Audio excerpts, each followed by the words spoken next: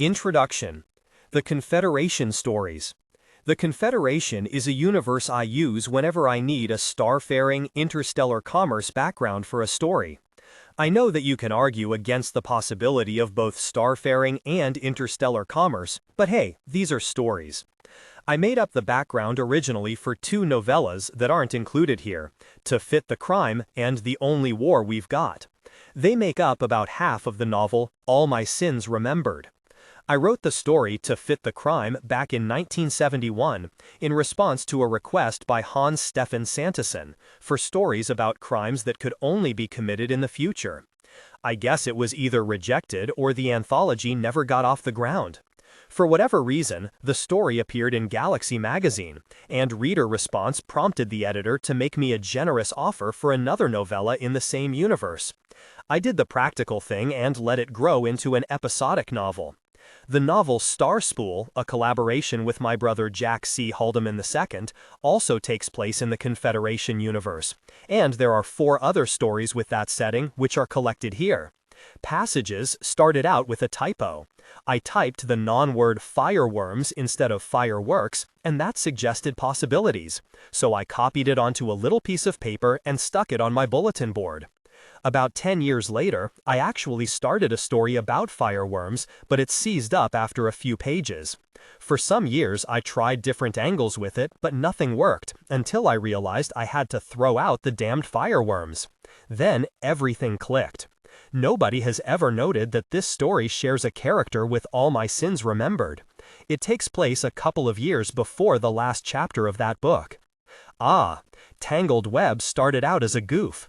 Jerry Pournelle and I were talking about Star Wars, and he said, hell, every science fiction writer has written that aliens in a spaceport bar scene a dozen times. I hadn't though, so I thought I'd better. It was a lot of fun to write, and I don't think any of my stories has elicited more favorable responses from readers and other writers. I should drink beer with Jerry more often. Seasons is a lot more serious, not to say somber. I think it's one of my most successful stories, but it started out as a kind of intellectual challenge. I'd contracted to do a novella for the book Alien Stars, whose theme was conflict with aliens. I didn't want to do a simple space war story, so I came up with an idea that involved an epistemological conflict. Some humans certain that they understand how these simple aliens see the world, and they're dead wrong. In the process of planning the story, I read a bit about what other writers and critics had said about the novella. Irving Howe, in an excellent essay that prefaces Classics of Modern Fiction, 10 Short Novels, Harcourt Brace Jovanovich, 1980, said, "Whereas the short story writer tries to strike off a flash of insight and the novelist hopes to create the illusion of a self-sufficient world, the author of the short novel is frequently concerned with showing an arc of human conduct that has a certain symbolic significance. The short novel is a form that encourages the writer to struggle with profound philosophic or moral problems through a compact yet extended narrative." Another writer pointed out that novellas often mirror the structure of classical drama, which got me to thinking. Classical tragedy is built around the main character having a tragic flaw, a hamartia, that ultimately causes him to make a mistake that provokes the gods to harm him. How could you express that structure in terms that were secular and futuristic?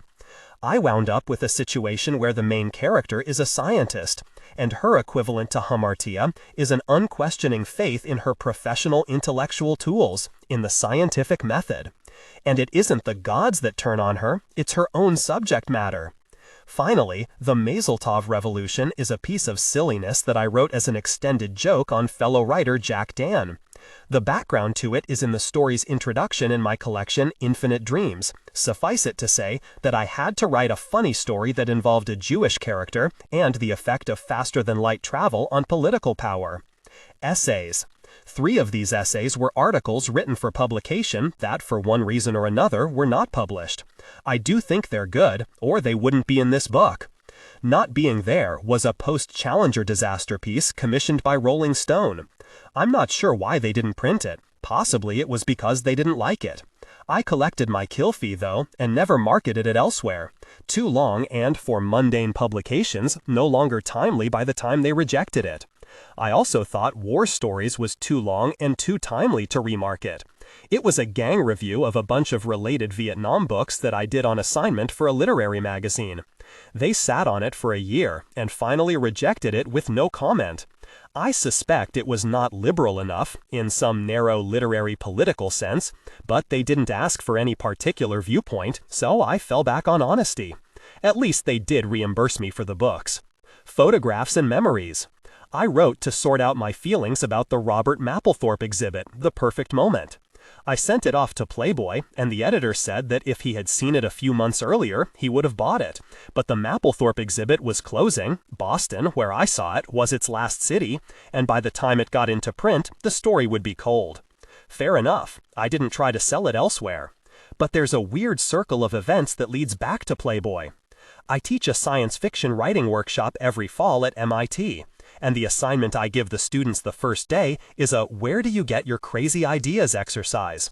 I assign each of them a random topic from a list of science fiction motifs, like time travel paradoxes, first contact, and so forth. And for the next class meeting, they have to bring in a 2-page beginning based on that idea. If you've never written stories yourself, this may sound an awful lot like teaching a kid how to swim by throwing him in the deep end. Actually, it's not. In a curious way, it makes the writing easier. To demonstrate how easy it is, I have someone pick what he or she thinks is the hardest topic on the list, and while the students spend an hour filling out forms and stuff, I sit in front of them and write out 2 pages. The Harlan Ellison of my generation. That particular year, the student chose Science and Art in the Future. The 2 pages seemed to have promise, so I followed up on them with the brainstorming diagram on PPXI to 13 and went off to the Mapplethorpe exhibit for inspiration. Photographs and memories resulted as a byproduct. The 2 pages and diagrams sat around for a year. I was headed off for a summer of travel and was just finishing up the novel Worlds Enough in Time. When it was done, I thought I would spend the rest of the summer doing short work. The 2 pages wound up growing into a novella, Feedback, which ultimately sold to Playboy and should be out a few months before this book. Vietnam and Other Alien Worlds and Confessions of a Space Junkie belong to the venerable genre of science fiction guest of honor speeches recycled into articles. They both have interesting autobiographical material, interesting to me anyhow, and this seemed like a good place to put them together. They relate to the others as well. Story poems. If you skip this section, the book will burst into flame and burn your house down. Maybe. Okay, nobody reads poetry anymore unless they are themselves poets. Fortunately, perhaps, there are more poets living today than existed in all the centuries preceding the invention of the typewriter. Of course, a lot of these poets are just people who hit the return key whenever they feel like it. But that phenomenon is beyond the scope of this introduction. Suffice it to say that there is a persecuted minority of poets who think that poetry could be more popular with actual readers if it only were more interesting. It might even venture toward accessibility.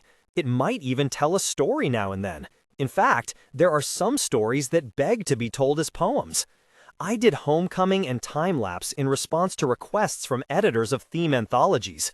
Anne Jordan wanted science fiction stories about hometowns for Fires of the Past, St. Martin's 1991, and Ellen Datlow wanted modern to postmodern vampire stories for Blood Is Not Enough, Morrow 1989.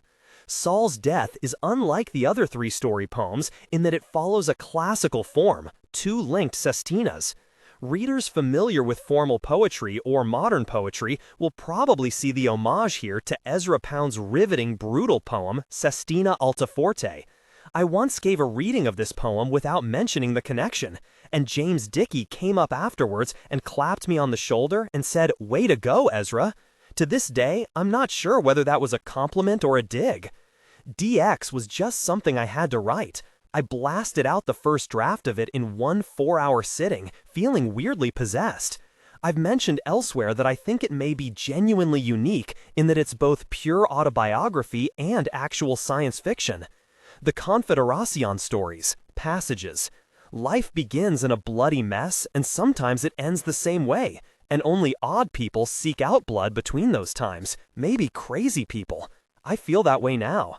But the first half of my life ran with blood, most times animal blood, sometimes human. I was a certain kind of hunter's guide. In those days, I didn't have an office on any planet. not in the sense of a physical place to meet clients.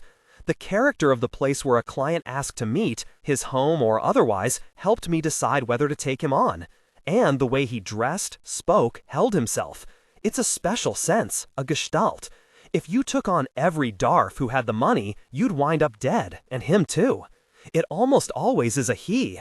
There are more women than men with money, but to want to hunt, you need that instinct to point at something and squirt it. Raj Ben Hadin III had picked a good meeting place, a milk bar, where the young serving women wore face veils but nothing substantial from collarbone to ankle, and where wine was available for infidels like me.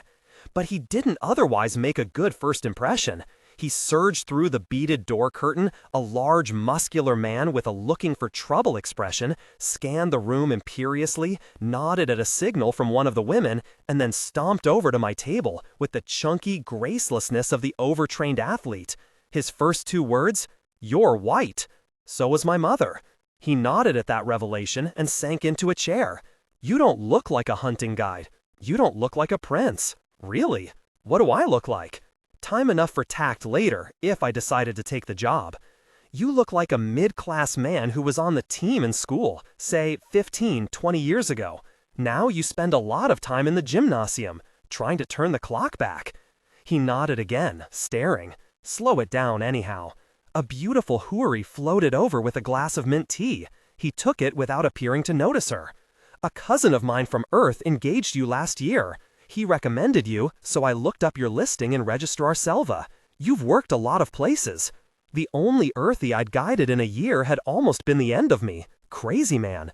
"Masuya was your cousin?" "Masuya." He smiled slightly. "Don't worry, the rest of the family is almost normal. I've never been hired by a normal person. Normal people don't seek out the company of dangerous animals."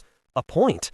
"Selva says your specialty is trail breaking, taking hunters and collectors to new places, which is why your cousin hired me. We'd gone to a planet called PZ-1439, too new even to have a name. But I prefer to know at least something about the place, the kind of creatures we'll be up against. This place is not completely unexplored. The creature has been observed a few times." He paused. "The planet Obalobal. I want the skin of a balacelli. I don't know the animal. Think the planet's closed, though. The animal is worth the trip, and I can take care of the quarantine. What do you say?" It sounded okay. I'll have to do a little research. No, decide now. His eyes were actually glittering with excitement. "Sure, leave soon as you put the fix through." He stood up. "Tomorrow." I watched his large back sail away. Rich people always leave you with the check. His mint tea was still steaming, untouched. I tasted it. Too sweet. Sipped the wine slowly, appreciating the women, thinking it would be a while before I saw another. If only that had been correct. The next woman I met would turn out to be less pleasant to deal with. As expected, 2 drinks tariff would have bought a good meal on Selva, a banquet on Earth. Raj would pay it back 100-fold. I liked working from Kadar, though your daily expenses are the size of some country's budget deficit. They pay you twice as much as elsewhere, with no argument, and they have a good library. I went back to the Hilton to punch it up, find out what was known about Obalobelians and the Balacelli. Obalobelians are weird, which is no distinction among alien races, and the Balacelli is about 100 kilograms of bloody murder that leaps out of the night. I began to have qualms. It's a 12-legged, eyeless, sonar-ranging creature about twice the size of a human, which is to say about 3 times the size of an Obalobelian. The 6 legs on either side are joined with leathery membrane, like the wings of a Terran bat. On the inner surface of the wings are tens of thousands of stiff, curved cilia, tiny hooks.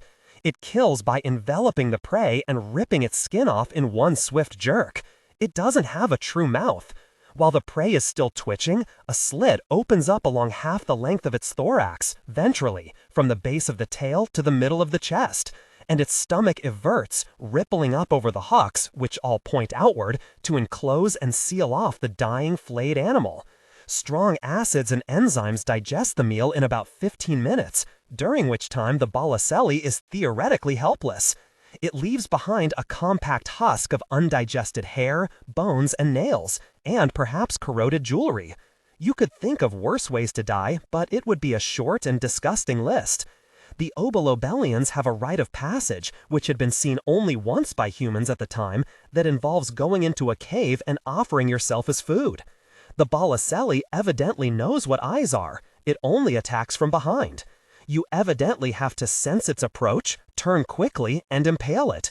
A test of the hunter's or soldier's sixth sense, which I hoped was highly developed in the ruling class of Kadar. The caves where the beasts live typically form clusters of interconnected hemispheres, each the size of a large sports stadium. During the day, the Balacellis cling to stalactites at the tops of the domes. They usually have to go outside to hunt at night, since few large creatures are stupid enough to wander into their lairs. Their normal prey are young and old strays from the herds of saurian egg producers that accompany the Obolobelians on their seemingly random migrations around the planet's one continent. The Obolobelians use the rite as part of a ruthless, simple form of population control, sensible on such a barren planet. No one goes through the rite of passage until someone has died. The next night, a young native goes into the cave. He or she comes out sexually mature and immediately mates with a predetermined partner. A female mates only once in her life, but always has multiple births. The number of offspring she will have, they say, depends on how many die in the rite of passage before one makes it through. Honor the weight of ideas that question what it means to be human. The Balacelli kill about half of the youngsters who go into the caves, but don't bother the natives otherwise, though they sleep unprotected, not having invented the roof. The Balacelli haven't bothered the humans yet either.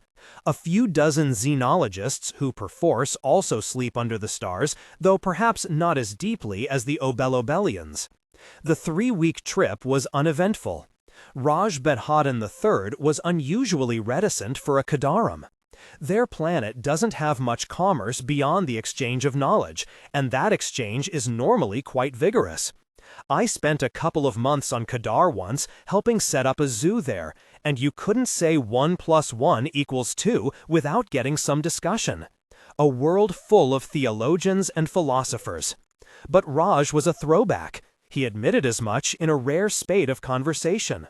Most Kadar are vegetarians, and hunting, as opposed to live collecting, is almost unheard of on the planet. He offered no explanation for his aberration. No, his father didn't hunt. No, he had no philosophical justification for it. No, given a choice in the matter, he didn't eat meat. Yes, he had killed men, in war. This we had in common. We had both spent a year of our youth playing at mercenary on the planet Hell. He did not elaborate, but I got the impression that he hadn't enjoyed the experience much more than I had. I couldn't get him to argue about anything, so I pretty much retreated to my books and he to his body. He had a training chair loaded with weights and springs and pulleys that he could use to isolate any particular muscle and torture it into prominence. A harmless enough compulsion under normal circumstances, but with an ominous aspect here. Physical strength was probably going to be irrelevant, since the Obolobelians who went through the rite of passage were as weak as 10-year-old humans. With every bulging muscle, Raj was building up false self-confidence. When I pointed this out to him, he just nodded amiably and went on sweating.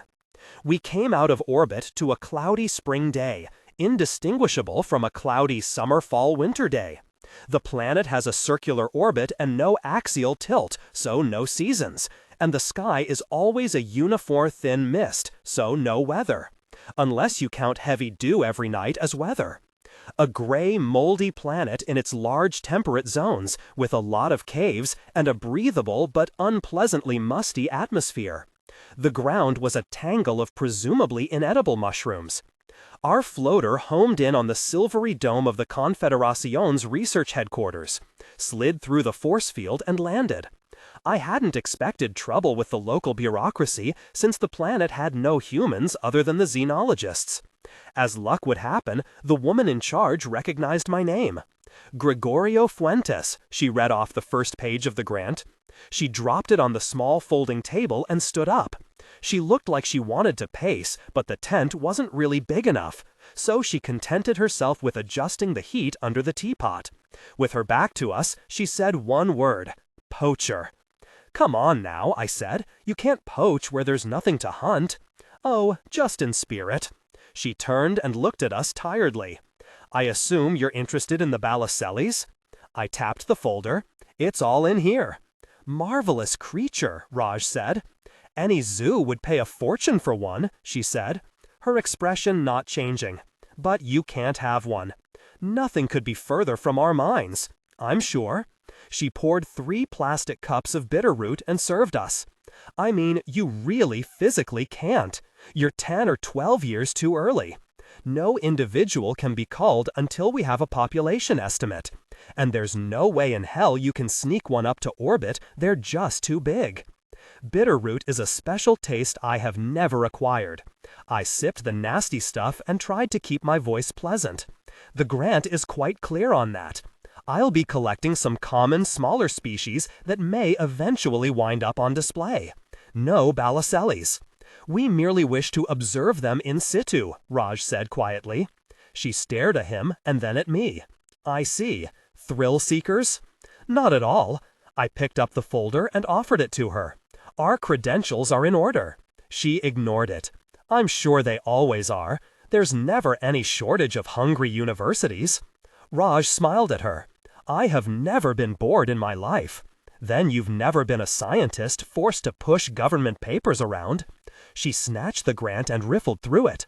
"I'll go over this in detail tonight. If you've dotted all the T's and crossed all the I's, you can leave the dome in the morning. You understand the quarantine procedure?" "Of course." "We'll be watching you every moment. No human artifacts. You go out there completely naked. 1 watch wrist, 1 pencil, and I'll have you confined until the next Confederacion inspection team arrives. That will be a long time. Understand?" "Yeah, but why not cooperate with us?" I said. "The sooner we complete our research goals, the sooner we'll be a memory." "Your research could be a disaster," she said, her voice starting to shake. "The Obelobellians are the most primitive alien culture we've ever encountered, perhaps the most primitive that ever will be encountered. We have to proceed with extreme caution. Just the fact that we have to communicate with the Obelobellians contaminates the very data we seek.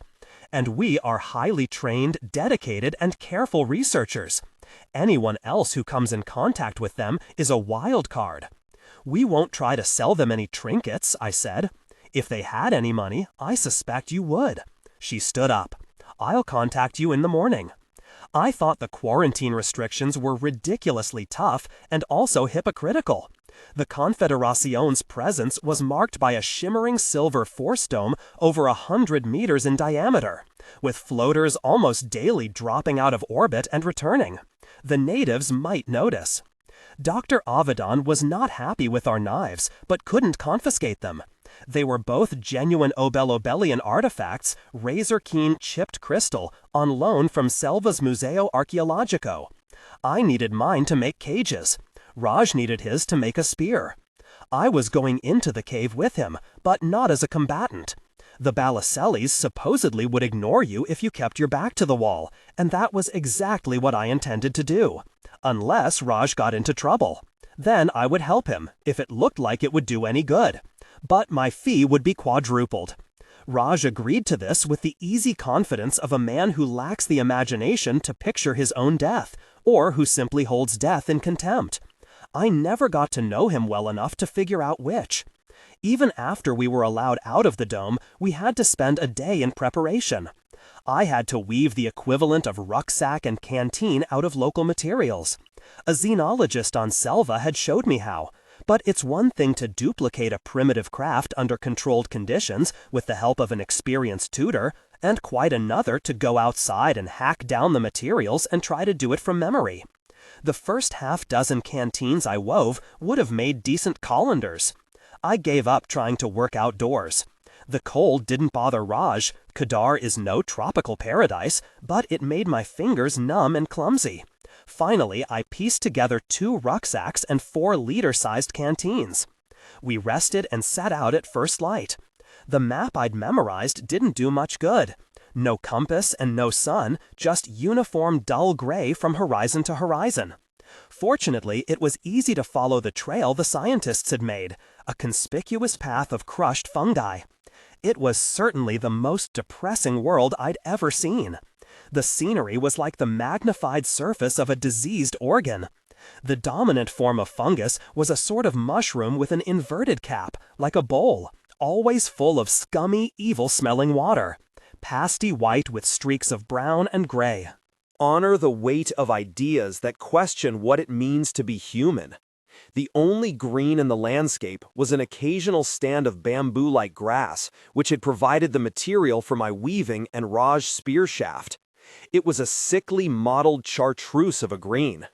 Also slightly green was the fungus that began to grow on us after about an hour, a slick, powdery fungus that crawled out of armpits and navels and the moist crease between scrotum and thigh. It looked bad enough on my olive skin, but on Raj, whose skin was so black as to be almost blue, it was spectacularly ugly. It's very strange for an alien life form to find humans amenable as hosts, or food. Because of divergent evolutionary patterns, we're usually incompatible at the level of DNA. We discussed the possibility that the Bolocelos would turn up their noses, if they had noses, at Raj. In that unhappy case, I would get a no-kill fee, equal to 1/3 of the standard guide's fee. It made my rucksack twice as large as Raj's. It was actually a double-compartmented cage with carrying straps. We both kept our eyes sharp for specimens, and we couldn't have missed much. Anything that twitched on that moldy mausoleum of a landscape would have stood out like a live bug in a plate of cold spaghetti. We went all day without seeing anything, though, which was boring but not surprising. Most of the loathsome creatures who crabbed or slithered through the toadstools were nocturnal. I was sure there would be plenty of them around when we were trying to sleep. We didn't talk much during the trek. I tried to start conversation a few times, but Raj damped it with monosyllables. So I was sort of relieved, looking for some human contact, when we came over a small rise and saw the archaeologists' encampment. It was a well-tramped circle a couple of 100 meters from an Obilobian village, which was just a scatter of belongings and shared fires. About a dozen of the skinny, pale, horse-sized dinosaurs that the Obilobians followed around, the Taitistu, grazed mushrooms or slept standing up. A thin man with a white beard walked up the path to meet us. He didn't look happy. Before I could introduce us, he said, "You're the adventurers, Fuentes and Ben Hodden?" "You're in touch with Dr. Avedon?" I said. He opened his mouth and pointed to a molar. "Radio. She says your accreditation is in order, and we are not to hinder you. Nor cooperate, you might as well know." "Which is stupid," I said, regretting it, but forging on. "Your own project's funding can only benefit from our visit here. There will be publicity. Publicity to bring more thrill-seekers. We're trying to do science here, Fuentes. It's not a freak show." He turned and walked away. That was the last word we heard from any scientist, until they came up the hill to help me with Raj. We made our camp, putting down our rucksacks and kicking away enough of the disgusting undergrowth to make sitting space, just downstream from the scientists' and Obilobians' camps. The river, wide and shallow, barely moved. The water was gray and smelled like stale cheese. We followed the zoologist's lead and gathered our water upstream from the Obilobians. We weren't likely to catch any disease from alien pollution, but it did sometimes happen, usually with fatal results. Raj settled in to make a few backup spears while I went off in search of a good cave. I didn't want to antagonize the scientists by spending too much time talking to the Obilobians, contaminating their precious data, so rather than ask directions, I just followed a conspicuous path that led toward likely-looking hills. The hills were rocky, inhospitable to the mushrooms. The only vegetation was lichen of muted earth hues. I did find animal life, though, kicking over rocks. Small invertebrates that resembled Terran millipedes, mainly. Not worth collecting, and possibly biters. There were plenty of caves, but it was some time before I found one large enough.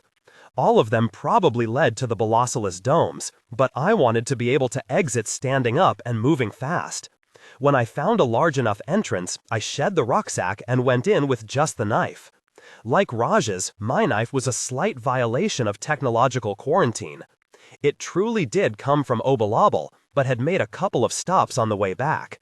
I gave the handle a sharp twist, and the end of it popped open, exposing a small, powerful flashlight. The Balasalis supposedly slept during the day, but my experience with large, dangerous animals had led me not to put too much trust in established behavior patterns. Besides, the cave could harbor smaller perils. Its Terran counterparts might be havens during the daytime for rattlesnakes or scorpions or vampire bats. So I entered very tentatively, literally one step at a time, my eyes fixed on the darkness, knife ready and light beaming forward. It was easy to visualize what I must look like to any cave dweller, a dangerous, hulking silhouette with one gleaming eye.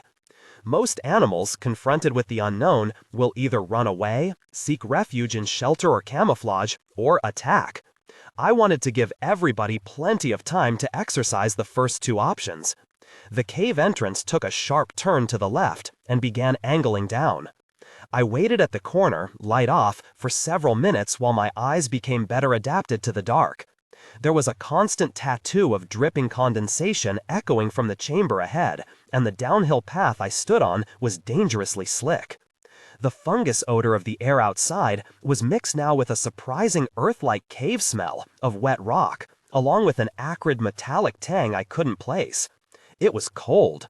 I turned on the light, careful not to look directly at it.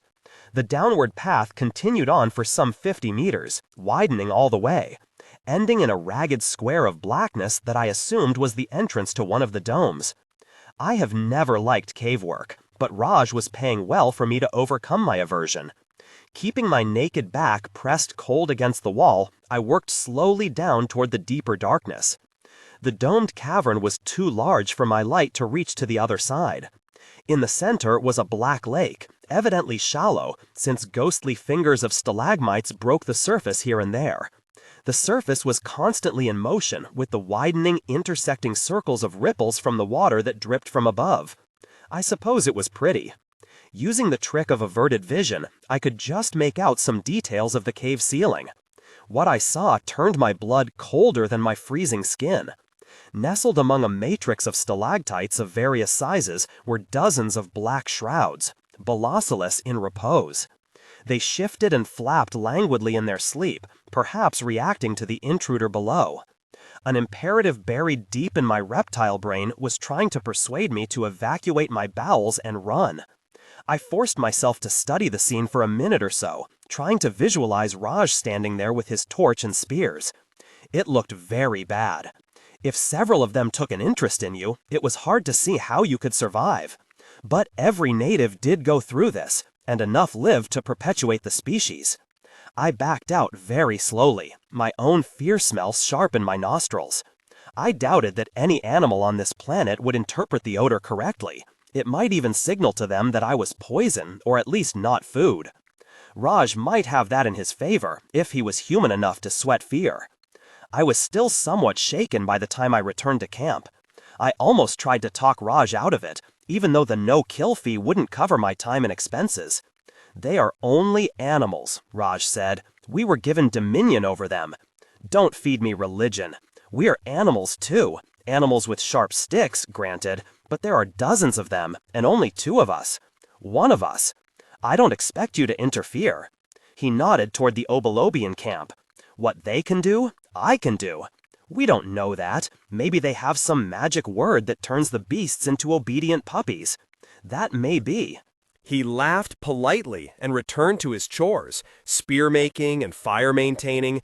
He had borrowed, or taken, some fire from the Obelabelians and was feeding it the way they did. A circle of uprooted fungi surrounded the flame. Once dry, it burned about as well as dried animal manure, but smelled worse. Fires were started with kumali, a morel-shaped fungus that was a staple of the native diet. They were so saturated with vegetable oil that skewered, they could be used as torches. He had collected several. He was making backup spears out of the bamboo-like stalks. Sharpen the green wood and then blacken it in the fire. Anneal it by quenching it in the wet ground. Resharpen and start over. After a few iterations, you had a black splinter that might spit a balacelli, or might just annoy it if you didn't hit it just right. Plan to aim for the heart? He grunted uninformatively. Or the brain. The brain would be good if it's not behind too much. Enough subtlety. I understand. Well, just how do you plan to kill a large animal with a spear, not knowing where any vital organs are? I don't have just a spear. He hefted his heaviest spear, the one with his knife lashed on the end. This should stun the creature no matter where I hit it, long enough for me to pierce it with several others. And hope one of them. Yes, hope. And hope none of the other beasts. Yes. He turned his back to me and resumed work. I watched him for a couple of silent minutes. I feel as if I've been hired to preside over an elaborate suicide ritual. The first part, you have right. You have been hired. He turned around and looked at me, scowling. And you don't say that to a Kadarum. A man may give his life, but not take it. I knew that. It is suicide. If I have any instinct about animals. That may be your problem, Fuentes. Too much instinct about animals, and not enough about humans. He stood up and gathered a few spears. But you are a good guide. Please guide me now to see these monsters. Since I didn't have to search for the place, we got there in a brisk 20 minutes. I led the way inside. Raj followed my instructions, making slow progress for dark adaptation as well as caution, but his impatience was palpable. When we got to the dome, we both stood against the wall for several silent minutes, studying. With the extra flashlight, I could see that my estimate of a few dozen creatures was far too small. Hundreds of them crowded the high ceiling. With the extra light, I could also make out considerable variation in size and color. Most of the large ones had glossy black shrouds, but the smaller ones, some small as a human infant, were mottled or even striped in what seemed to be subtle shades of red and brown.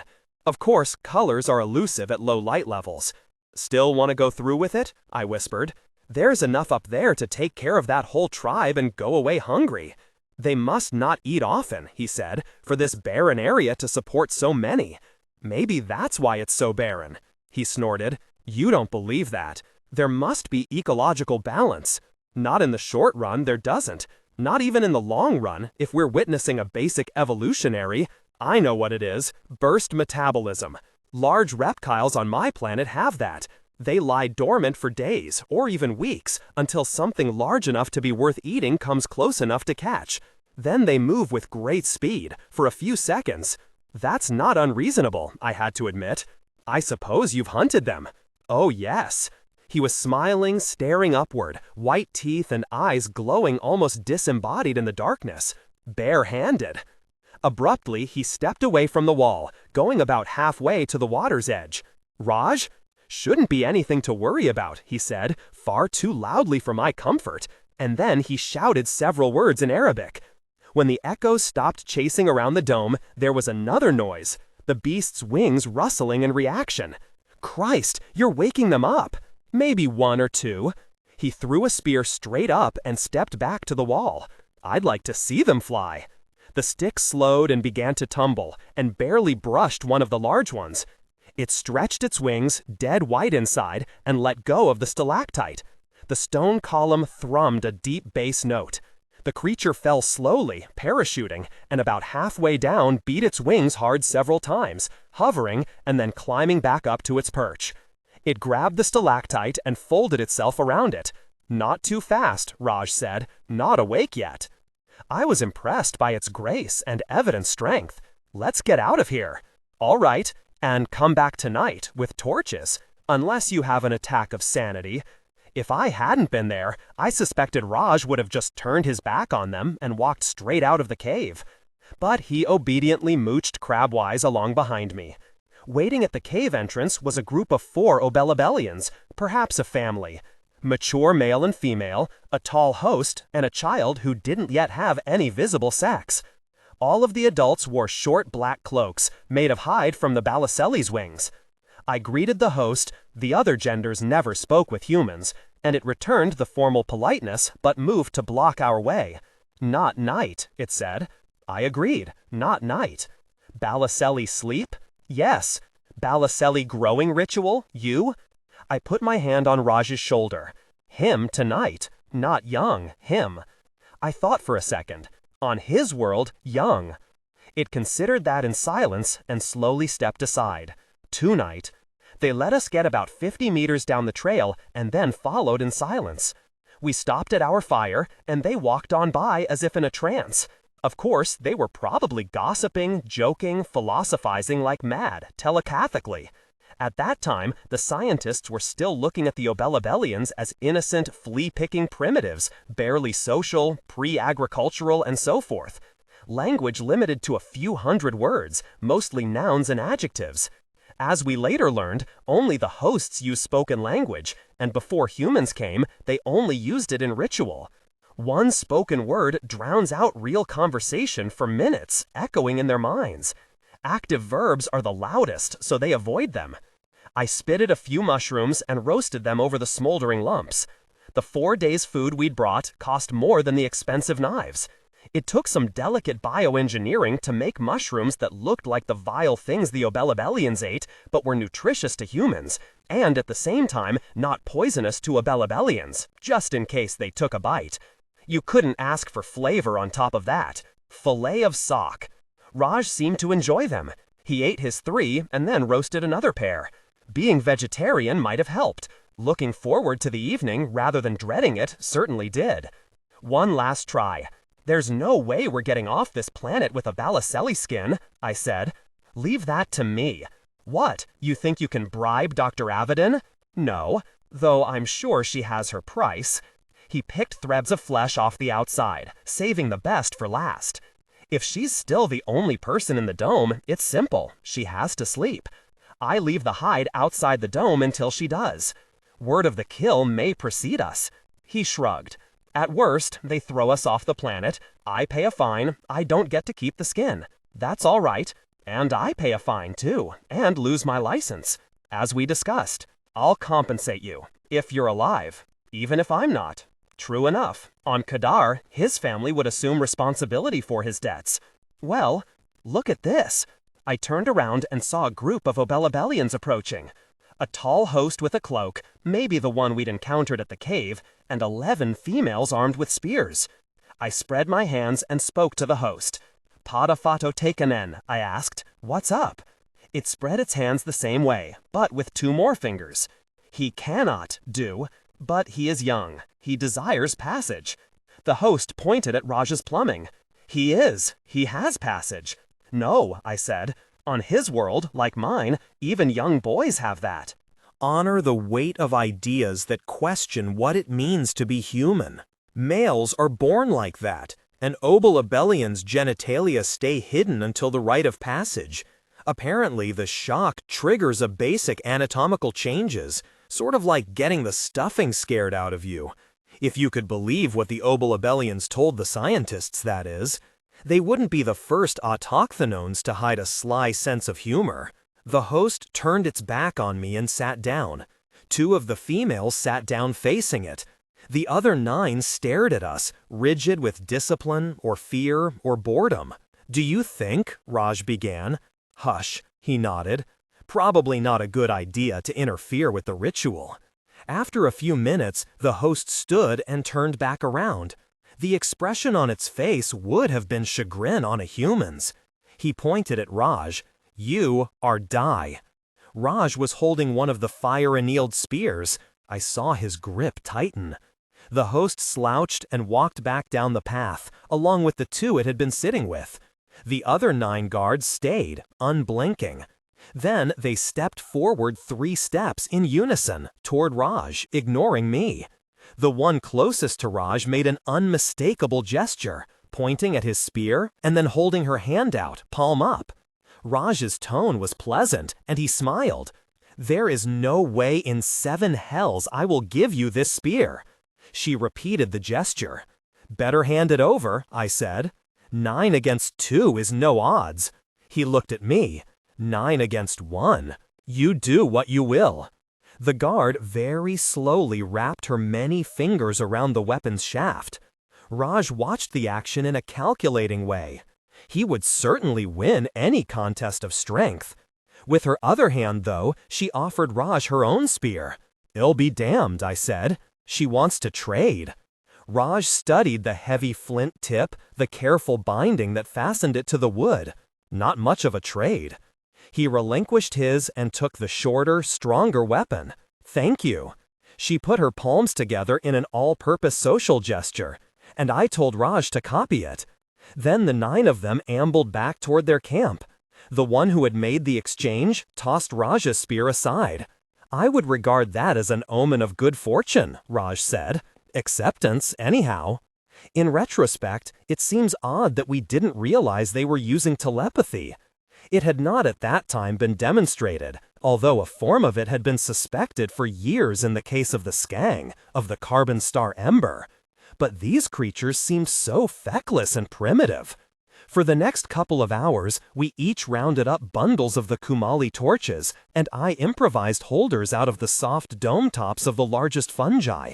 That way we could have several of them burning in the cave and still keep both hands free, for spears. "What are you going to do if they ignore you?" I asked. "What do you mean?" I shrugged. "Suppose the Balacelli needs some sort of olfactory clue to attack. Or suppose there's some gestural stimulus that young Obalabellians do instinctively. In that case, I suppose we'll have to wait until some native goes in for the ritual. If we follow along, we should be attacked as well. That could be a long time. What do you propose we eat, waiting for one of them to die? Accidents happen." That was too much. I won't be an accessory to murder. "I didn't say murder." He looked up at the slate sky. Getting dark. He was right, and I felt a sudden easing. I hate the waiting around before going into action. What's gonna happen will happen, and worrying about it never helps. Let's go. I bundled up all of the small Kumali torches and the improvised bases and carried them under one arm, with a lit one in the other hand awkwardly gripped along with the knife, and a canteen hanging from a vine around my neck, bumping with every step. I think humans invented clothes so they could have belts and pockets. Raj looked slightly more dignified, only slightly, with a bundle of fire-hardened sticks under one arm and the 2 flint-tipped spears in the other hand. We didn't look like any match for a cross between a manta ray and a vampire bat. The Obalabellians were waiting for us. The old host, the female guards, and a couple of males, unarmed and smaller than the females. "Came to wish us luck," Raj said. "Sure." I approached the elder and lay down my bundle. Before I could deliver the standard greeting, it pointed at Raj again. "He is die," it said. Well, it hadn't turned out to be a threat last time. A curse? A prediction? And me? I asked. Am I die? The host stared at me for more than a minute, with a weird hunched intensity. Now, of course, I know that it was trying to break through the static in my mind so we could really communicate. It took a step forward and rolled its shoulders like an exotic dancer, very exotic, which I supposed was an Obalabellian shrug. Not maybe, die maybe. It is self. You must be self. Always good advice. Go 40 light years and find Polonius. "Why are you here?" I asked. The shrug again. "Always be for passage, here, there. Where passage be?" "You may be right," I said to Raj. "Just a cheering section." Or pallbearers, I thought, and didn't say. No one tried to interfere as we walked into the cave, and no one followed us, at least not immediately. Best not to use the flashlights, in case. Raj hadn't wanted to, anyhow, trying to duplicate as nearly as possible the native experience. But that was a quirk I would not let interfere with my survival, or even his. Raj followed the game plan all the way down to the main cavern. We hugged the side of the cave, moving as quietly as possible. With every tiny click of a pebble, though, I felt exposed. Hard to sneak up on a blind monster that feeds by sonar. As we squeezed into the last cavern, we startled something big and white and shiny, like a maggot the size of a horse that slid into the water and squirmed away. Wings rustled overhead. After a moment of paralysis, I mastered my fear enough to begin lighting torches. Raj took 2 and sidled ahead of me, both of us keeping our backs pressed against the gritty wall. We worked backward and forward and soon had a staggered line of 16 greasy big candles guttering in the still air. There was enough light to see each other clearly, and I didn't care for what I saw. Raj was grinning so hard I could see both rows of white teeth in his black face. And if he was feeling anything except pure ecstasy, he was hiding it real well. I've seen it before, of course, men getting an almost sexual thrill from the prospect of facing a dangerous animal. It's sort of amusing when you're protected by laser rifles and body armor. Not so amusing when you're naked as babies and armed with sticks and rocks. Sort of insane, actually. And I had to admit, considering for the first time in a long career, abandoning a client for fear he was determined to get me killed. I stayed, of course, and shouldn't have been surprised at what happened next. I didn't actually see Raj make his move, since all my attention was concentrated on the cave ceiling, searching the murk for the humped forms of the Balacelli. I couldn't see them yet, though, my eyes still dazzled from lighting and placing the candles. I wonder even now whether Raj could see more than I, or didn't care, or was tired of waiting, or did feel the same fear I did, and dealt with it in his own way. Whatever it was, I heard a sudden shout, almost a bark, and was appalled to see Raj halfway to the water's edge, a spear in each hand, bellowing a challenge into the gloom. He was answered, a silent wisp of dark umber against the cave's blackness, suddenly behind him, drifting at eye level. I started to shout, but he had sensed it, spun around, hurled the right-hand spear with perfect accuracy. The spear struck the beast dead center with a meaty smack, and it suddenly reared back, tripling in size as its huge wings unfurled, beating the air. The teeth inside the wings glittered like thousands of diamond points. Then the other spear hit even harder, not 10 centimeters from the first. The Balacelli made a strange, high-pitched sound, unlike any pain cry I know, but rather like the mating challenge of a bow beast on Selva, or the chittering of a Terran dolphin. Suddenly, it seemed to contract in every dimension, and then spring back to normal size, as if flexing a huge muscle. Raj stood transfixed as the beast did this 3 times, meanwhile beating its wings to stay aloft. I shouted for him to come back. He ignored me, reaching down to pick up a pair of the fire-hardened sticks. The 4th time the creature flexed, both of the spears came loose and clattered on the ground. A dark green fluid pulsed out of it as it reared back, hovering now a few meters from Raj, who had both lances braced against his sides, pointed at the beast. Then a second one dropped from the ceiling and enveloped him from behind. It was hideous. He roared and struggled. Twice, lance tips pierced through from inside. Green ichor and red blood sprayed in every direction. Then it slumped away. For 1 terrible year, age 19, I hired out on hell as a mercenary soldier. I saw too much, but nothing I saw in that year was as bad as the sight of Raj, face intact, but skin flayed off from shoulders to knees, heart and lungs exposed, and guts spilling out, uncoiling. Beyond mortal help, but not beyond realizing what had happened. He faced me and said 4 clear words. One of them was Allah, but that exhausts my Arabic. Then made a strangling sound and fell over, probably dead, certainly doomed. The creature that had attacked him was writhing soundlessly on the ground. The one he had speared fell flapping, splashing into the water. Some basic human or humane instinct almost killed me then. I took a couple of steps toward him. A Balacelli whispered down between me and the cave wall and enfolded me. I must not have been in its embrace for more than a second, but that second resonates through my life like a huge bell struck once. I think it resonated backward, weeks, as well as forward, to now and however much longer I have. That's why I had been so jumpy. Mine must have been larger than the one that killed Raj. It covered me face and all. It was like being smothered by a woolen blanket soaked in animal blood. I froze. Thousands of tiny teeth pressed gently into my flesh, like the grains of coarse sandpaper, but alive. Knife pinned uselessly between my own wrist and abdomen.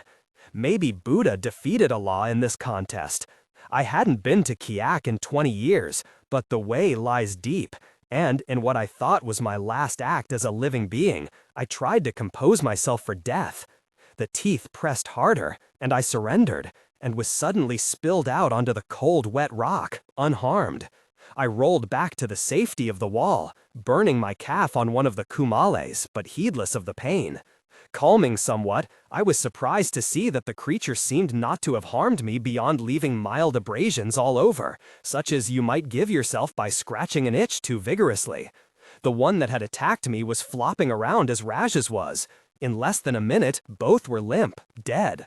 Alien protein, of course. There was no way they could sense our toxicity without tasting. Evidently, one taste was plenty. I supposed the simple creatures mistook us for obelobalians, which triggered the aggressive behavior. The truth turned out to be somewhat stranger. I hadn't asked Raj what was to be done with his remains. Should the hunter become the quarry? But assumed he was conventionally Muslim in that regard.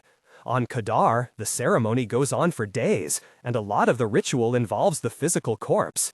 It was an interesting problem.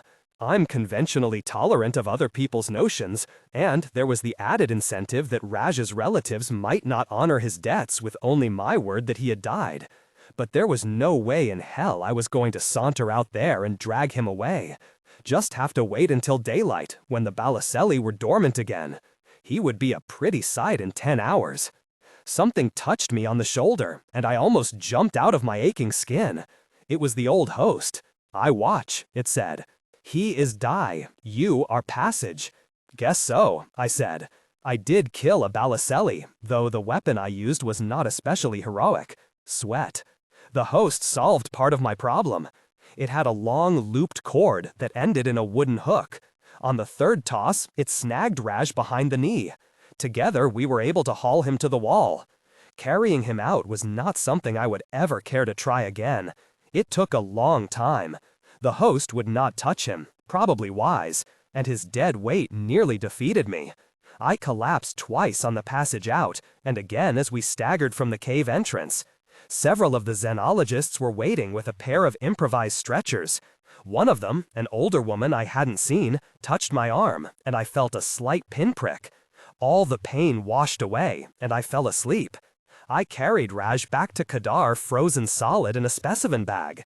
His family paid my fee in gold and had me thrown out of the house, the castle. I decided it would be prudent to leave Kadar immediately. Odd how things sometimes come together. I had done a lot of soul-searching on the way back and decided that I had been a hunter for far too long. The fee for this one would allow me to live prudently for several years on Selva or Theluji, both of which had good universities for zoology and animal behavior. I could finish the degrees I started 20 years ago and stop killing the things that I liked the most. When I got back to the spaceport, there was a Hartford courier waiting for me with a bright red Confederacion envelope. It was a message from Dr. Avedon, the xenologist who had been so happy to see me and Raj when we showed up with our phony papers. She said that the Obelobalian tribe they were observing had refused to cooperate with anyone but me, since I was the only human who had undergone the rite of passage. Would I consider coming out to assist them for a regular consultant's fee? She wasn't enthusiastic about having any of her people go into those caves at night for certification. I could just see her teeth grinding as she wrote a letter of supplication to Gregorio Fuentes, heartless poacher. She probably knew that the maximum pay she could offer was less than 1/10 of my normal fee. I would refuse contemptuously, and they would be stuck. Of course, I did go back. I stayed on Obelobel for 22 years, and still return every 3 years for a tribal purification ceremony, which will kill me if I live long enough. That, honestly, is something that bothers me not at all. Not because I'm old or tired of life. We've learned a lot from the Obelobalians, including humility. The second surprise was telepathy, which we learned through my own initiation as a host surrogate. The first surprise was from their biochemistry, a discovery that had been in the making when Raj and I arrived there. The Obelobalians came from another planet. Their body chemistry was as alien to Obelobel as ours was, and the Balacelli found them just as poisonous. The ones who survived their rite of passage did exactly as I had. The creature's flaying reflex is triggered by its prey's struggling. If you remain motionless long enough for it to reject you, you may live. It seems cruel, by human standards, to subject the young to such an awful test. But, to their way of thinking, a male or female is not born until he or she comes back out of the cave. A child killed by the Balacelli is a late miscarriage. To be allowed to reproduce, you have to show absolute fearlessness. You have to show that you are grown. So, where did they come from? And how? And why? They are not willing to answer such questions. Able, but not willing, and anyone with a grain of objectivity about human nature would have to agree with them. We thought it was a case of an advanced civilization dealing with childish savages who could think and communicate only at the most basic level. We were right. A tangled web. Your spaceport bars fall into two distinct groups, the ones for the baggage and the ones for the crew. I was baggage this trip, but didn't feel like paying the prices that people who space for fun can afford. The facilities directory listed under food and drink 4 establishments: the Hartford Club, inevitably, the Silver Slipper Lounge, Antoine's, and Slim Jones Bar Grill. I went to a currency exchange booth first, assuming that Slim Joan was no better at arithmetic than most bartenders, and cashed in 100th share of Hartford stock. Then I took the drop lift down to the bottom level. That the bar's door was right at the drop lift exit would be a dead giveaway, even if its name had been the Bell Book and Candle. Baggage don't generally like to fall 10 stories, no matter how slowly. It smelled right, stir-fry and stale beer, and the low lighting suggested economy rather than atmosphere. Slim Joan turned out to be about 100,000 grams of transvestite. Well, I hadn't come for the scenery. The clientele seemed evenly mixed between humans and others, most of the aliens being Tang, since this was Morocco 3. I've got nothing against the company of aliens, but if I was going to spend all next week wrapping my jaws around Tangish, I preferred to mix my drinking with some human tongue. "Speak English?" I asked Slim Joan. "Some," he/she/it growled. "You would drink something?" I'd never heard a Russian Brooklyn accent before. I ordered a double sake, cold, in Russian, and took it to an empty booth. One of the advantages of being a Hartford interpreter is that you can order a drink in 100 different languages and dialects. Saves money. They figure if you can speak the lingo, you can count your change. I was freelancing this trip, though, working for a real estate cartel that wanted to screw the tang out of a few thousand square kilometers of useless seashore property. It wouldn't stay useless, of course. Morocco 3 is a real garden of a planet, but most people never see it. The tachyon nexus is down by Morocco 1, which we in the trade refer to as Armpit, and not many people take the local hop out to 3. Armpit's the stopover on the Earth Sambler run. Star Lodge Limited was hoping to change that situation. I couldn't help eavesdropping on the tangs behind me. I'm not a snoop. It's a side effect of the hypnotic induction learning process. One of them was leaving for Earth today, and the other was full of useful advice. He, she, it have 7 singular pronoun classes depending on the individual's age and estrus condition. Was telling her never to make any reference to human body odor, no matter how vile it may be. He should also have told her not to breathe on anyone. One of the byproducts of their metabolism is butyl nitrite, which smells like well-aged socks and makes humans get all faint and cross-eyed. I've worked with Tangs a few times before, and they're some of my favorite people. Very serious, very honest, and their logic is closer to human logic than most. But they are strange-looking. Imagine a perambulating haystack with an elephant's trunk protruding. They have 2 arms under the pile of yellow hair, but it's impolite to take them out in public unless one is engaged in physical work. They do have sex in public, constantly, but it takes a zoologist with a magnifying glass to tell when. He wanted her to bring back some Kentucky bourbon and Swiss chocolate. Their metabolism parts company with ours over proteins and fats, but they love our carbohydrates and alcohol. The alcohol has a psychedelic effect on them, and sugar leaves them plastered. A human walked in and stood blinking in the half-light. I recognized him and shrank back into the booth. Too late. He strode over and stuck out his hand. "Dick Navarro. Hello, Pete." I shook his hand once. "What brings you here? Hartford business?" Pete was also an interpreter. "Oh no," he said in Arabic. "Only journeying." "Knock it off," I said in Serbo-Croatian. Isn't your native language English? I added in Greek. Sure it is. Yours. English or Spanish? Have a seat. I smacked my lips twice at Slim Joan, and she came over with a menu. To be eating you want? Niet, he said. Vodka. I told her I'd take another. So, what are you doing here? Pete asked. Business. Hartford? Nope. Secret.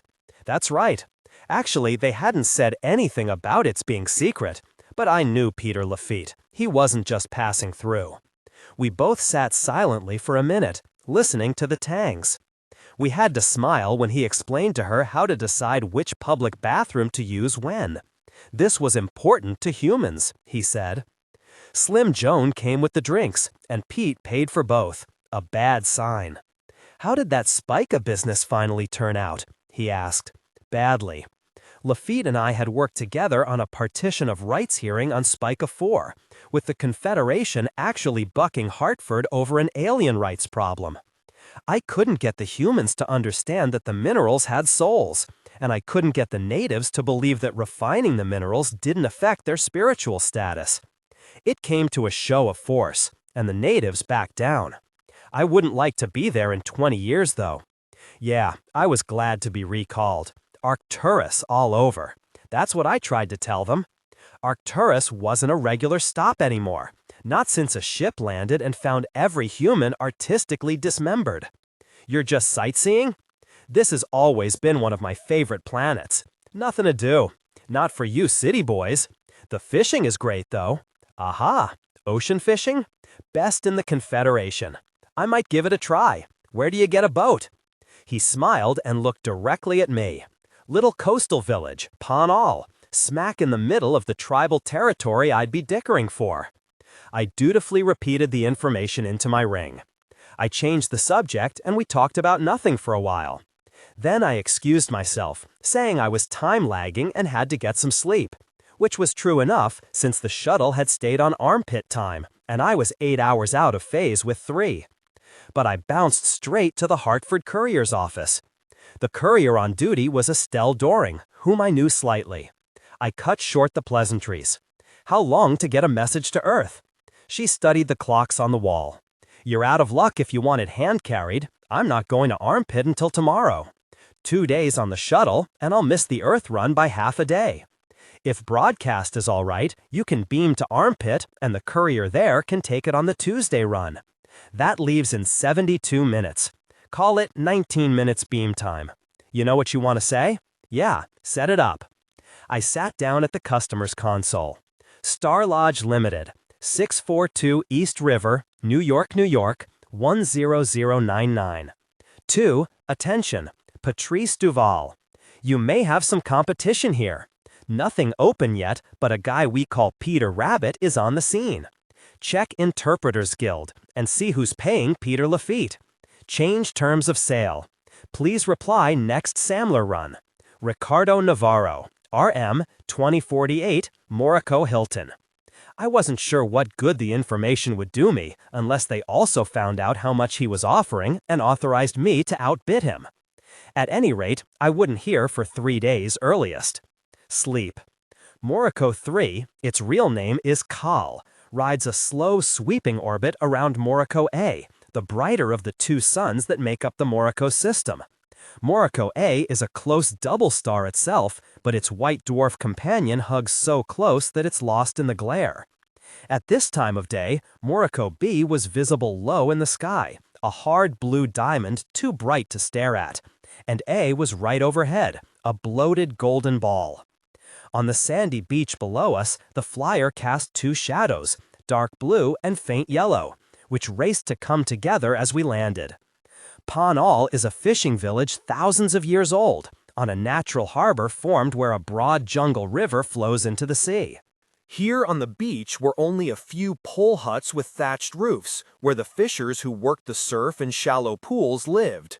Palan proper was behind a high stone wall, which protected it on one side from the occasional hurricane and on the other from the interesting fauna of the jungle. I paid off my driver and told him to come back at second sundown. I took a deep breath and mounted the steps. There was an open cage Otis elevator beside the stairs, but people didn't use it, only fish. The orangutan are compulsive about geometry. This wall was a precise 1-to-2 rectangle, and the stairs mounted from one corner to the opposite in a satisfyingly Euclidean 30 degrees. A guardrail would have spoiled the harmony. The stairs were just wide enough for 2 orangutan to pass, and the rise of each step was a good half-meter. By the time I got to the top, I was both tired and slightly terrified. A spacefaring man shouldn't be afraid of heights, and I'm not, so long as I'm in a vehicle. But when I attained the top of the wall and looked down the equally long and perilous flight of stairs to ground level, I almost swooned. Why couldn't they simply have left a door in the wall? I sat there for a minute and looked down at the small city. The geometric regularity was pleasing. Each building was either a cube or a stack of cubes, and the rock from which the city was built had been carefully sorted, so that each building was a uniform shade. They went from white marble through sandy yellow and salmon to pearly gray and obsidian. The streets were a regular matrix of red brick. I walked down, hugging the wall. At the bottom of the steps, a orangutan sat on a low bench watching the non-existent traffic. "Greetings," I clicked and snorted at him. "It certainly is a pleasant day." "Not everywhere," he grunted and wheezed back. An unusually direct response. "Are you waiting for me?" "Who can say? I am waiting." His trunk made a philosophical circle in the air. "If you had not come, who knows for what I would have been waiting?" "Well, that's true." He made a circle in the other direction, which I think meant, "What else?" I stood there for a minute while he looked at me, or the ground, or the sky. You could never tell. "I hope this isn't a rude question," he said. "Will you forgive me if this is a rude question?" "I certainly will try." "Is your name?" "Ikao Vao." "That was admirably close. It certainly is. You could follow me." He got up. "Or enjoy the pleasant day." I followed him closely down the narrow street. If he got in a crowd, I'd lose him for sure. I couldn't tell an estrus 4 female from a neuter, not having sonar. They tell each other apart by sensing body cavities. Very romantic. We went through the center of town, where the well and the market square were. A few dozen orangutan bargained over food, craft items, or abstractions. They were the most mercantile race on the planet, although they had sidestepped the idea of money, in favor of labor equivalence. For those 2 ugly fish, I will trade you an original sonnet about your daughter, and 3 vile limericks for your next affinity group meeting. 4 limericks, tops. We went into a large white building that might have been City Hall. It was evidently guarded, at least symbolically, since 2 orangutans stood by the door with their arms exposed. It was a single large room similar to a Terran mosque, with a regular pattern of square columns holding up the ceiling. The columns supported shelving in neat squares, up to about 2 meters. On the shelves were neat stacks of accordion-style books. Although the ceiling had inset squares of glass that gave adequate light, there was a strong smell of burnt fish oil, which meant the building was used at night. We had introduced them to electricity, but they used it only for heavy machinery and toys.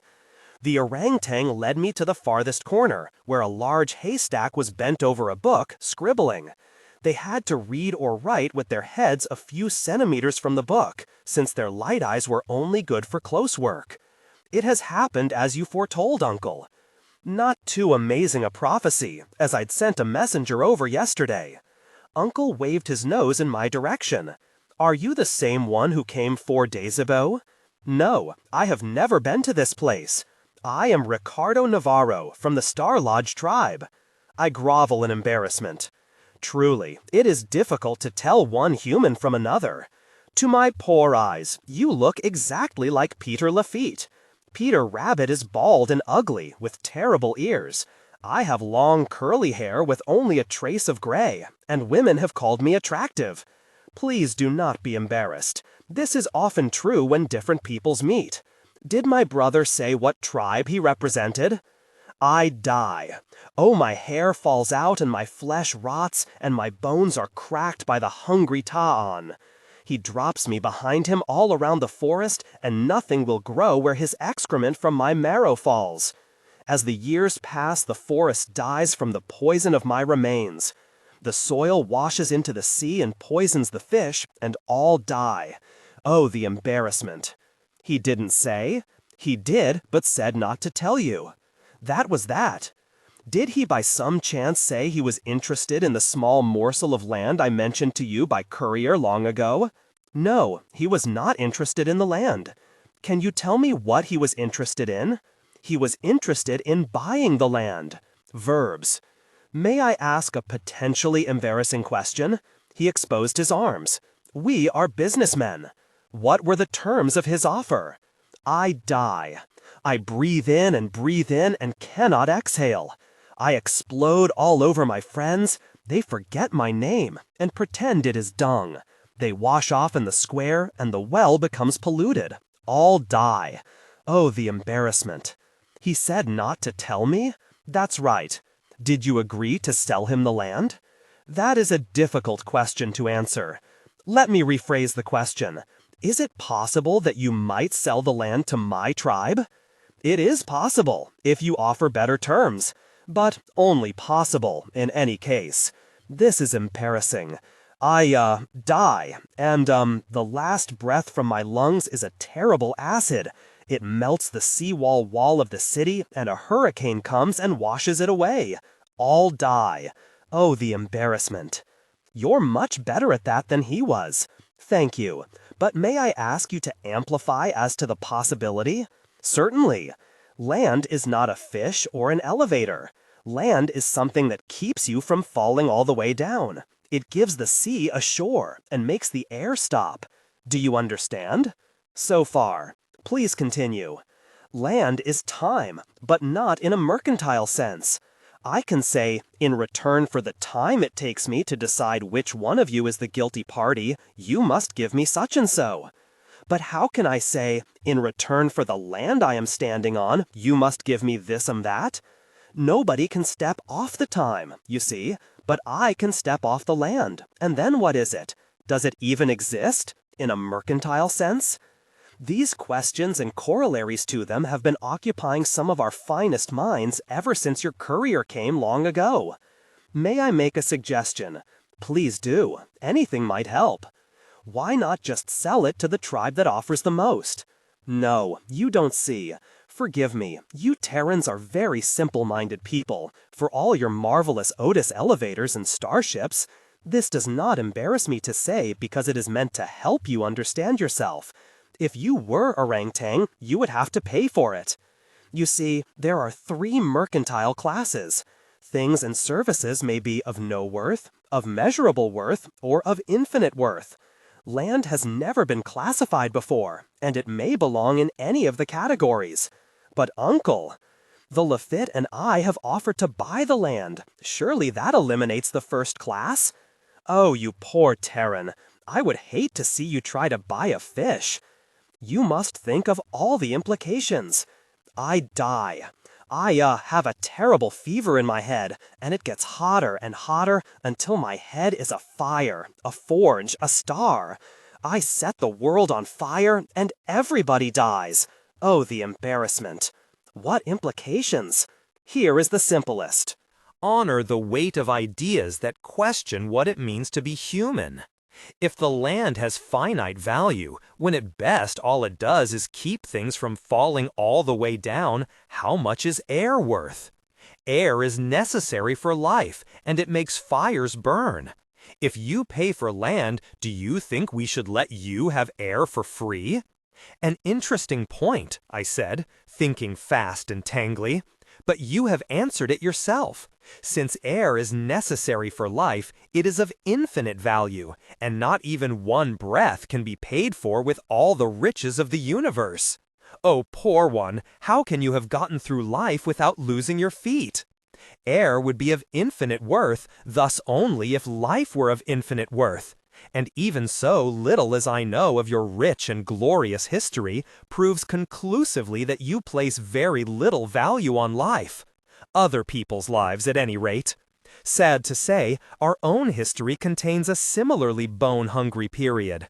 Neither are we that way now, uncle. I die. My brain turns to maggots. I talked with Uncle for an hour or so, but got nothing out of it save a sore, soft palate. When I got back to the hotel, there was a message from Peter Lafitte asking whether I would like to join him at Antoine's for dinner. No, I would not like to, but under the circumstances, it seemed prudent. I had to rent a formal tunic from the bellbot. Antoine's has all the joie de vivre of a frozen halibut, which puts it on a par with every other French restaurant off Earth. We started with an artichoke vinaigrette that should have been left to rot in the hydroponics tank.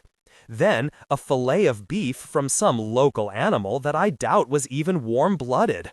All this served by a waiter who was a Canadian with a fake Parisian accent.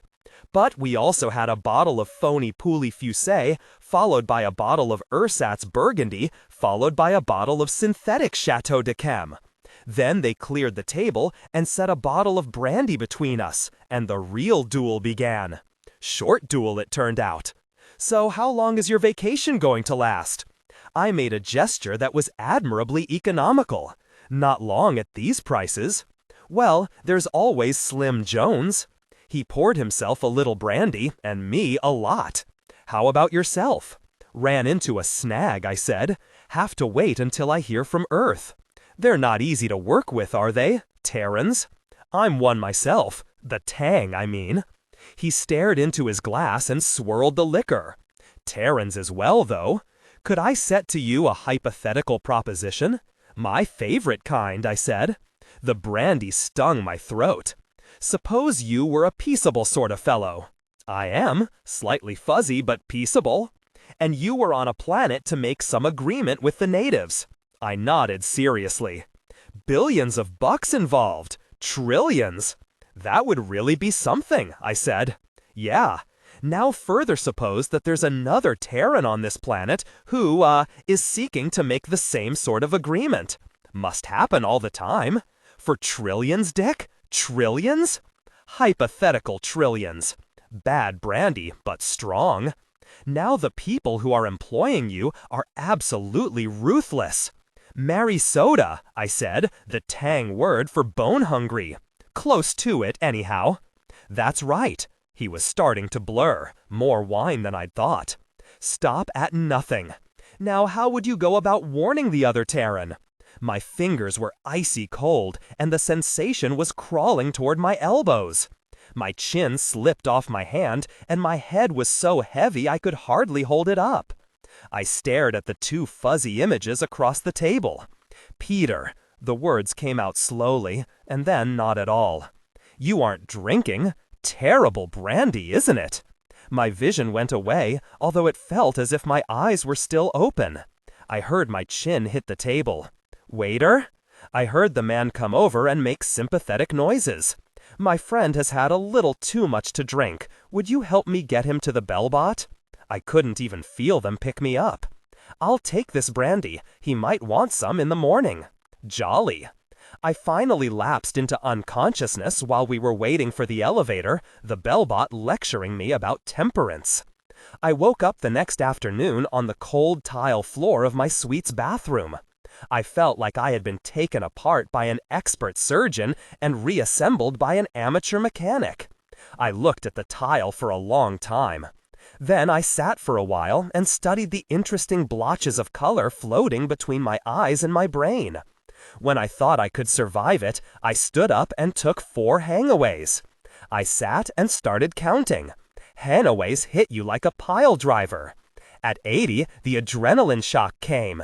Tunnel vision, and millions of tiny needles being pushed out through your skin. Rivers of sweat, cathedral bells tolling, your head the clapper. Then the dry heaves, and it was over. I staggered to the phone and ordered some clear soup and a couple of cold beers. Then I stood in the shower and contemplated suicide. By the time the soup came, I was contemplating homicide. The soup stayed down, and by the second beer I was feeling almost human. Neanderthal, anyhow. I made some inquiries. Lafitte had checked out. No shuttle had left, so he was either still on the planet or he had his own ship, which was possible if he was working for the outfit I suspected he was working for. I invoked the holy name of Hartford, trying to find out to whom his expenses had been billed. Cash. I tried to order my thoughts. If I reported Lafitte's action to the guild, he would be disbarred. Either he didn't care because they were paying him enough to retire in luxury, for which I knew he had a taste, or he actually thought I was not going to get off the planet alive. I discarded the dramatic second notion. Last night, he could have more easily killed me than warned me.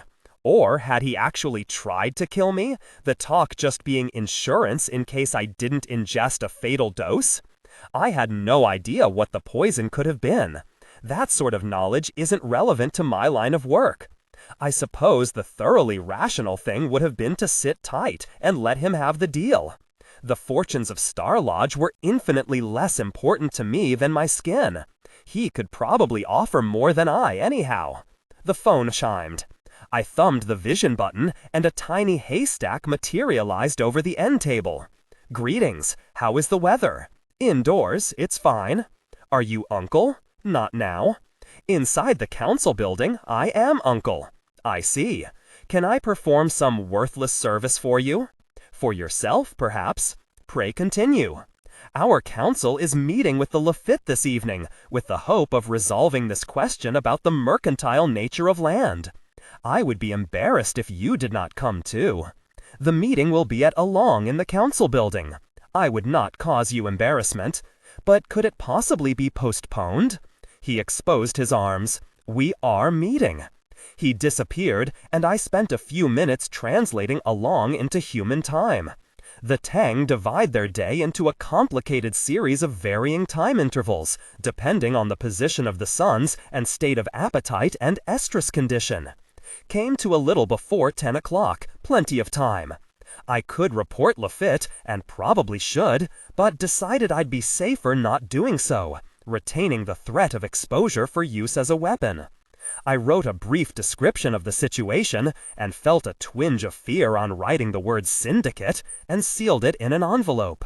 I wrote the address of the Hartford Translators Guild across the seal, and bounced up to the courier's office. Estelle Doring stared at me when I walked into the office. "Ricardo, you look like a corpse warmed over." "Rough night," I said. "Touch of food poisoning." "I never eat that Tang stuff." "Good policy." I set the envelope in front of her. "I'm not sure whether to send this or not. If I don't come get it before the next shuttle, take it to Armpit and give it to the next Earth courier." She nodded slowly and read the address. Why so mysterious? Just a matter of guild ethics. I wanted to write it down while it was still fresh. I'd never seen a truly penetrating stare before. But I might have more information tonight that would invalidate it. If you say so, Ricardo. She slipped the envelope into a drawer. I backed out, mumbling something inane. Down to Slim Jones for a sandwich of stir-fried vegetables and Syrian bread.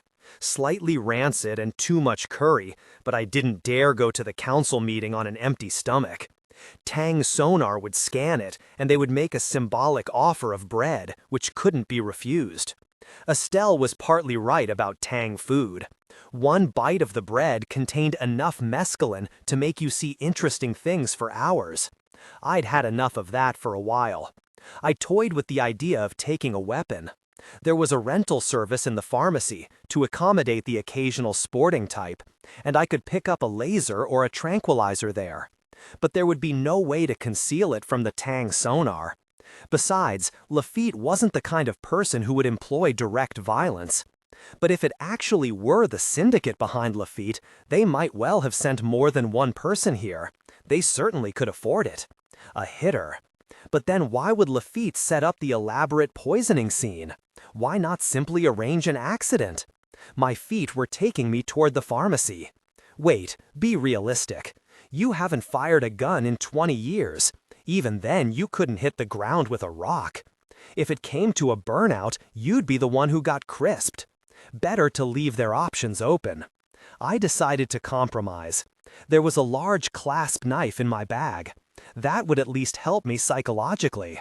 I went back up to my room. I thumbed the lock and realized that the cube I'd heard playing was my own. The door slid open, and there was Lafitte, lounging on my sofa, watching an old movie. "Dick, you're looking well. How the hell did you get in here?" He held up his thumb and stripped a piece of plastic off the fleshy part. "We have our resources." He sat up straight. "I hear you're taking a flyer out to Panantal. Shall we divide the cost?" There was a bottle of wine in a bucket of ice at his feet. I got a glass out of the bathroom and helped myself. "I suppose you charge this to my room." I turned off the cube. He shrugged. "You poked me for dinner last night, mon frère, passing out like that."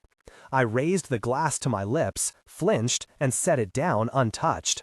Speaking of resources, what was in that brandy, and who are these resourceful friends? "The wine's all right. You seemed agitated. I gave you a calmative." "A horse calmative? Is it the syndicate?" He waved that away. "The syndicate's a myth." "You don't take me for an idiot. I've been doing this for almost as long as you have. Every 10 years or so there was a fresh debunking. But the money and bodies kept piling up." "You have indeed." He concentrated on picking at a hangnail. "How much is Star Lodge willing to pay?" I tried not to react. "How much is the syndicate?" "If the syndicate existed," he said carefully, "and if it were they who had retained me, don't you think I would try to use that fact to frighten you away? Maybe not directly. Last night, you said desperate men." I was drunk. No, not Peter Rabbit, not on a couple of bottles of wine. I just looked at him. "All right," he said. "I was told to use any measures short of violence. Poisoning isn't violence?" "Tranquilizing, not poisoning. You couldn't have died." He poured himself some wine. "Top yours off?" I've become a solitary drinker. He poured the contents of my glass into his. "I might be able to save you some trouble if you'll only tell me what terms. A case of Jack Daniels and all they can eat at Slim Jones?" "That might do it," he said, unsmilingly. "But I can offer 1,500 shares of Hartford." That was 150 million, half again what I'd been authorized. Just paper to them. Or 1,000,000 cases of booze if that's the way they want it. He checked his watch. "Isn't our flyer waiting?" I supposed it would be best to have him along, to keep an eye on him. The one who closes the deal pays for the trip? All right. On the hour-long flyer ride, I considered various permutations of what I could offer. My memory had been jammed with the wholesale prices of various kinds of machinery, booze, candy, and so forth, along with their mass and volume, so I could add in the shipping costs from Earth to Armpit to Moracho 3. Lafitte surely had similar knowledge. I could only hope that his figure of 1,500 shares was a bluff. I had good incentive to bargain well. Star Lodge would give me a bonus of up to 10% of the difference between 1,000 shares and whatever the settlement came to. If I brought it in at 900, I'd be a millionaire. We were turning inland. The walls of the city made a pink rectangle against the towering jungle. I tapped the pilot on the shoulder. "Can you land inside the city?" "Not unless you want to jump from the top of a building. I can set you on the wall, though." I nodded. "Can't take the climb, Dick? Getting old?" No need to waste steps. The flyer was a little wider than the wall, and it teetered as we stepped out. "Beautiful from up here," Lafitte said. "Look at that sunset." Half the large sun's disk was visible on the jungle horizon, a deeper red than Earth's sun ever shone. The bloody light stained the surf behind us purple. It was already dark in the city below. The smell of rancid fish oil burning drifted up to us. Lafitte managed to get the inside lane of the staircase. I tried to keep my eyes on him and the wall as we negotiated the high steps. "Believe me," he said, a phrase guaranteed to inspire trust, "it would make both our jobs easier if I could tell you who I'm representing. But I really am sworn to secrecy. An oblique threat deserves an oblique answer. You know I can put you in deep trouble with the Standards Committee. Poisoning a guild brother? Your word against mine. And the bellbots, the head waiters, the wine stewards, you did have quite a bit to drink. A couple of bottles of wine won't knock me out. Your capacity is well known. I don't think you want a hearing investigating it, though. Not at your age. 2 years till retirement? 20 months. I was rounding off, he said. Yes, I did check. I wondered whether you might be in the same position as I am. My retirement's less than 2 months away. This is my last big money job. So you must understand my enthusiasm. I didn't answer. He wasn't called Rabbit for lack of enthusiasm. As we neared the bottom, he said, "Suppose you weren't to oppose me too vigorously. Suppose I could bring in the contract at a good deal less than—" Don't be insulting. In the dim light from the torches sputtering below, I couldn't read his expression. 10% of my commission wouldn't be insulting? I stopped short. He climbed down another step. I can't believe even you, Verda. Just joking. He laughed unconvincingly. Everyone knows how starchy you are, Dick. I know better than most. I'd fined him several times during the years I was head of the Standards Committee. We walked automatically through the maze of streets, our guides evidently having taken identical routes. Both of us had eidetic memories, of course, that being a minimum prerequisite for the job of interpreter. I was thinking furiously. If I couldn't out-bargain the rabbit, I'd have to somehow finesse him. Was there anything I knew about the octang value system that he didn't? Assuming that this council would decide that land was something that could be bought and sold. I did have a couple of interesting proposals in my portfolio that I'd written up during the 2-week trip from Earth. I wondered whether Lafitte had seen them. The lock didn't appear to have been tampered with, and it was the old-fashioned magnetic key type. You can pick it, but it won't close afterward. We turned a corner, and there was the council building at the end of the street, impressive in the flickering light, its upper reaches lost in darkness. Lafitte put his hand on my arm, stopping. "I've got a proposition. Not interested. Hear me out now. This is straight. I'm empowered to take you on as a limited partner." How generous. I don't think Star Lodge would like it. What I mean is Star Lodge. You hold their power of attorney, don't you? Unlimited on this planet. But don't waste your breath. We get an exclusive or nothing at all. Actually, the possibility had never been discussed. They couldn't have known I was going into a competitive bidding situation. If they had, they certainly wouldn't have sent me here slow freight. For an extra 50 shares, I could have gone first class and been here a week before Peter Rabbit could have sewn up the thing and been headed home before he got to Armpit.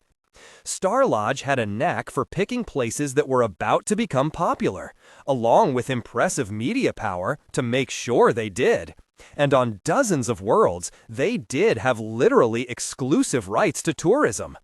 Hartford might own a spaceport hotel, but it wasn't really competition, and they were usually glad to hand it over to Star Lodge anyhow.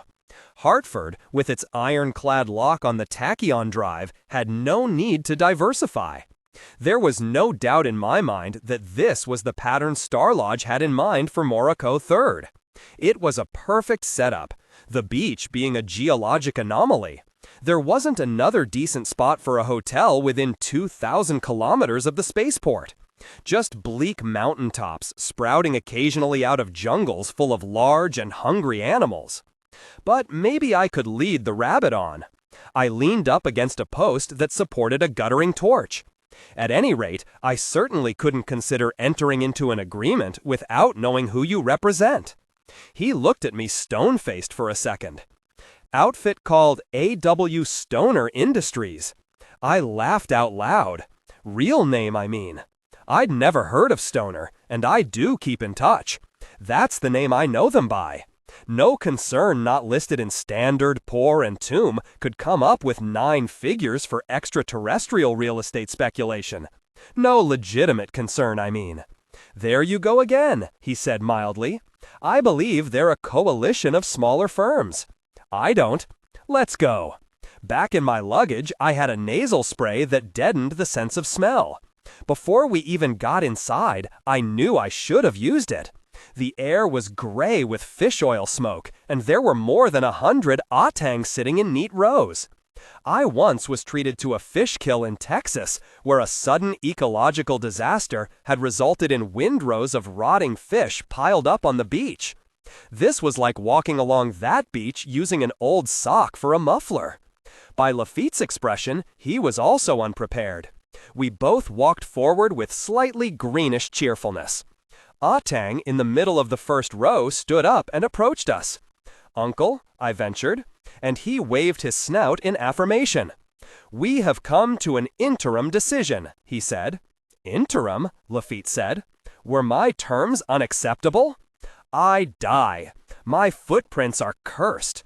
I walk around the village not knowing that all who cross where I have been will stay in estrus 0 and bear no young. Eventually, all die. Oh, the embarrassment. We want to hear the terms of Navarro's tribe. Then perhaps a final decision may be made." That was frighteningly direct. I'd tried for an hour to tell him our terms before, but he'd kept changing the subject. "May I hear the terms of Lafitte's tribe?" I asked. "Certainly. Would Lafitte care to state them, or should I?" "Proceed, Uncle," Lafitte said. And then, in Spanish, "Remember the possibility of a partnership. If we get to haggling—" I stopped listening to Rabbit as Uncle began a long litany of groans, creaks, pops, and whistles. I kept a running total of wholesale prices and shipping costs. Bourbon, rum, brandy, gin, candy bars, raw sugar, honey, pastries, nets, computers, garbage composters, water purifying plant, hunting weapons. When he stopped, I had a total of only H620. Your offer, Navarro? Could it include these things as a subset? I had to be careful. Lafitte was probably lying about the 1,500. But I didn't want to push him so hard he'd be able to go over 1,000 on the next round. And I didn't want to bring out my big guns until the very end. I can offer these things and 3 times the specified quantity of rum. The largest rum distillery on Earth was a subsidiary of Star Lodge. And furthermore, free you from the rigors of the winter harvest, with 26 fully programmed mechanical farm laborers.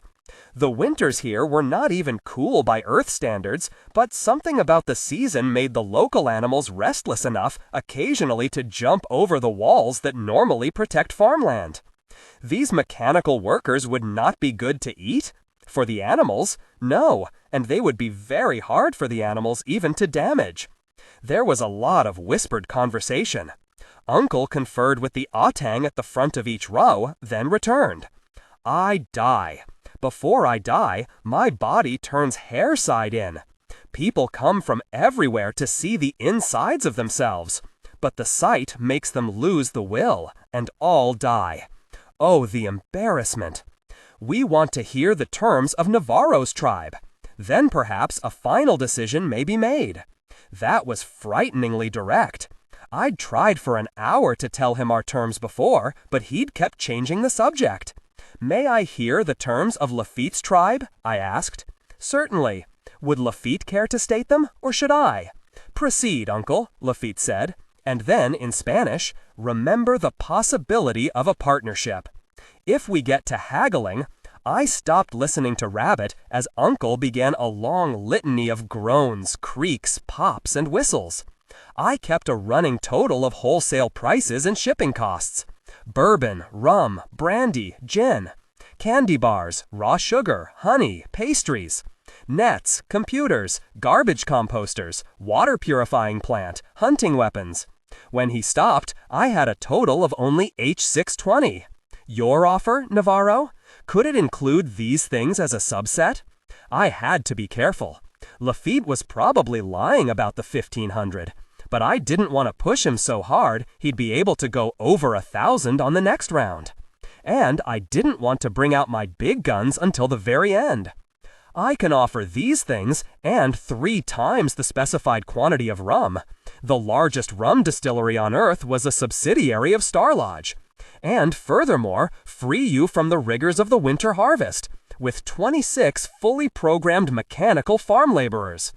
The winters here were not even cool by Earth standards, but something about the season made the local animals restless enough occasionally to jump over the walls that normally protect farmland. These mechanical workers would not be good to eat? For the animals? No, and they would be very hard for the animals even to damage. There was a lot of whispered conversation. Uncle conferred with the Atang at the front of each row, then returned. I die. Before I die, my body turns hair side in. People come from everywhere to see the insides of themselves, but the sight makes them lose the will, and all die. Oh, the embarrassment. We want to hear the terms of Navarro's tribe. Then perhaps a final decision may be made. That was frighteningly direct. I'd tried for an hour to tell him our terms before, but he'd kept changing the subject. May I hear the terms of Lafitte's tribe? I asked. Certainly. Would Lafitte care to state them, or should I? Proceed, Uncle, Lafitte said. And then, in Spanish, remember the possibility of a partnership. If we get to haggling, I stopped listening to Rabbit as Uncle began a long litany of groans, creaks, pops, and whistles. I kept a running total of wholesale prices and shipping costs. Bourbon, rum, brandy, gin, candy bars, raw sugar, honey, pastries, nets, computers, garbage composters, water purifying plant, hunting weapons. When he stopped, I had a total of only H620. Your offer, Navarro? Could it include these things as a subset? I had to be careful. Lafitte was probably lying about the 1,500. But I didn't want to push him so hard he'd be able to go over 1,000 on the next round. And I didn't want to bring out my big guns until the very end. I can offer these things, and 3 times the specified quantity of rum. The largest rum distillery on Earth was a subsidiary of Star Lodge. And, furthermore, free you from the rigors of the winter harvest, with 26 fully programmed mechanical farm laborers. The winters here were not even cool by Earth standards, but something about the season made the local animals restless enough occasionally to jump over the walls that normally protect farmland. These mechanical workers would not be good to eat? For the animals, no, and they would be very hard for the animals even to damage. There was a lot of whispered conversation. Uncle conferred with the Atang at the front of each row, then returned. I die. Before I die, my body turns hair side in. People come from everywhere to see the insides of themselves, but the sight makes them lose the will, and all die. Oh, the embarrassment. We want to hear the terms of Navarro's tribe. Then perhaps a final decision may be made. That was frighteningly direct. I'd tried for an hour to tell him our terms before, but he'd kept changing the subject. May I hear the terms of Lafitte's tribe? I asked. Certainly. Would Lafitte care to state them, or should I? Proceed, Uncle, Lafitte said. And then, in Spanish, remember the possibility of a partnership. If we get to haggling, I stopped listening to Rabbit as Uncle began a long litany of groans. Honor the weight of ideas that question what it means to be human. I handed him one of the documents. This allows each of 500 Tang a week's vacation on the planet of its choice, any planet where Star Lodge has facilities. What? Lafitte said in English. How the hell can you do that? Deadheading, I said. One of the council abruptly rose. Pardon me, he said in a weird parody of English. We have to be dead to take his vacation? That seems of little value. I was somewhat startled at that, in view of the other inducement I was going to offer. I told him it was an English term that had nothing to do with heads or death. Most of the Hartford vessels that leave this planet are nearly empty. It is no great material loss to Hartford to take along non-paying guests so long as they do not displace regular passengers. And Hartford will ultimately benefit from an increase in Tukal, so they were quite willing to make this agreement with my tribe. The market value of this could be quite high, Uncle said. As much as 500 or 600 shares, I said, depending on how distant each trip is. Very well. And what is your other inducement? I won't say. I had to grin. It is a gift. The council chittered and tweeted in approval. Some even exposed their arms momentarily in a semi-obscene gesture of fellowship. What kind of game are you playing? Peter Rabbit said. They like surprises and riddles. I made a polite sound requesting attention and said, There is one thing I will tell you about this gift. It belongs to all three mercantile classes. It is of no value, of finite value, and infinite value, all at once, and to all people. When considered as being of finite value, Uncle said, how much is it worth in terms of Hartford stock? Exactly 100 shares. He rustled pleasantly at that and went to confer with the others. You're pretty clever, Dick, Rabbit said. What, they don't get to find out what the last thing is unless they accept? That's right, it's done all the time. I was rather surprised that you didn't do it. He shook his head. I've only negotiated with Tang off-planet. They've always been pretty conventional. I didn't ask him about all the fishing he had supposedly done here. Uncle came back and stood in front of us. There is unanimity. The land will go to the Navarro's tribe. Now, what is the secret inducement, please? How can it be every class at once, to all people? I paused to parse out the description in Tangish. Uncle, do you know of the Earth Corporation or tribe, Immortality Unlimited? No. Lafitte made a strange noise.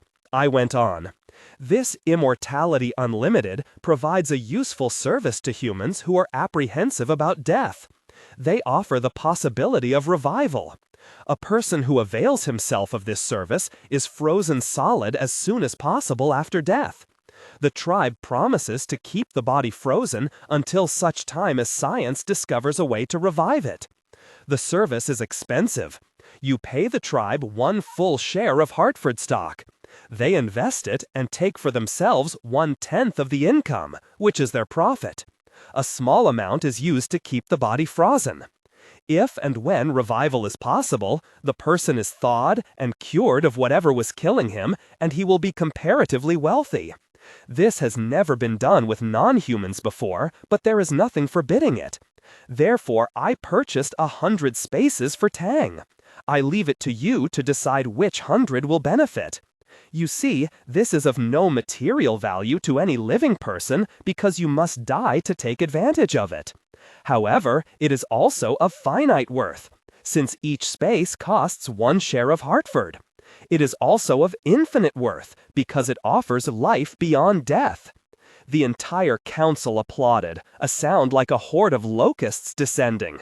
Peter Rabbit made the noise for attention, and then he made it again, impolitely loud.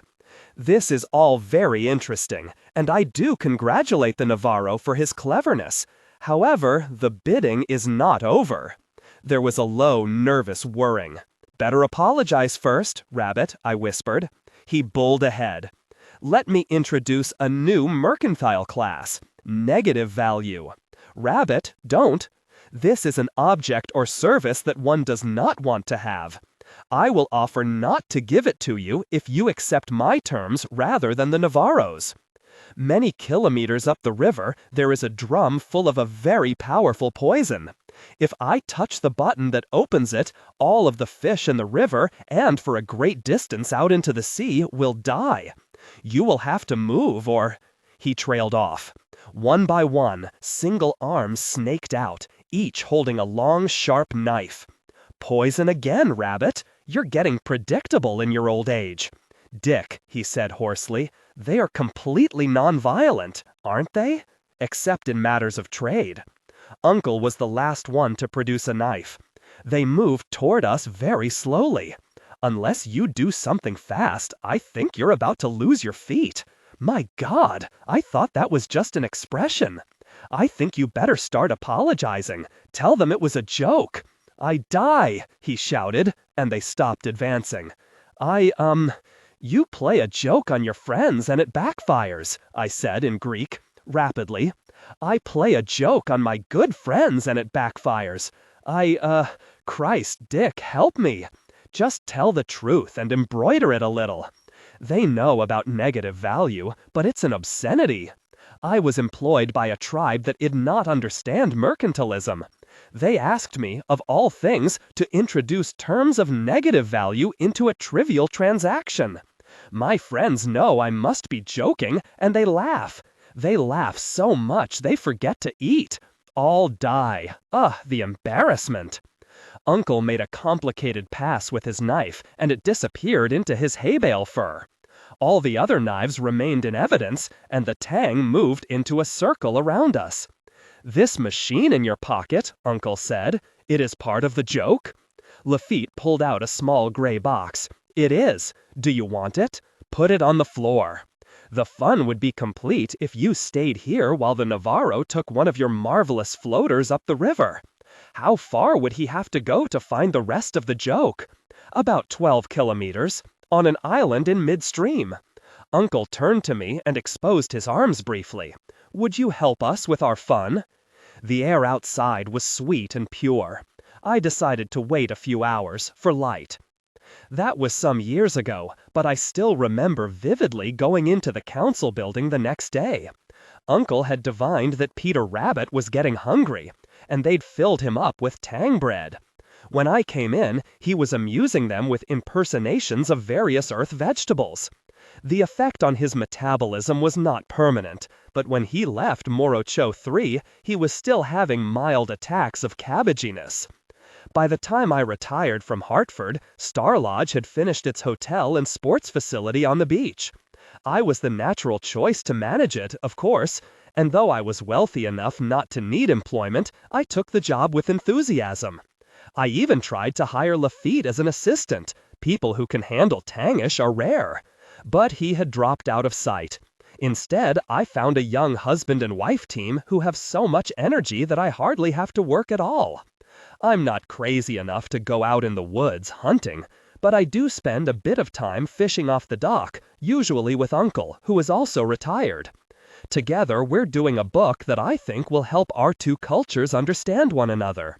The human version is called Hard Bargain. Seasons, transcripts, edited from the last few hundred hours of recordings.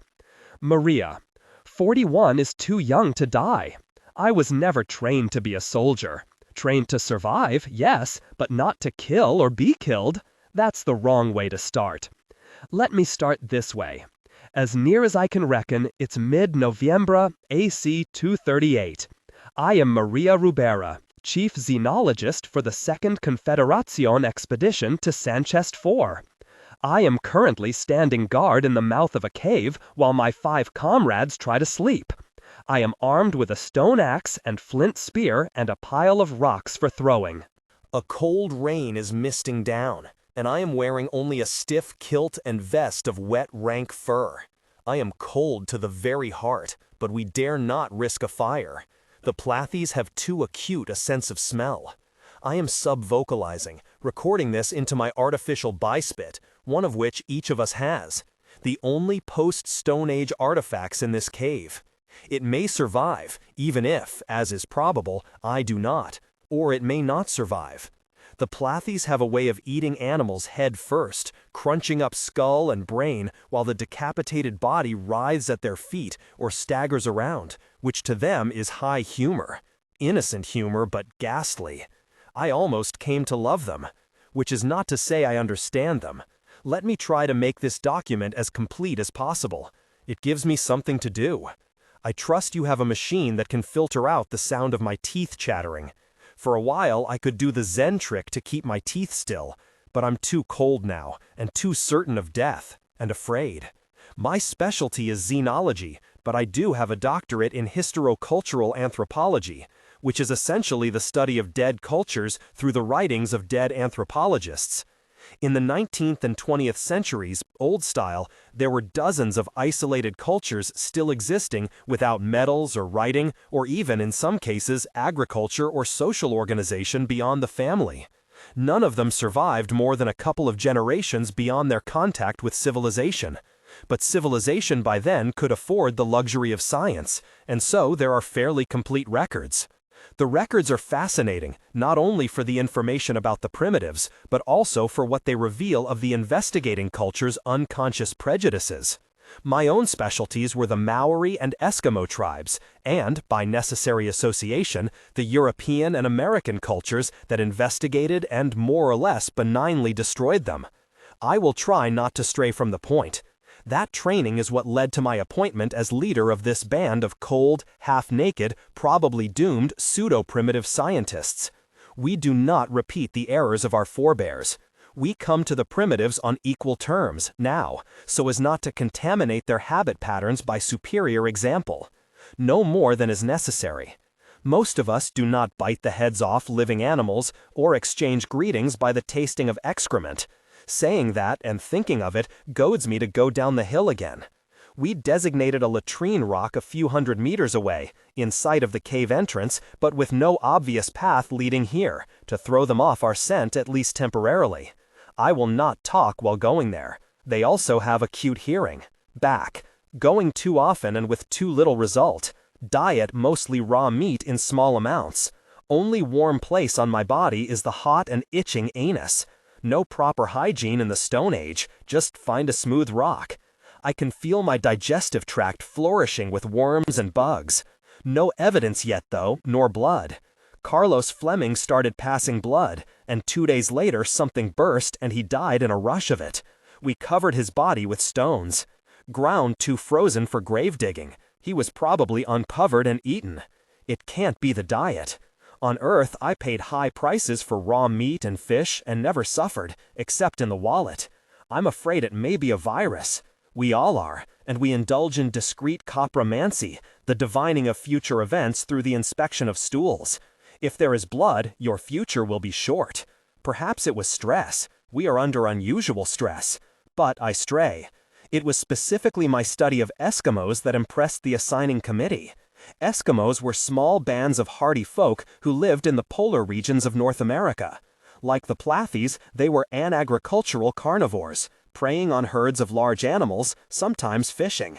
The Plathies have no need for the Eskimos' fishing skills, since the sea teems with life edible and stupid. But they prefer red meat and the crunch of bone, the chewy liver and long suck of intestinal contents, the warm mush of brains. They are likable but not fastidious, and not predictable, we learned to our grief. Like the Eskimos, the Plathies relish the cold and become rather dull and listless during the warm season.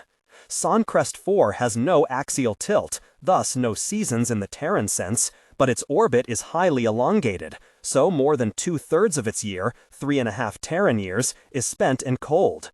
We identified 6 discrete seasons: spring, summer, fall, winter, dead winter, and thaw. The Placid Sea gets ice skim in mid-fall. If you are less than totally ignorant of science, you know that Sonnkrest 4 is one of the very few planets with not only Earth-like conditions, but with life forms that mimic our own patterns of DNA. There are various theories explaining this coincidence, which cannot be coincidence, but you can find them elsewhere. What this meant in terms of our conduct as xenologists was that we could function with minimal ecological impact, living off the fat of the land and the blood and flesh and marrow, which did require a certain amount of desensitization training. Less for me than for some of the others, as I've said, since I've always had an atavistic leaning toward dishes like steak tartare and sushi. Satellite observation has located 119 bands or families of Plathies, and there is no sign of other humanoid life on the planet. All of them live on islands in a southern subtropical sea, at least it would be subtropical on Earth, a shallow sea that freezes solid in dead winter and can be walked over from late fall to early thaw. During the warm months, on those occasions when they actually stir their bones to go someplace, they pull rafts from island to island. During low tide, they can wade most of the way. We set up our base in the tropics, well beyond their normal range, and hiked south during the late summer. We made contact with a few individuals and small packs during our month-long trek, but didn't join a family until we reached the southern mountains. The Plathies aren't too interesting during the warm months, except for the short mating season. Mostly they loll around, conserving energy, living off the meat killed during the thaw, which they smoke and store in covered holes. When the meat gets too old, or starts running out, they do bestir themselves to fish, which takes little enough energy. The tides are rather high in summer and fall, and all they have to do is stake down nets in the right spots during high tide. The tide recedes and leaves behind flopping silver bounty. They grumble and joke about the taste of it, though. They accepted our presence without question, placidly sharing their food and shelter as they would with any wayfaring member of another native family. They couldn't have mistaken us for natives, though. The smallest adult Plathie weighs twice as much as our largest. They stand about 2.5 meters high and span about 1.5 meters across the shoulders. Their heads are more conical than square, with huge, powerful jaws, a mouth that runs almost ear to ear. Their eyes are set low, and they have mucous membrane slits in place of external ears and noses. They are covered with sparse, silky fur, which coarsens into thick hair on their heads, shoulders, armpits, and groins, and on the males' backs. The females have 4 teats defining the corners of a rectangular slab of lactiferous fatty tissue. The openings we thought were their vaginas are almost dorsal, with the cloacal openings toward the front. The male genitals are completely ventral, normally hidden under a mat of hair. This took a bit of snooping. In all but the hottest times and mating season, both genders wear a modest kilt of skin. We had been observing them about 3 weeks when the females went into estrus, every mature female, all the same day. Their sexuality was prodigious. Everybody shed their kilts and went into a week-long, unrelenting spasm of sexual activity. Honor the weight of ideas that question what it means to be human. In exchange, I'm sure that plathisexuality will eventually see service in the ribald metaphor of every human culture. But let me go back to the beginning. We came to San Crist Fourth armed with a small vocabulary and a great deal of misinformation. I don't mean to denigrate my colleagues' skill or application, but the Garcia expedition just came at the wrong time and didn't stay long enough. Most of their experience with the Plathis was during deep winter, which is their most lively and civilized season. They spend their indoor time creating the complex sculptures that so impressed the art world 10 years ago, and performing improvisational music and dance that is delightful in its alien grace. Outdoors, they indulge in complicated games and athletic exhibitions. The larders are full, the time of birthing and nursing is well over, and the family exudes happiness well into the thaw. We experienced this euphoria ourselves.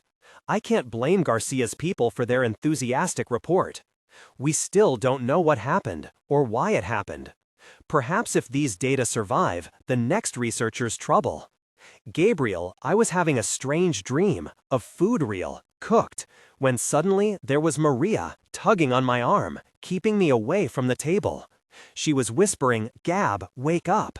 And so I did, cold and aching and hungry. "What's?" She put her hand on my mouth, lightly. "There's one outside. My lab, I think. He had just turned 3 this winter and been given his name." We crept together back to the mouth of the cave and both jumped when my ankle gave a loud pop. It was my lab, all right. The fur around one ear hole was almost white against the blonde. I was glad it wasn't an adult. He was only about a head taller than me.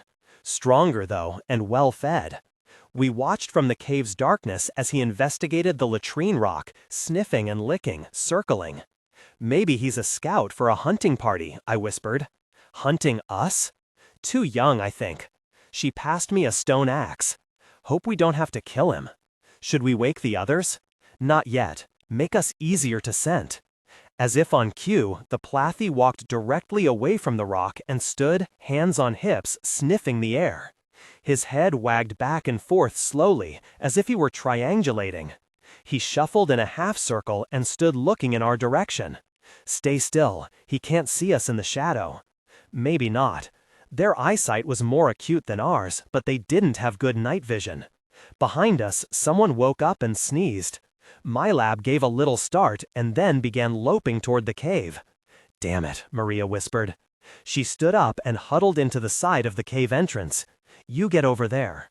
I stationed myself opposite her, somewhat better hidden because of a projecting lip of rock. My lab slowed down a few meters from the cave entrance and walked warily forward, sniffing and blinking. Maria crouched, gripping her spear with both hands, for thrusting. It was over in a couple of seconds, but my memory of it goes in slow motion. He saw Maria, or sensed her, and lumbered straight for her, claws out, growling. She thrust twice into his chest, while I stepped forward and delivered a 2-handed blow to the top of his head. That axe would have cracked a human head from crown to jaw. Instead, it glanced off his thick skull and hit his shoulder, then spun out of my grip. Shaking his head, he stepped around and swung a long arm at me. I was just out of range, staggering back. One claw opened up my cheek and the tip of my nose. Blood was spouting from 2 wounds in his chest. He stepped forward to finish me off, and Maria plunged the spear into the back of his neck. The flint blade burst out under his chin in a spray of blood. He stood staggering between us for a moment, trying to reach the spear shaft behind him. 2 stones flew up from the rear of the cave. One missed, but the other hit his cheek with a loud crack. He turned and stumbled away down the slope, the spear bouncing grotesquely behind him. The other 4 joined us at the cave entrance. Brenda, our doctor, looked at my wound and regretted her lack of equipment. So did I. "Have to go after him," Derek said. "Kill him." Maria shook her head. "He's still dangerous. Wait a few minutes, then we can follow the blood trail." "He's dead," Brenda said. "His body just doesn't know it yet." "Maybe so," Maria said, her shoulders slumping sadly. "Anyhow, we can't stay here. Hate to move during daylight, but we don't have any choice." "We're not the only ones who can follow a blood trail," Herb said. He had a talent for stating the obvious. We gathered up our few weapons, the water bladders, and the food sack, to which we had just added 5 small bat-like creatures, mostly fur and bone. None of us looked forward to being hungry enough to eat them. The trail was easy to follow, several bright red spatters per meter. He had gone about 300 meters before collapsing. We found him lying behind a rock in a widening pool of blood, the spear sticking straight up. When I pulled it out, he made a terrible gurgling sound. Brenda made sure he was dead. Maria looked very upset, biting her lip, I think to keep tears away. She is a strange woman, hard and soft. She treats the Plathies by the book, but obviously has a sentimental streak toward them. I sort of like them too, but don't think I'd want to take one home with me. Brenda's upset too, retching now. My fault, I should have offered to do the knife, but she didn't ask. I'd better take point position. Stop recording now. Concentrate on not getting surprised. Maria, back to the beginning. Quite hot when we were set down on the tropical mainland. It was the middle of the night and we worked quickly, with no lights, what I'd give for night glasses now, to set up our domed base. In a way, it's a misnomer to call it a base, since we left it the next night, not to return for 3.5 years, we thought. It was really just a staging area and a place where we would wait for pickup after our mission was ended. We really didn't foresee having to run back to it to hide from the Plathies. It was half-heartedly camouflaged, looking like a dome of rock in the middle of a jungle terrain that featured no other domes of rock. To our knowledge at the time, no Plathie ever ventured that far north, so even that gesture toward non-interference was a matter of form rather than of actual caution. Now we know that some Plathies do go that far, on their rite of passage wanderings. So it's a good thing we didn't simply set up a force field. I think the closest terrestrial match to the biome there would be the jungles of the Amazon basin, plus volcanoes for a little extra heat and interest. Sort of a steam bath with a whiff of sulfur dioxide added to the rich smell of decaying vegetable matter. In the clearings, riots of extravagant flowers, most of which gave off the aroma of rotting meat. For the first leg of our journey, we had modern energy weapons hidden inside conventional-looking spears and axes. It would have been more sporting to face the Mesozoic fauna with primitive weapons, but of course we had no interest in that sort of adventure. We often ran into creatures resembling the Deinonychus, Lower Cretaceous period, about the size of a human, but fast and all claws and teeth. They travel in packs, evidently preying on the large, placid herbivores. We never saw fewer than 6 in a group, and once were cornered by a pack of 20. We had to kill all of them, our beams silently slashing them into steaming chunks of meat. None paid any attention to what was happening to his comrades, but just kept advancing, bent low to the ground, claws out, teeth bared, roaring. Their meat tasted like chicken, but very tough. It took us 9 days to reach the coast, following a river. Did I mention that days here are 28 hours long? Our circadian rhythms had been adjusted accordingly, but there are other physiological factors, mostly having to do with fatigue. We found a conspicuous rock formation and buried our modern weapons 100 meters to the north of it. Then we buried their power sources another 100 paces north. We kept one cruiser for group defense to be discarded before we reached the first island, but otherwise all we had was flint and stone and bicuspids with amazing memories. We had built several boats with these tools during our training on Selva, but of course it was rather different here. The long day and no comfortable cot to retire to at night. No tent to keep out the flying insects, no clean soft clothes in the morning, no this, no that. Terrible heat and a pervasive moldy smell that kept us all sniffling in spite of the anti-allergenic drugs that our modified endocrine systems fed us. We did manage to get a fire going, which gave us security and roast fish and greatly simplified the boat building. We felled 2 large trees and used fire to hollow them out, making outrigger canoes similar to the ones the Maori used to populate the sparse South Pacific. We weren't able to raise sails though, since the Plathies don't have that technology. They wouldn't have helped much anyway. Summer was usually dead calm. We didn't look forward to rowing 250 kilometers in the subtropical heat. But we would do it systematically. Herb was good at pottery, so I exempted him from boat building in exchange for the fascinating job of crafting and firing dozens of water jugs. That was going to be our main survival problem, since it was not likely to rain during the couple of weeks we'd be at sea. Food was no problem. We could spear fish and probably birds, though eating a raw bird was not an experience even I could look forward to, and also had a supply of smoked dinosaur. I designed the boats so that either one would be big enough to carry all 12 of us, in case of trouble. As a further safeguard, we took a shakedown cruise, a night and a day of paddling and staying anchored near shore. We took our last freshwater bath, topped off the jugs, loaded our gear, and cast off at sundown.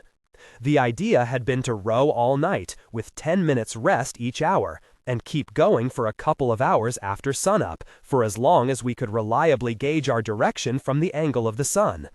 Then anchor, the sea was nowhere more than 10 or 12 meters deep, and hide from the sun all day under woven shades, fishing and sleeping and engaging in elevated discourse. Start paddling again when the sun was low enough to tell us where north was. It did go that way for several days, until the weather changed. It was just a thin haze, but it was enough to stop us dead. We had no navigational instruments, relying on the dim triangle of stars that marked the south celestial pole. No stars, no progress. This was when I found out that I had chosen my party well. When the sky cleared 2 nights later, there was no talk of turning back, though everyone was capable of counting the water jugs and doing long division. A few more days becalmed, and we would be in real danger of dying from dehydration, unable to make landfall in either direction. I figured we had been making about 25 kilometers per night. We rowed harder and cut the break time down to 5 minutes, and kept rowing an extra hour or so after dawn, taking a chance on dead reckoning. Daytime became a period of grim silence. People who were not sleeping spent the time fishing the way I had taught them, Eskimo style, though those folks did it through a hole in the ice. Arm cocked, spear raised, staring at one point slightly under the surface. When a fish approaches a handspan above that point, let fly the spear. No Eskimo ever applied greater concentration to the task.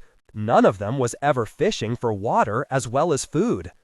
Over the course of days, we learned which kinds of fish had flesh that could be sucked for moisture, and which had to be avoided for the salty blood that suffused their tissues. We rationed water fairly severely, doling it out in measures that would allow us to lose 1 night out of 3 to haze. As it turned out, that never happened again, and when we sighted land, finally, there was water enough for another 4 days of short rations. We stifled the impulse to drink it all in celebration. We still had to find a stream. I'd memorized maps and satellite photos, but terrain looks much different seen horizontally. It took several hours of hugging the shore before I could figure out where we were. Fortunately, the landmark was a broad, shallow river. Before we threw away the cruiser and its power source, we used it to light a torch. When the Plathies traveled, they carried hot coals from the previous night's fire, insulated in ash inside a basket of tough fiber. We would do the same, rather than spend an hour each day resolutely sawing 2 pieces of dry wood together. We beached the canoes and hauled them a couple of 100 meters inland, to a stand of bushes where they could be reasonably well camouflaged.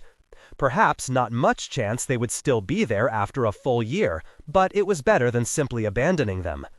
We walked inland far enough for there to be no salt in the muddy river water, and cavorted in it like schoolchildren. Then Brenda and I built a fire while the others stalked out in search of food. Game was fairly plentiful near the river, but we were not yet skilled hunters. There was no way to move quietly through the grass, which was shoulder-high and stiff. So the hunters who had the best luck were the ones who tiptoed up the bank of the stream. They came back with 5 good-sized snakes, which we skinned and cleaned and roasted on sticks.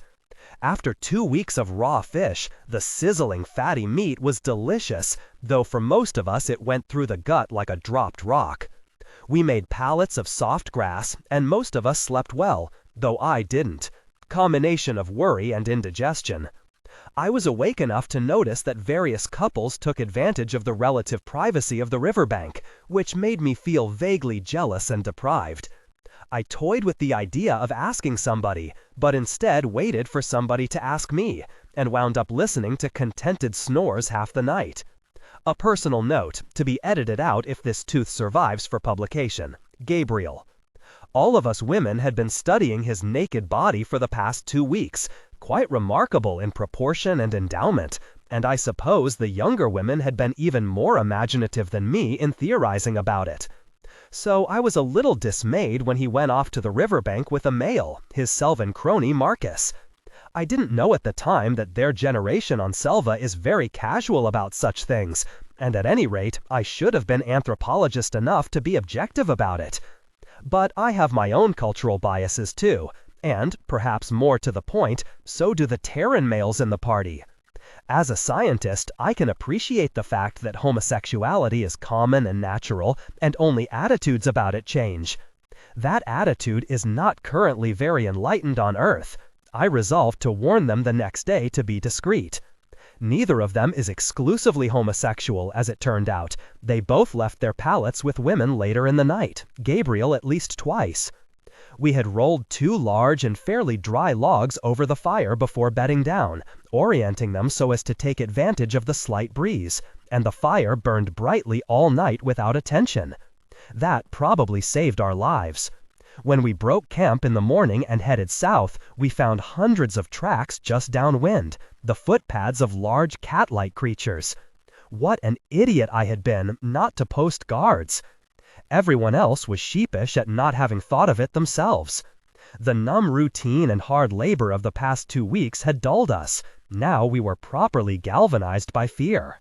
We realized that for all our survival training, we still had the instincts of city folk, and those instincts could kill us all. This island is roughly circular, about 100 kilometers in diameter, with a central crater lake. We would follow this river to the lake and then go counterclockwise to the third stream and follow it to the southern shore. Then we would hop down an archipelago of small islands, another 80 kilometers, to the large island that was our final destination. The scrub of the coastal lowland soon gave way to tangled forest, dominated by trees like Earth's banyan, a large central trunk with dozens or hundreds of subsidiary trunks holding up an extensive canopy of branches. It was impossible to tell where one tree's territory ended and another's began, but some of the largest must have commanded 1 or 2 acres of ground. Their bark was ashen white, relieved by splotches of rainbow lichen. No direct sunlight reached the ground through their dense foliage. Only a few spindly bushes with pale yellow leaves pushed out of the rotting humus.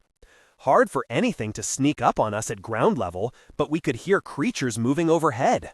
I wondered whether the branches were strong enough to support the animals that had watched us the night before, and felt unseen cat's eyes everywhere. We stopped to eat in a weird clearing. Something had killed one of the huge trees. Its rotting stump dominated the clearing, and the remnants of its smaller trunks stood around like ghostly guardians, most of them dead, but some of them starting to sprout green. I supposed one would eventually take over the space. After feasting on cold snake, we practiced spear throwing, using the punky old stump as a target.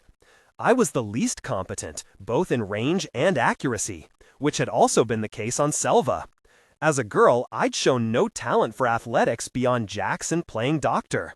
Suddenly, all hell broke loose. 3 cat beasts leapt down from the forest canopy behind us and bounded in for the kill. I thrust out my spear and got one in the shoulder, the force of the impact knocking me over. Brenda killed it with a well-aimed throw. The other 2 checked their advance and circled warily. They dodged thrown spears. I shouted for everyone to hold their fire. Brenda and I retrieved our weapons and, along with Gabriel and Martin, closed in on the beasts, moving them away from where the thrown spears lay. In a few seconds, the 12 of us had them encircled, and I suddenly remembered the Old English expression, having a tiger by the tail. The beasts were only about half the size of a human, but all muscle and teeth. They growled and snapped at us, heads wagging, saliva drooling. I shouted, "Now, Gab!" He was the best shot, and he flung his spear at the closer one. It sank deep in the animal's side, and it fell over, mewling and pawing the air. The other beast saw its chance and leaped straight at Gab, who instinctively ducked under it. It bounded off his back and sprang for the safety of the trees. 6 or 7 spears showered after it, but missed. Gabriel had 4 puncture wounds under each shoulder blade from the cat's claws. Brenda washed them out thoroughly, but decided against improvising a dressing out of leaf and vine. Just stay clean, always good advice.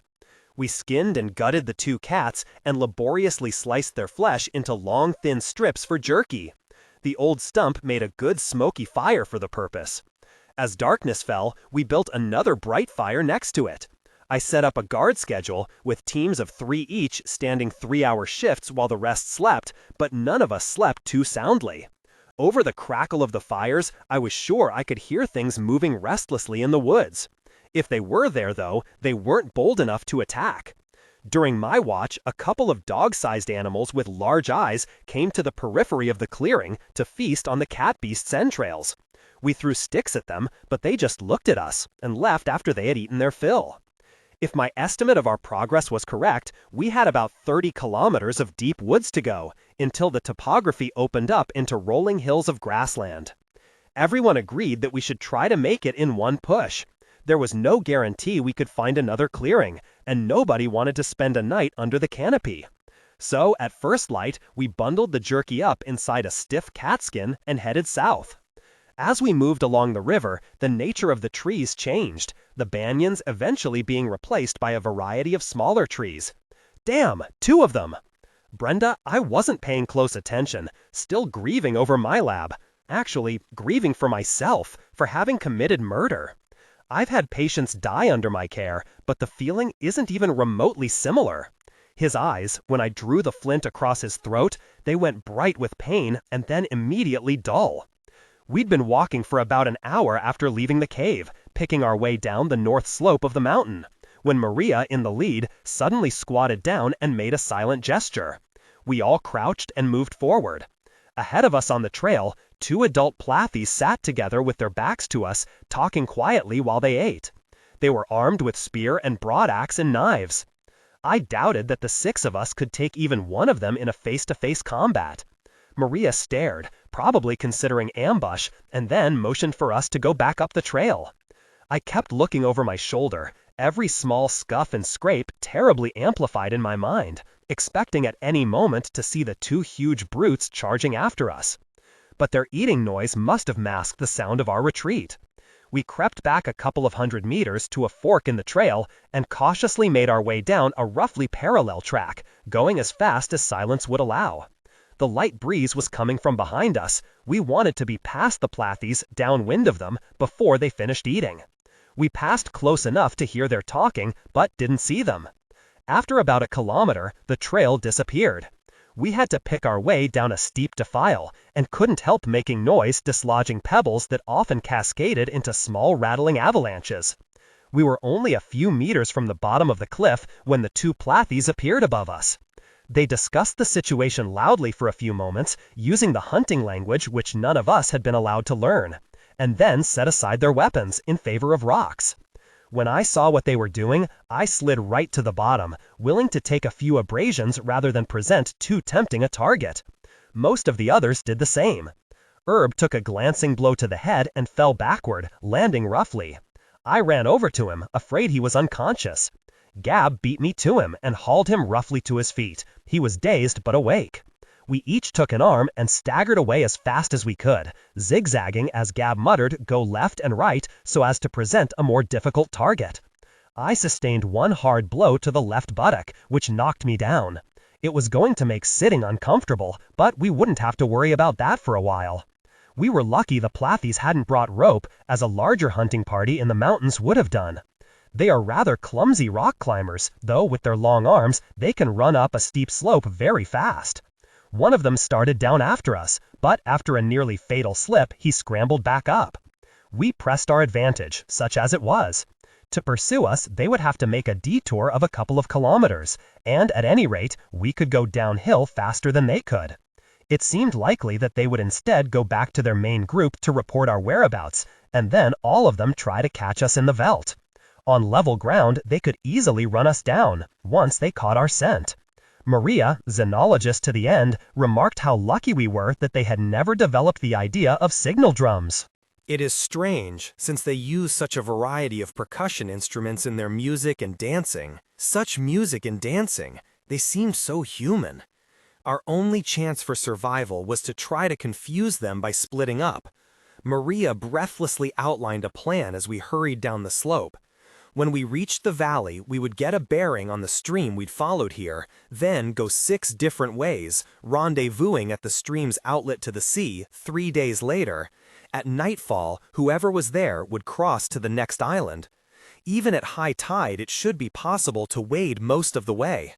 I suggested we make it 3 pairs rather than 6 loners, but Maria pointed out that 2 of us really didn't stand a much better chance against an armed Plathie than 1. In either case, the only way we could kill them would be by stealth, murder.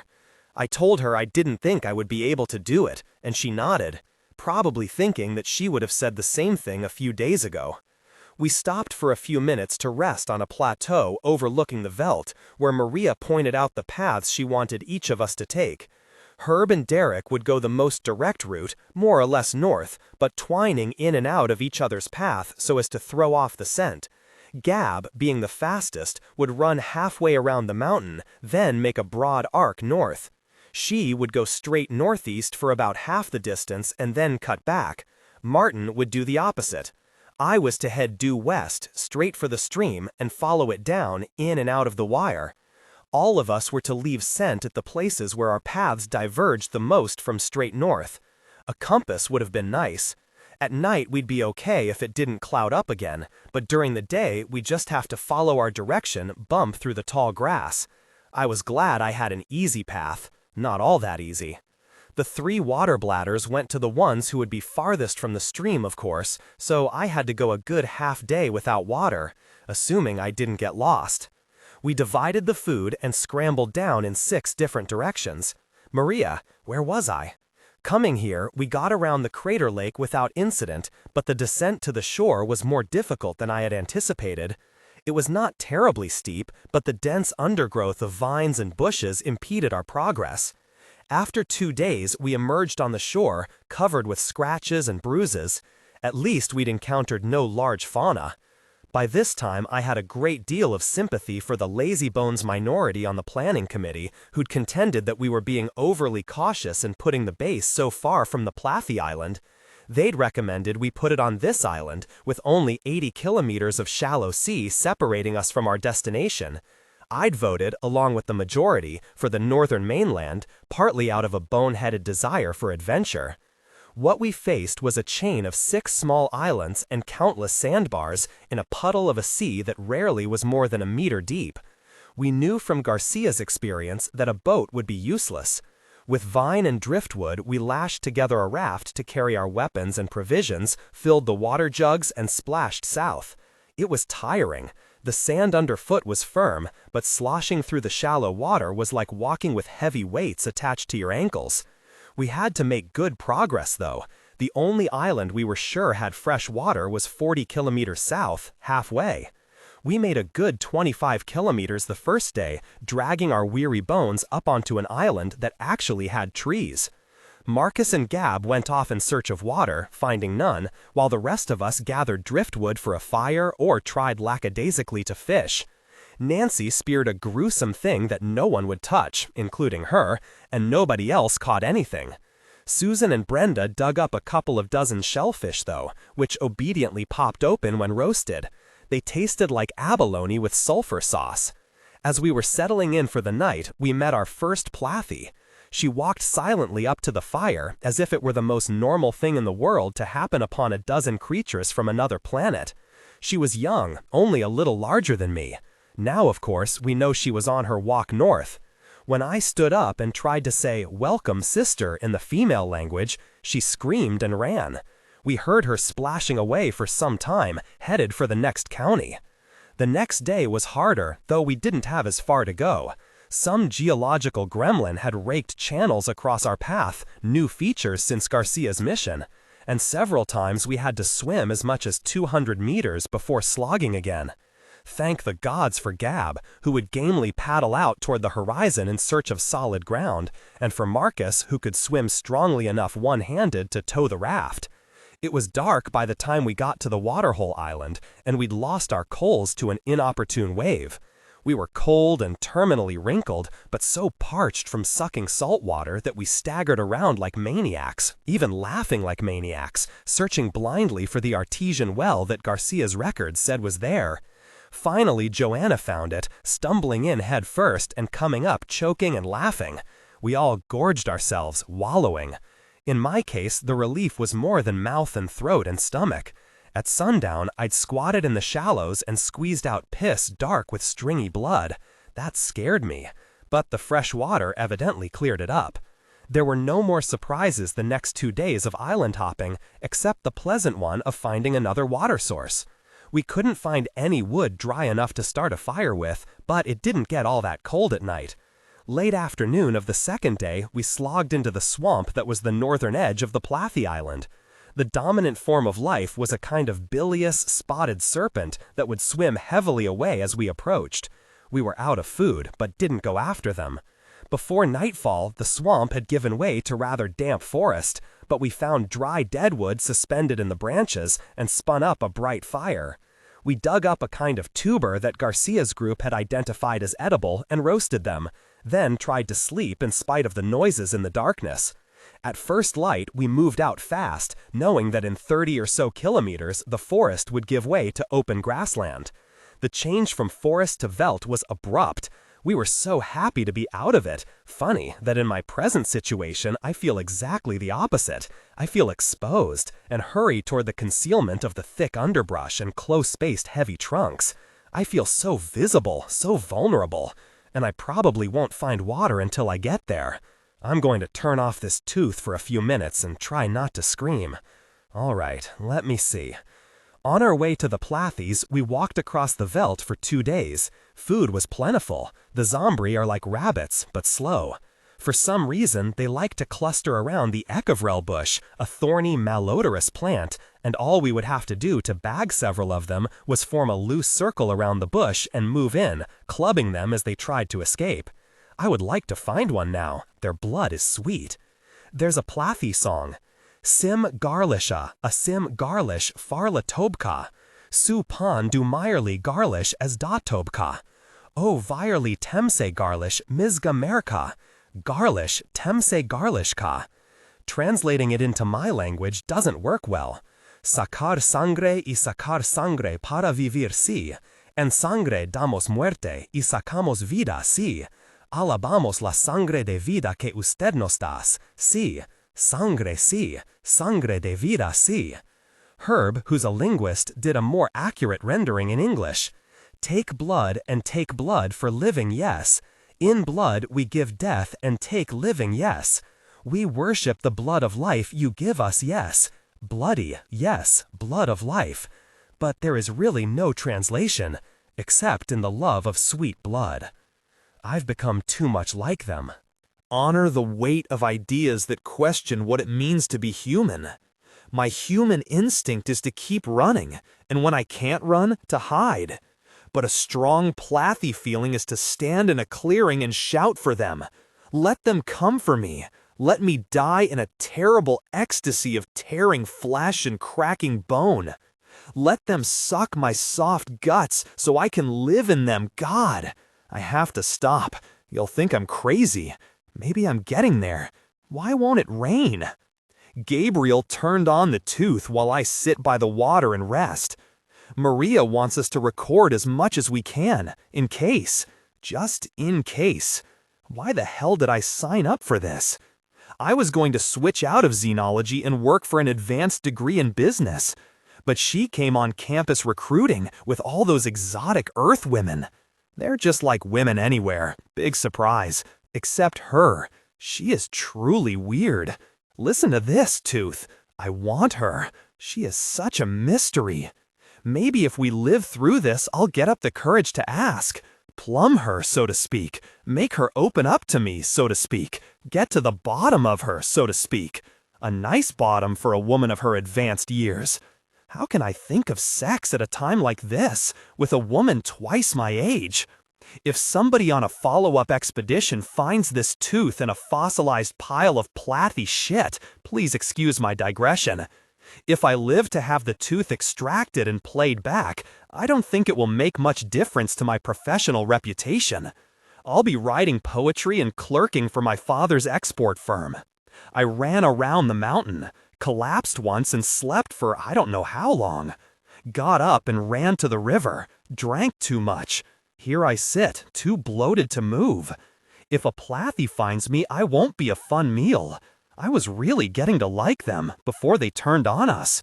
They seemed like such vegetables until it started to get cold. Then it was as if they had turned into a different species. With hindsight, it's no big surprise that they should change again, or that they should be capable of such terrible violence. We were lulled by their tenderness toward each other and their friendliness toward us, and the subtle alien grace of their dancing and music and sculpture. We should have been cautious, having witnessed the two other changes, the overnight transformation into completely sexual creatures, and the slower evolution from lumpish primitives to charming creators when the snow started to fall. The change was obvious after the first heavy snowfall, which left about half a meter of the stuff on the ground. The Plathys started singing and laughing spontaneously. They rolled up their moffas and stored them in a cave and began playing in the snow. Or at least it seemed like play. They were so carefree and childlike about it. Actually, they were building a city of snow. The individual buildings, laculas, were uniform domes built up from blocks of snow. Maria called them igloos, after a similar primitive structure on Earth, and the name stuck. Even some of the Plathys used it. There were 29 domes arranged in a circle, eventually connected by tunnels as the snow deepened. The inside of the circle was kept clear, the snow being constantly shoveled into the spaces between the domes. The net result was a high circular wall that kept the wind out. Later we learned it would also keep people in. They had a fire going most of the time in the middle of the circle, which served as a center for their daytime activities: music, dance, tumbling, athletic competition, and storytelling, which seemed to be a kind of fanciful history combined with moral instruction. Even with the sun up, the temperature rarely got above freezing, but the Plathys thrived in the cold. They would sit for hours on the ice, watching the performances, wearing only their kilts. We wore leggings and boots, jackets and hats. The Plathys would only dress up if they had to go out at night, which they often did, for reasons they couldn't or wouldn't explain to us. When the temperature dropped to 40 or 50 below. I went out at night a couple of times, but I didn't go far. Too easy to get lost. If it was clear, you could see the ring of igloos ghostly in the starlight. But if there was any weather, you couldn't see your own hand in front of your face. The igloos were surprisingly warm, though the only source of heat was 1 or 2 small oil lamps plus metabolism. That metabolism also permeated everything with the weird smell of Plathy sweat, which resembled rotten bananas. Our own dome got pretty high with the aroma of unwashed humans. Plathys would rarely visit for more than a minute or two. Seems odd to me that the Plathies didn't continue some of their activities, like music and storytelling, during the long nights. Some of them did routine housekeeping chores, mending and straightening, while others concentrated on sculpture. The sculptors seemed to go into a kind of trance, scraping patiently away at their rock or wood with teeth and claws. I never saw one use a tool, though they did carve and whittle when making everyday objects. I once watched an elder through the whole process. He sorted through a pile of rocks and logs until he found a rock he liked. Then he sat back and studied it from every angle, staring for more than an hour before beginning. Then he closed his eyes and started gnawing and scratching. I don't think he opened his eyes until he was done working. When I asked him if he had opened his eyes, he said, of course not. Over the course of 6 nights, he must have spent about 60 hours on the stone. When he finished, it was a delicate, lacy abstraction. The other Plathies came by, one at a time, to compliment him on it, the older ones offering gentle criticism. And after everyone had seen it, he threw it outside for the children to play with. I retrieved it and kept it, which he thought was funny. It had served its purpose, as he had served his purpose for it, finding its soul, its face inside, and releasing it. I shouldn't talk about sculpture, that's Herb's area of expertise. The assignment Maria gave me was to memorize the patterns of the athletic competitions. I was an athlete in school, twice winning the Hombre de Hierro award for my district. There's not much to say about it, though. How high can you jump? How fast can you run? How far can you spit? That was an interesting one. They can spit with great force. Another interesting one was wood eating. 2 contestants are given similar pieces of wood, kindling, a few centimeters wide by half a meter long, and they crunch away until one has consumed the whole thing. Since the other doesn't have to continue eating afterward, it's hard to say which one is the actual winner.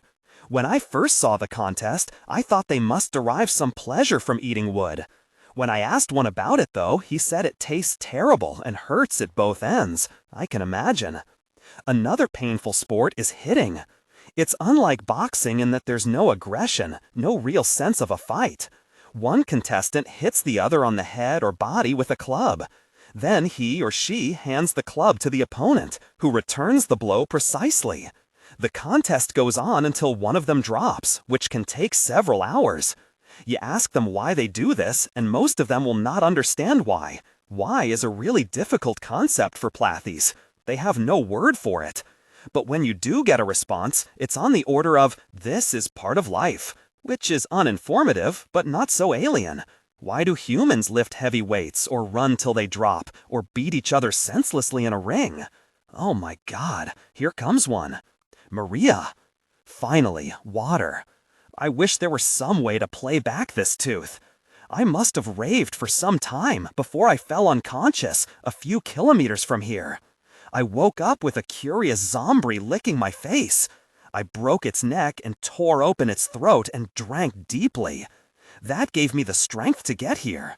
I drank my fill and then moved 1,000 steps downstream through the cold water, where I now sit concealed behind a bush, picking morsels from the zombie's carcass.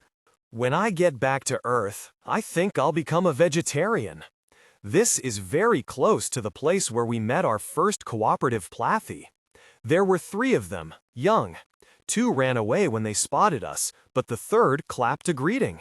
And when we clapped back, he cautiously joined us. We talked for an hour or so, the other 2 watching from behind trees.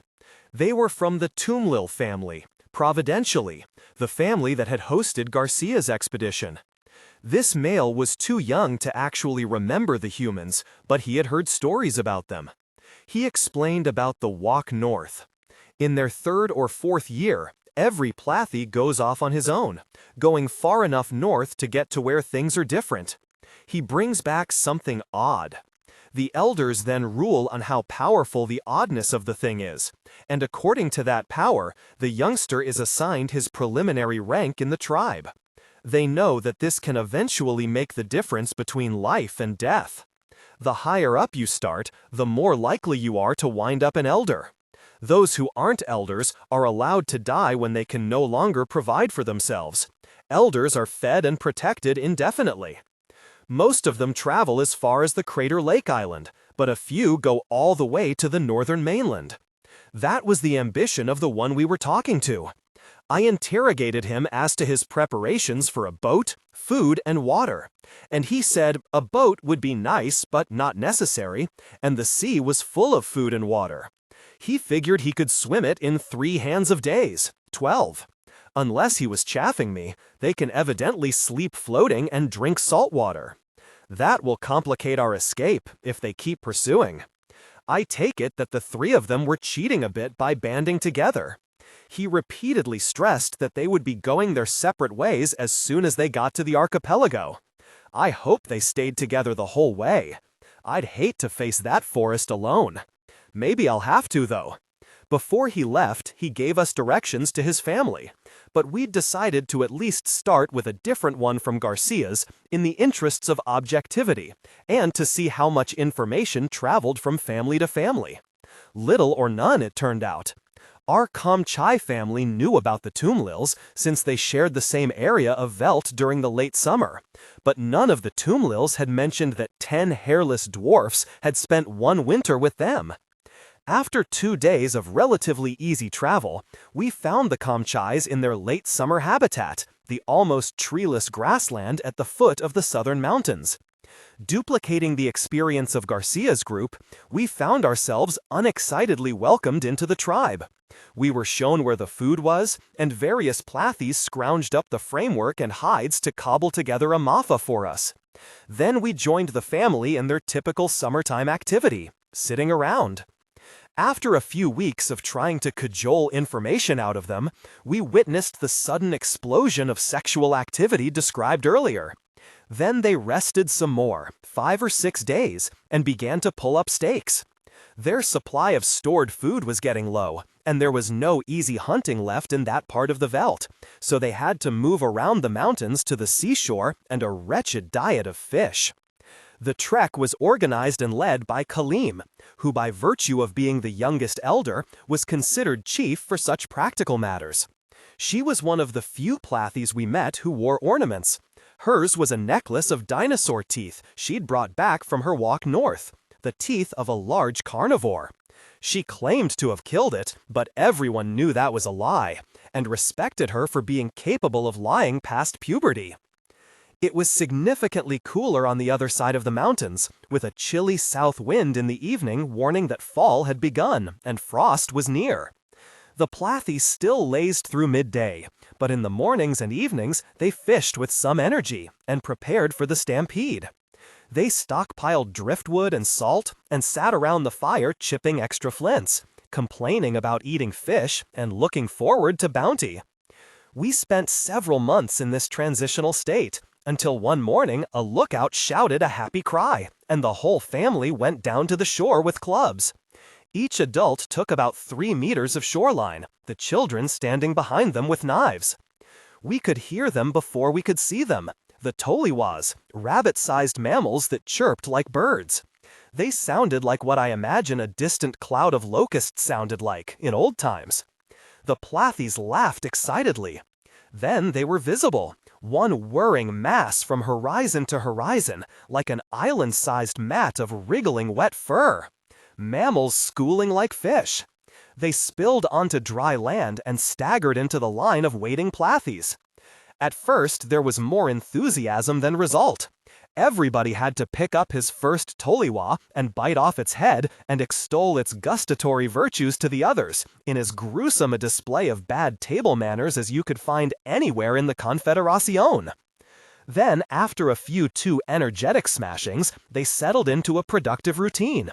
With the little animals milling around their ankles in an almost continuous stream, the adult would choose a large and healthy-looking one, and club it with a backhand swipe that lofted the stunned animal in an arc, back to where the child waited with the knife. The child would slit the animal's throat and set it on a large hide to bleed, and then wait happily for the next one. When the carcass had bled itself nearly dry, the child would give it a squeeze and transfer it to a stack on the sand, eventually working in a smooth assembly line fashion. The purpose of the systematic bleeding was to build up on the hide layers of coagulated blood that, when dry, would be cut up into squares and used for snacks. Large predators were scattered here and there through the swimming herd, fawn-colored animals resembling terrestrial kangaroos, but with finger-long fangs overhanging the lower jaw.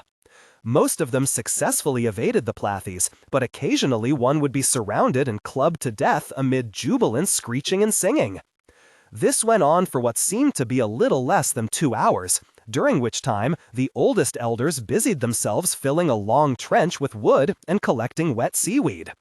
When the last stragglers of the school crawled out of the water and followed the others down the beach, there were 60 pyramidal stacks of furry bodies, each stack nearly as tall as a Plathie, ranged down the beach. We could hear the family west of us laughing and clubbing away. The statistics of the process bothered me. They seemed to have killed about 1 out of 100 of the beasts and then sent the remainder on down the beach, where the next family would presumably do the same, and so on. There were more than 100 families we knew. Why didn't they run out of Toliwas? For once, Tybrew gave me a straightforward answer. They take turns. Only 16 families gather the creatures during each migration, alternating in a rotating order that had been fixed since the dawn of time. The other families took advantage of the migrations of other animals. She was looking forward to 2 years hence when it would be their turn for the Juka slaughter. They were the tastiest and kept well. By this time it was getting dark. I had been helping the elders set up the long trench of bonfires. Now we lit them, and with the evening chill coming in over the sea, I was grateful for the snapping flames. Tybrew demonstrated the butchering process, so we could lend a hand. Selected internal organs went into hides of brine for pickling. Then the skin was torn off, and the yellow layer of fat that clung to it was scraped into clay jars for reducing to oil. More fat was flensed from the body, and then the meat was cut off in thin strips, which were draped over green sticks for smoking. Alas, they had no way to preserve the brains, so most of the Plathies crunched and sucked all night while they worked. We weren't strong enough or experienced enough to keep up with even the children, but we gamely butchered through the night, trying not to cut ourselves on the slippery flint razors, working in the light of guttering torches. The seaweed produced an acrid halogen-smelling smoke that Tybrew claimed was good for the lungs, maybe because of its preservative effect. The sun came up on a scene out of Hieronymus Bosch, smoke swirling over bloody sands, littered with bones and heaps of entrails, Plathies and people blood-smeared and haggard with fatigue. We splashed into the icy water and scrubbed off dried blood with handfuls of sand, then stood in the stinging smoke trying to thaw out. It was time to pack up and go. Already, the rich smell of fresh blood was underlaid with a whiff of rot. Insects were buzzing, and hard-shell scavengers were scuttling up onto the beach. When the sun got high, the place would become unlivable, even by Plathie standards. We rolled up the smoked meat and blood squares into the raw scraped hides, which would later be pegged out and dried in the sun, and followed a trail up into the mountains. We set up our moffas on a plateau about 1,000 meters up and waited placidly for the snow. Someone coming. Derek. I can no longer view them as other than dangerous animals. They mimic humanity. No, what I mean is that we interpret in human terms the things they do, the animal things they do. Maria, I'm sorry. I can't be a scientist about this. Not anymore. Not after what I just saw. Herb and I were supposed to crisscross, going northeast 1,000 steps, then northwest 1,000, and so forth. That was supposed to confuse them. They caught Herb. I heard the scream, maybe half a kilometer away. I should have run, knowing there was nothing I could do, but Herb and I've been close in school. Undergraduate. We're close. And there he, 2 of them had run him down in a small clearing, killed him, and taken off his head. One of them was, I can't. I hid in the underbrush. All I had was a club. There was nothing I could do. One of them was eating his private parts. The other was scooping him out, curious, dissecting him. I ran away. It's a wonder they didn't. Oh shit, here they come. Gabriel, I think my wrist is broken, maybe just sprained, but I killed the son of a bitch. He came around a bend in the river and I was on him with the spear. Element of surprise. I got him 2 good ones in the thorax before he grabbed me. Where are their goddamn vital organs? A human would have dropped dead. He grabbed me by the wrist and slammed me to the ground. I rolled away, retrieved the spear, and impaled him as he jumped on me. He made a lot of noise and finally decided to die after scraping my arm pretty well. For some reason he wasn't armed, thank God. He was Embrek, the one who taught me how to fish. We got along so well. What the hell happened? It was the first time it rained instead of snowing. All the music and everything stopped. They moped around all day and wouldn't talk. When it got dark, they went wild. They burst into our igloo, 4 of them, and started ripping off our clothes. Nancy, Susan, and Marcus resisted and were killed right there, 1 bite each. The rest of us were stripped and led or carried out into the cold, into the center of the compound. The cheerful fire was black mud now, starting to glaze with ice.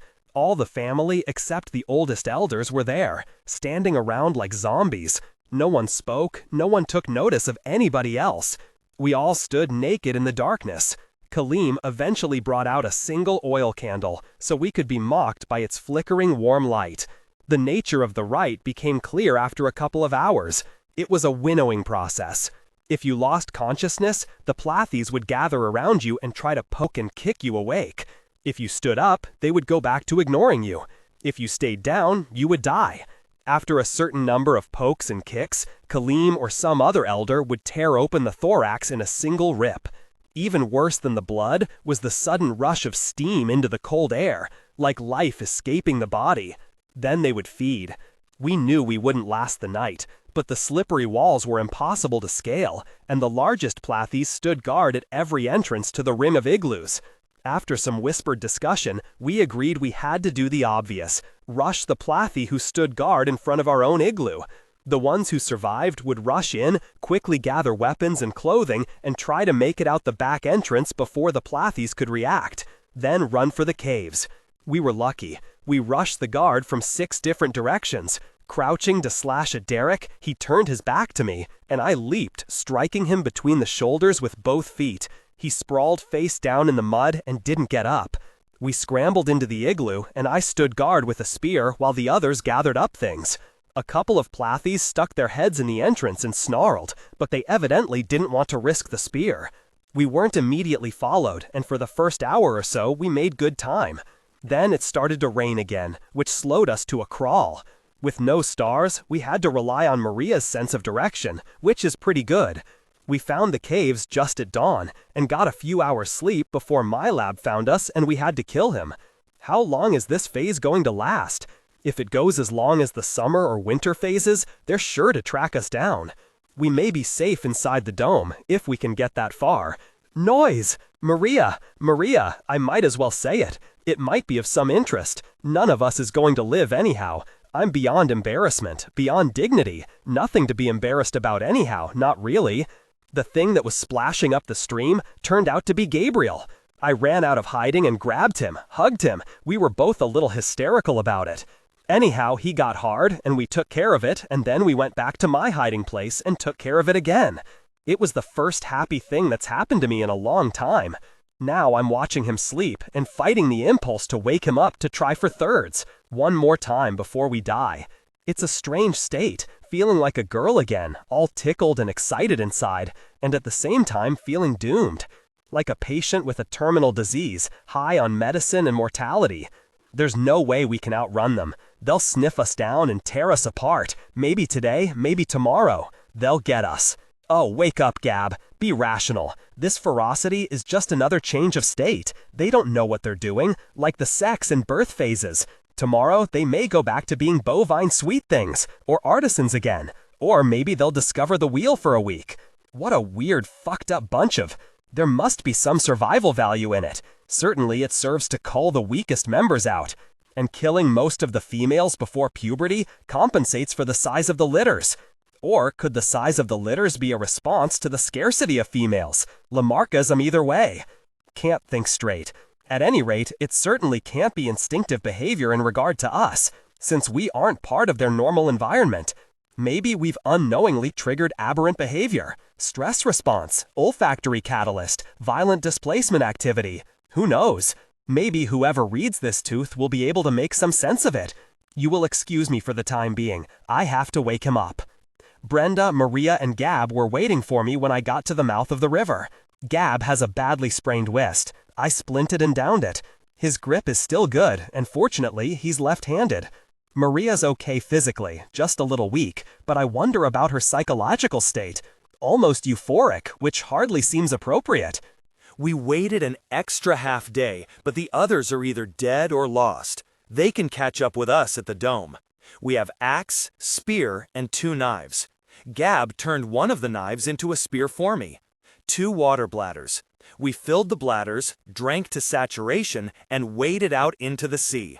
The water seems icy cold, probably more than 10 degrees colder than when we walked through it before. Numb from the waist down after a few minutes. When the water is shallow or you get to walk along a sandbar, sensation returns, deep stinging pain. It was a good thing we'd found that second water island. Only 10 kilometers of wading and limping along the wet sand. We'd rolled up our furs and shouldered them so they were fairly dry. Couldn't risk a fire, and probably couldn't have found enough dry stuff to make one, so we just huddled together for warmth. We whispered, mapping out our strategy, such as it was, and kept an eye out to the south. Though if we'd been followed by even one Plathy, we'd be pretty helpless. 30 kilometers to the next waterhole. We decided to stay here for a couple of days, eating the sulfurous oysters and regaining strength. It would have to be a fast push, going all the way on less than 5 liters of water. In fact, we stayed 4 days. Gab came down with bad diarrhea, and we couldn't push on until his body could hold fluid. It was just as well. We were all bone-tired and stressed to the limit. The first night, we just collapsed in a hamster pile and slept like the dead. The next day, we gathered enough soft, dry grass to make a kind of mattress and spread our furs into a piecemeal blanket. We still huddled for warmth and reassurance, and after a certain amount of non-verbal discussion, Gab unleashed his singular talent on both of us impartially. That was interesting. Something Maria said indicated that Gab was new to her. I'd thought that nothing, male, female, or Plathy, was safe around him. Maybe Maria's strength intimidated him, or her age, or being the authority figure. That must be why she was in such a strange mood when I caught up with them. Anyhow, I'm glad for her. Gab entertained us with poetry and songs in 3 languages. It's odd that all 3 of us know English. Maria had to learn it for her study of the Eskimos, and I did a residency in Massachusetts. Gab picked it up just for the hell of it, along with a couple of other Earth languages, besides Spanish and Pan-Swahili, and all 3 Selvan dialects. He's quite a boy. Maria was the only one who could speak Plathy better than he. They tried duets on the blood songs and shit songs, but it doesn't sound too convincing. The consonants, ka and ko, you just can't do unless you have teeth like bear traps. The stress triggered my period a week early. When we fled the igloo, I hadn't had time to gather up my moss pads and leather strap contraction, so I just sort of dripped all over the island. It obviously upset Gab, but I'm not going to waddle around with a handful of grass for his precious male sensibilities. His rather gruesome sickness didn't do much for my sensibilities either, doctor or no. We spent the last day in futile basket weaving, trying to craft something that would hold water for more than a few minutes. We all knew that it could be done, but it couldn't be done by us, not with the grass on the island. Maria did manage to cobble together a bucket out of her kilt by working a framework of sticks around it. That will double our amount of water, but she'll have to cradle it with both arms. 30 kilometers. I hope we make it. Maria were almost dead from thirst and exposure by the time we got to the waterhole island. We had long since lost track of our progress, since the vegetation on the islands was radically different from summers, and some of the shorelines had changed. We just hoped each large island would be the one, and finally one was. Alongside the waterhole, we found the fresh remains of a fire. At first, that gave us a little hope, since it was possible that the rest of our team had leapfrogged us while Gab was convalescing. But then we found the dropping place, and the excrement was Plathy. 3 or 4 of them, by the looks of it. A day or so ahead of us. We didn't know what to do. Were they hunters searching us out, or a group on their walk north? If the latter, it would probably be smartest to stay here for a couple of days, let them get way ahead. If they were hunters, though, they might still be on the island, and it would be smarter for us to move on. Gab didn't think they were hunters, since they would have overtaken us earlier and made lunch meat out of us. I wasn't sure. There were at least 3 logical paths through the archipelago. They might have taken one of the others. Since they could drink salt water, they didn't have to go out of their way to get to the island we first stopped at. None of us felt up to push on. The going would be easier, but it would still be at least 10 hours of sloshing through cold water on small rations. So we compromised. In case there were hunters on the island, we made camp on the southern tip, the wind was from the north, in a small clearing almost completely surrounded by thick brambles. If we had to stand and fight, there was really only one direction they could approach us from. We didn't risk a fire and sent only one person out at a time for water or shellfish. One stayed awake while the other 2 slept. Our precautions wouldn't amount to much if there actually were 3 or 4 of them and they all came after us. But they might be split up, and both Gab and I had proved they could be killed, at least one at a time. We spent 2 uneventful days regaining our strength. About midday on the 3rd, Gab went out for water and came back with Derek. He was half dead from exposure and hunger. We fed him tiny bits of shellfish and water, and after a day of intermittent sleeping and raving, he came around enough to talk. He'd seen 2 plathies in the process of eating herb. They ran after him, but he plunged blindly into brambles. His arms and lower legs were covered with festering scratches. And they evidently didn't follow him very far. He'd found the river and run out to sea in a blind panic. Got to the first water island and laid there for days. He couldn't remember whether he'd eaten. Then he heard plathies, or thought he did, and took off north as fast as he could manage. He didn't remember getting here. Gab found him unconscious at the water's edge. So now the plan is to wait here 2 or 3 more days until Derek feels strong enough for the next push. Hardest part still ahead. Even if we don't run into plathies, what if the boats are gone? Gabriel. We didn't see any further sign of the plathies. After 4 days, Derek was ready to go. For a full day, we drank all the water we could hold, and then, at sundown, set out. There was only one place so deep we had to swim. I tried to carry Maria's water basket, side-stroking, but it didn't work. So the last 20 or 25 kilometers, we were racing against the dwindling supply of water in the 2 bladders. At first light, there was still no sight of land, and we had to proceed by dead reckoning. The plathies evidently don't have this problem. They're somehow sensitive to the planet's magnetic field, like some Selvan migrating birds. We saved a few spoonfuls of water to drink when we finally sighted land. We went along in silence for an hour or so, and then Derek had a brainstorm. We were scanning the horizon from only a meter or so above sea level. If someone stood on my shoulders, he could see twice as far. Derek was the tallest. I ducked under and hoisted him up. He could stay balanced only for a second, but it did work. He saw a green smudge off to the left. We adjusted our course and slogged on with new energy. When all of us could see the smudge, we celebrated with a last sip of water. Of course, the stream that would be our guide uphill was nowhere to be seen. We stumbled ashore and did manage to lick enough moisture from foliage to partly allay our terrible thirst, though the bitter flavor soured my stomach. We marked the spot with a large X in the sand and split into pairs, Brenda and I going one direction and Maria and Derek going the other, each with a water bladder to fill when one pair found the river. We agreed to turn back after no more than 10,000 steps. If neither pair found the river within 10 kilometers of our starting place, would just work our way uphill toward the crater lake. It would be slower going than following the stream's course, but we could probably manage it, licking leaves and splitting some kinds of stalks for water. And we'd be less likely to run into an ambush if there were hunters waiting ahead. I wasn't looking forward to it, though. Coming down had been enough trouble. We were lucky, in a sense. Brenda and I stumbled on the stream less than 2 kilometers from where we started. We drank deeply and jogged back to catch up with Maria and Derek. We made an overnight camp some distance from the stream and foraged for food. There were no fish in the shallows and none of the sulfurous oysters. There were small crabs, but they were hard to catch and had only a pinch of meat. We wound up digging tubers, which were not very palatable raw, but would sustain us until we got to the lake, where fish were plentiful. It might have been a little safer to travel by night, but we remembered how the brambles had flayed us before and decided to take the chance. It was a mistake. As we had hoped, progress was a lot faster and easier going up than it had been coming down. Less slipping.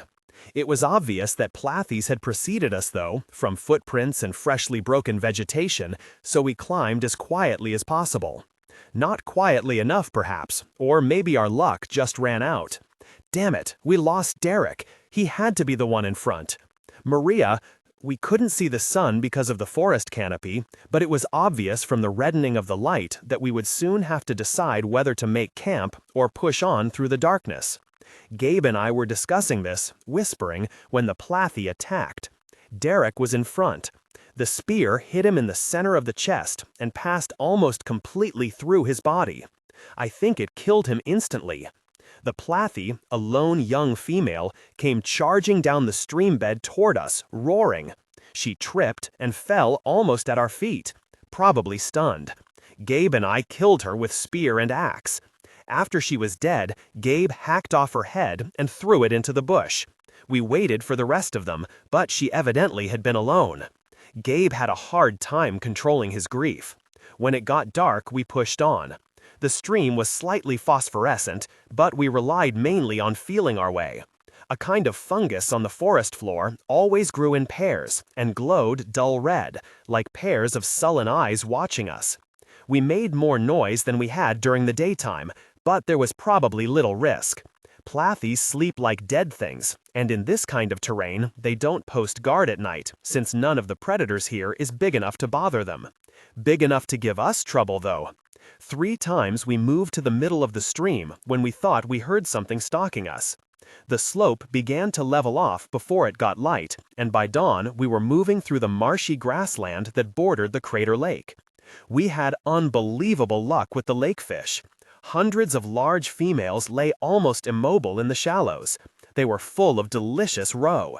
We gorged ourselves and then cut strips of flesh to dry in the sun. Not as effective as smoking, but we couldn't risk a fire. We decided it would be safest to sleep separately, in case someone had picked up our trail. Like Gab, I found a tree to drape myself in. Brenda just found a patch of sunlight, arranged her furs on the wet ground, and collapsed.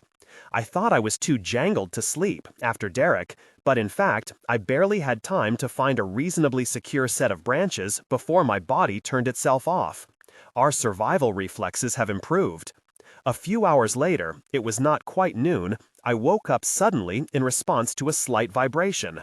One of the cat creatures was creeping toward me along another branch. I didn't want to throw the spear, of course, so I took the offensive, crawling closer to the beast. He snarled and backed up warily. When I was a couple of spear lengths from him, I started poking toward his face. Eventually, I forced him onto too small a limb, and he crashed to the ground. He lay there a moment, then heaved himself up, growled at the world, and limped away. I went back to my branch and slept a few more hours unmolested. Gabe woke me up with the bad news that Brenda was gone. There was no sign of violence at the spot where she'd settled down, though, and we eventually found her hiding in a tree as we had. She'd heard a noise. We gathered up our dried fish, that it hadn't been disturbed was encouraging, and killed a few fresh ones to carry along for dinner. Then we moved with some haste down along the river we had followed up so long ago. If all goes well, we will be able to duplicate in reverse the earlier sequence. Rest tonight on this side of the banyan forest, then push through to the large clearing. Spend the night there, and at first light, press on to the sea. Gabriel. The sea. I was never so glad to see water. The first boat we found was beyond use, burned in 2, but the water jugs nearby were unharmed, curiously enough. It's possible some immature Plathies had come upon it and not recognized that it was a boat, just a hollow log that had burned partway through. So they may have innocently used it for fuel.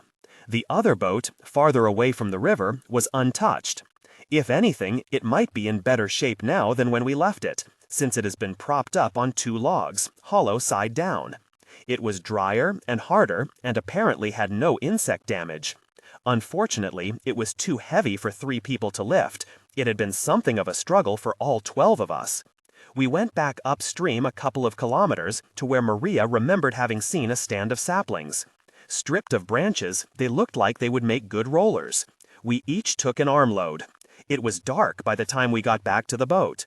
It might have been prudent to try to launch it in the darkness and paddle out to comparative safety. But there hadn't been any sign of Plathies on this side of the island, and we were exhausted. I stood first watch and had to trudge around in circles to stay awake. A couple of times I heard something out in the grass, but it never came close. Maria and Brenda heard it on their shifts, but it left before dawn. At first light, we started rolling the boat. A good 3 hours of hard labor, since when the saplings got into sand, they forgot how to be wheels. We dragged it the last 100 meters, one bone-cracking centimeter after another. Once it was floating free, we anchored it and sat in the shallow water for a long time, poleaxed by fatigue. It was amazing how much warmer the water was here, just 100 or so kilometers north of the Plathi Island. Volcanic activity, coupled with distance from the continental shelf drop-off. We dragged ourselves back to the place we'd slept and found that all our food was gone. Animals. The weapons were still there. Rather than start off with no reserve food, we spent the rest of the morning hunting. 12 large snakes and 7 small animals like Zomri, but with 6 legs. We risked a fire to smoke them, which perhaps was not wise. One person guarded the fire, while the other 2 loaded all the jars, and then arranged a makeshift vessel in the stern, pegging the largest fur out in a cup shape. Finally, we loaded all the food and weapons aboard and swung up over the side. The outriggers kept us from losing too much water from the stern. Honor the weight of ideas that question what it means to be human. We paddled almost hysterically for an hour or so, and then, with the island just a whisper of dark on the horizon, anchored to sleep until the guide stars came out.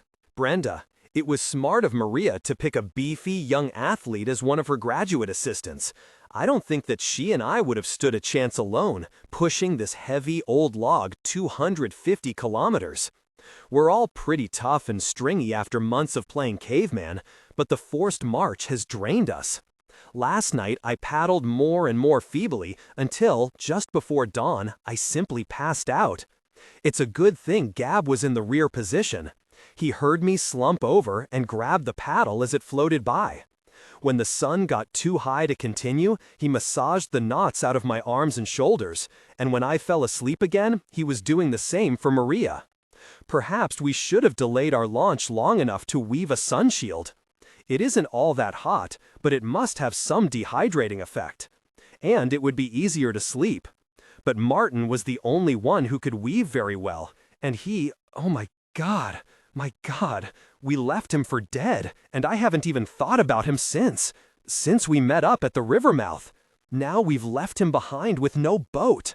He could have been just a day or an hour behind us, and if he was, we've murdered him. Brenda suddenly burst into tears and started going on about Martin. I gave him up before we left the Plathi Island. His route was a mirror image of mine, and he was a much faster runner. They must have caught him. I pointed out to Brenda that if Martin did make it to the coast of the Crater Lake Island, he could probably survive indefinitely with his primitive skills, since it would be fairly easy for one man alone to stay away from the Plathies who occasionally passed through there.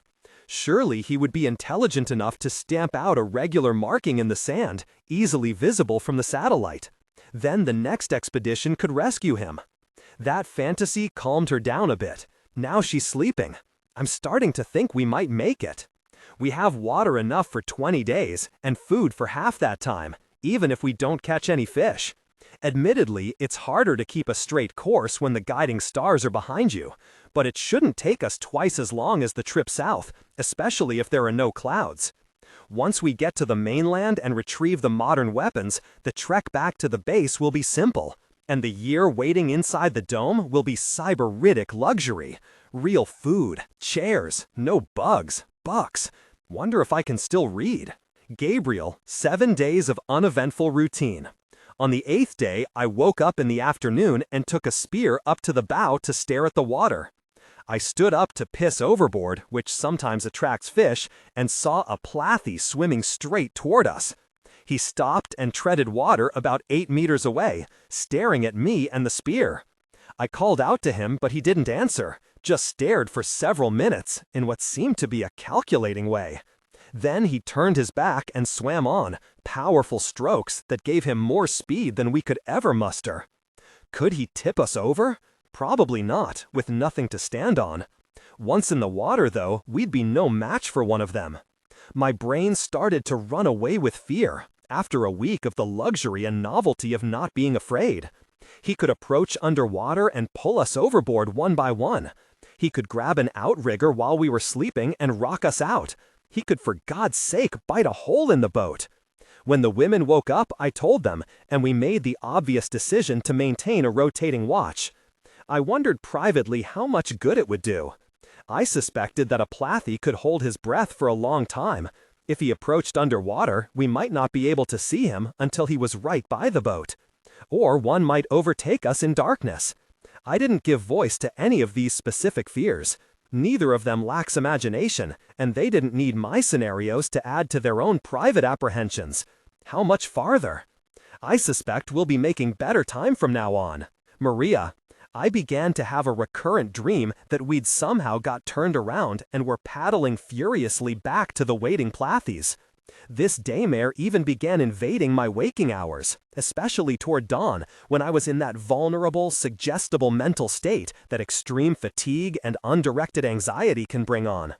So when in the first light I saw land, the emotion I felt was speechless apprehension. We'd been paddling 11 days. We must have gotten turned around. We couldn't have covered the distance in that time. I stared at it for half a minute before Brenda mumbled something about it being too early to take a break. Then Gab also saw the faint green line on the horizon, and we chattered on about it for a while, drifting. As it got lighter, we could see the purple cones of distant volcanoes, which put my subconscious to rest. The volcanoes simplified navigation, since I could remember what their relative positions had been on the way out. It looked as if we were going to land 10 or 15 kilometers west of the mouth of the river that led to the base. The question was whether to alter our course off to the right so as to land closer to the river, or go straight in and walk along the beach. We were safer on the water, but terminally tired of paddling, so we opted for the short approach. It was little more than an hour before the canoe landed with a solid crunch. We jumped out and immediately fell down. No land legs. I could stand up, but the ground seemed to teeter. For some reason, it was a lot worse than it had been on the outward trip. There had been a little more wave action this time, which could account for that. It might also account for the good time we made, some sort of seasonal current. Using the spears as canes, we practiced walking for a while. When we could stagger pretty well unsupported, we gathered our stuff and started down the beach as quickly as possible. It would be a good idea to find the weapons and dig them up before dark. Eventually, we were making pretty good progress, though when we stopped, the ground would still rock back and forth. The musty jungle actually smelled good, reassuring. We ate the last of the smoked snake while hungrily discussing the culinary miracles waiting for us at the base. There was enough food there to last 12 people for more than a year, a precaution against disaster. We reached the mouth of the river before midday. But when we paced off from the rock to where the weapons were supposed to be, we got a nasty surprise. Someone had already dug them up. Humus had filled the hole, but there was a definite depression there, and the ground was soft. Dejected and frightened, we paced on to the next site, and it had also been dug up, but we found 3 of the exhumed fuel cells lying in the brush. The plathies wouldn't know how to install them, of course. Even if, as now seemed likely, they had been watching us when we first buried them, they wouldn't have been able to find the hidden studs that had to be pushed simultaneously to open the camouflaged weapons. Even if they somehow got one open, they wouldn't know how to screw in the fuel cell and unsafe it. We went back to the first site on the off chance that they might have discarded the weapons too, since ours weren't superior, in conventional capabilities, to what they would normally carry. That turned out to be a smart move. We found a club and a spear snarled in the undergrowth, still in good working order. They'd been crafted of Bruchian ironwood, and so were impervious to moisture and mold. We armed the two and confirmed that they worked. There were probably others hidden more deeply in the brush, but we were too tired to continue the search. We'd been pushing for most of a day, burning adrenaline. The two weapons would be enough to protect us while we slept. Gabriel. Brenda woke me up delightfully. I was having an interesting dream, and then it wasn't a dream. I had the last guard shift before dawn. Scouting the perimeter of our site for firewood, I almost stumbled over a slow lizard, about a meter long and fat. Skinned and cleaned him and had him roasting on a spit by the time the women woke up. After breakfast, we spent a good 2 hours searching the area around the weapons pit, spiraling out systematically, but didn't find anything further. Well, it was good luck we even had the two weapons. We were considerably better with spear, knife, and club than we had been when we landed, but probably not good enough for an extended trek through the mainland. Packs of hungry carnivores, even if no planthies waited in ambush. Combing the other site did find us 2 more fuel cells, which should be plenty. Each one is good for more than an hour of continuous firing when new, and none of them was half used up. We could even afford to use the weapons to light fires. So we started off in pretty high spirits. By noon, we weren't quite so springy. One long sleep isn't enough to turn night creatures into day creatures. And though walking is easier than paddling, our leg muscles were weak from disuse. There was a bare rock island in the middle of the broad river. We waded out to it and made camp.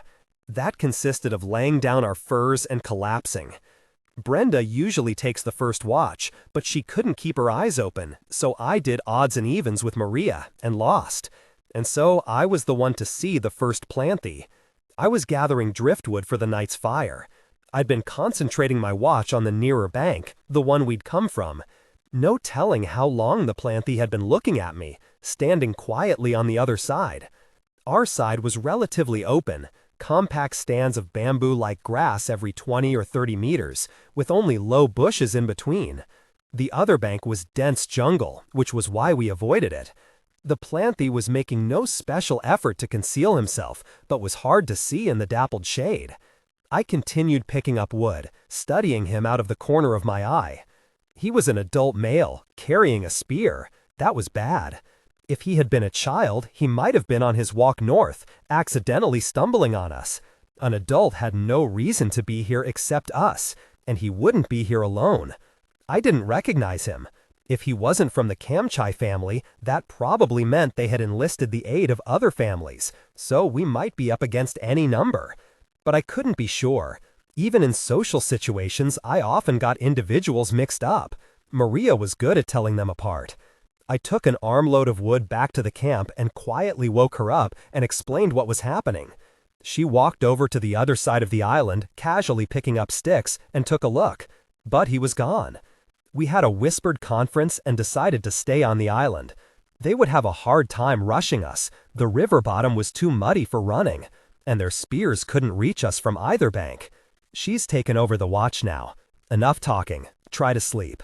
Brenda, what a terrible night. Nobody woke me for my afternoon watch turn, so I slept almost until dark. Maria said she hadn't awakened me because she was too nervous to sleep anyhow, and explained about Gab seeing the plantee. When the sun went down, we lit the fire, and Gab joined us.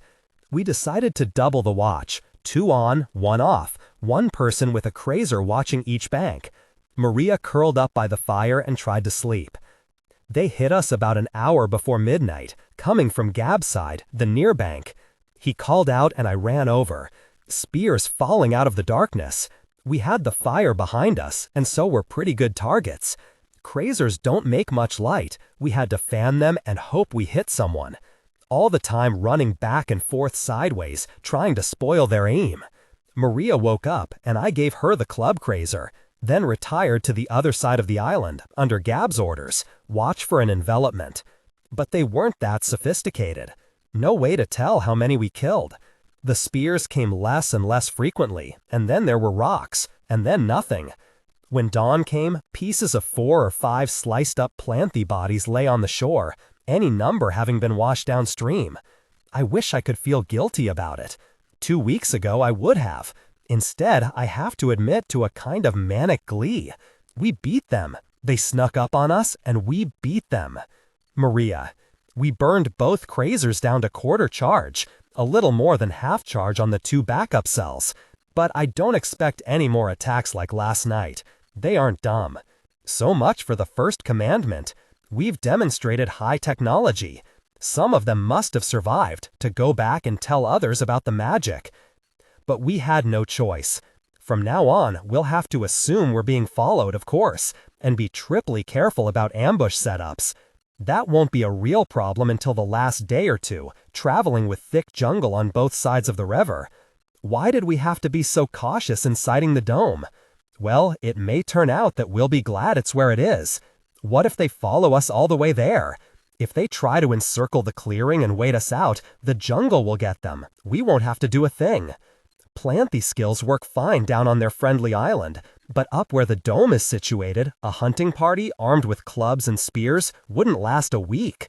Free lunch for the fauna. We have to push on fast. Islands like this one will be common while the river is wide and slow. We'll be fairly safe. When the jungle closes in on both sides, though, the river will become a narrow, twisting cataract. No island protection, but its noise might confound Planthy's hearing, make it harder for them to ambush us. At any rate, this is the plan. Each day on the plane, cover as much ground as possible, consistent with getting a few hours of sleep each night. Rest up just south of the jungle, and then make a forced march, 2 days to the dome. Maybe this haste is unnecessary.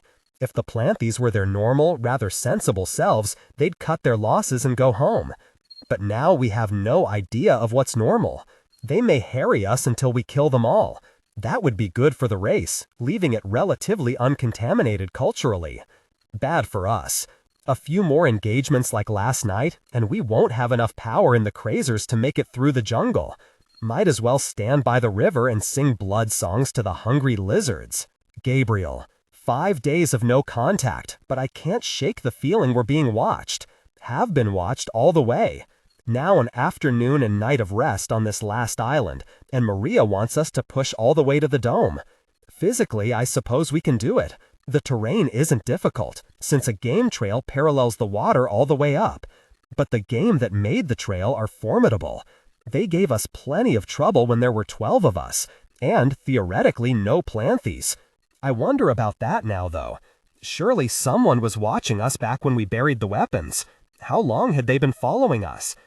They claimed that they never go to the mainland, except for a few brave walkers, and of course they always tell the truth. About what they remember, anyhow. I haven't recorded anything for a long time, waiting for my state of mind to improve. After the night of the attack, I ran out of hope. Things haven't improved, but I'm talking to myself to stay awake for the rest of this watch.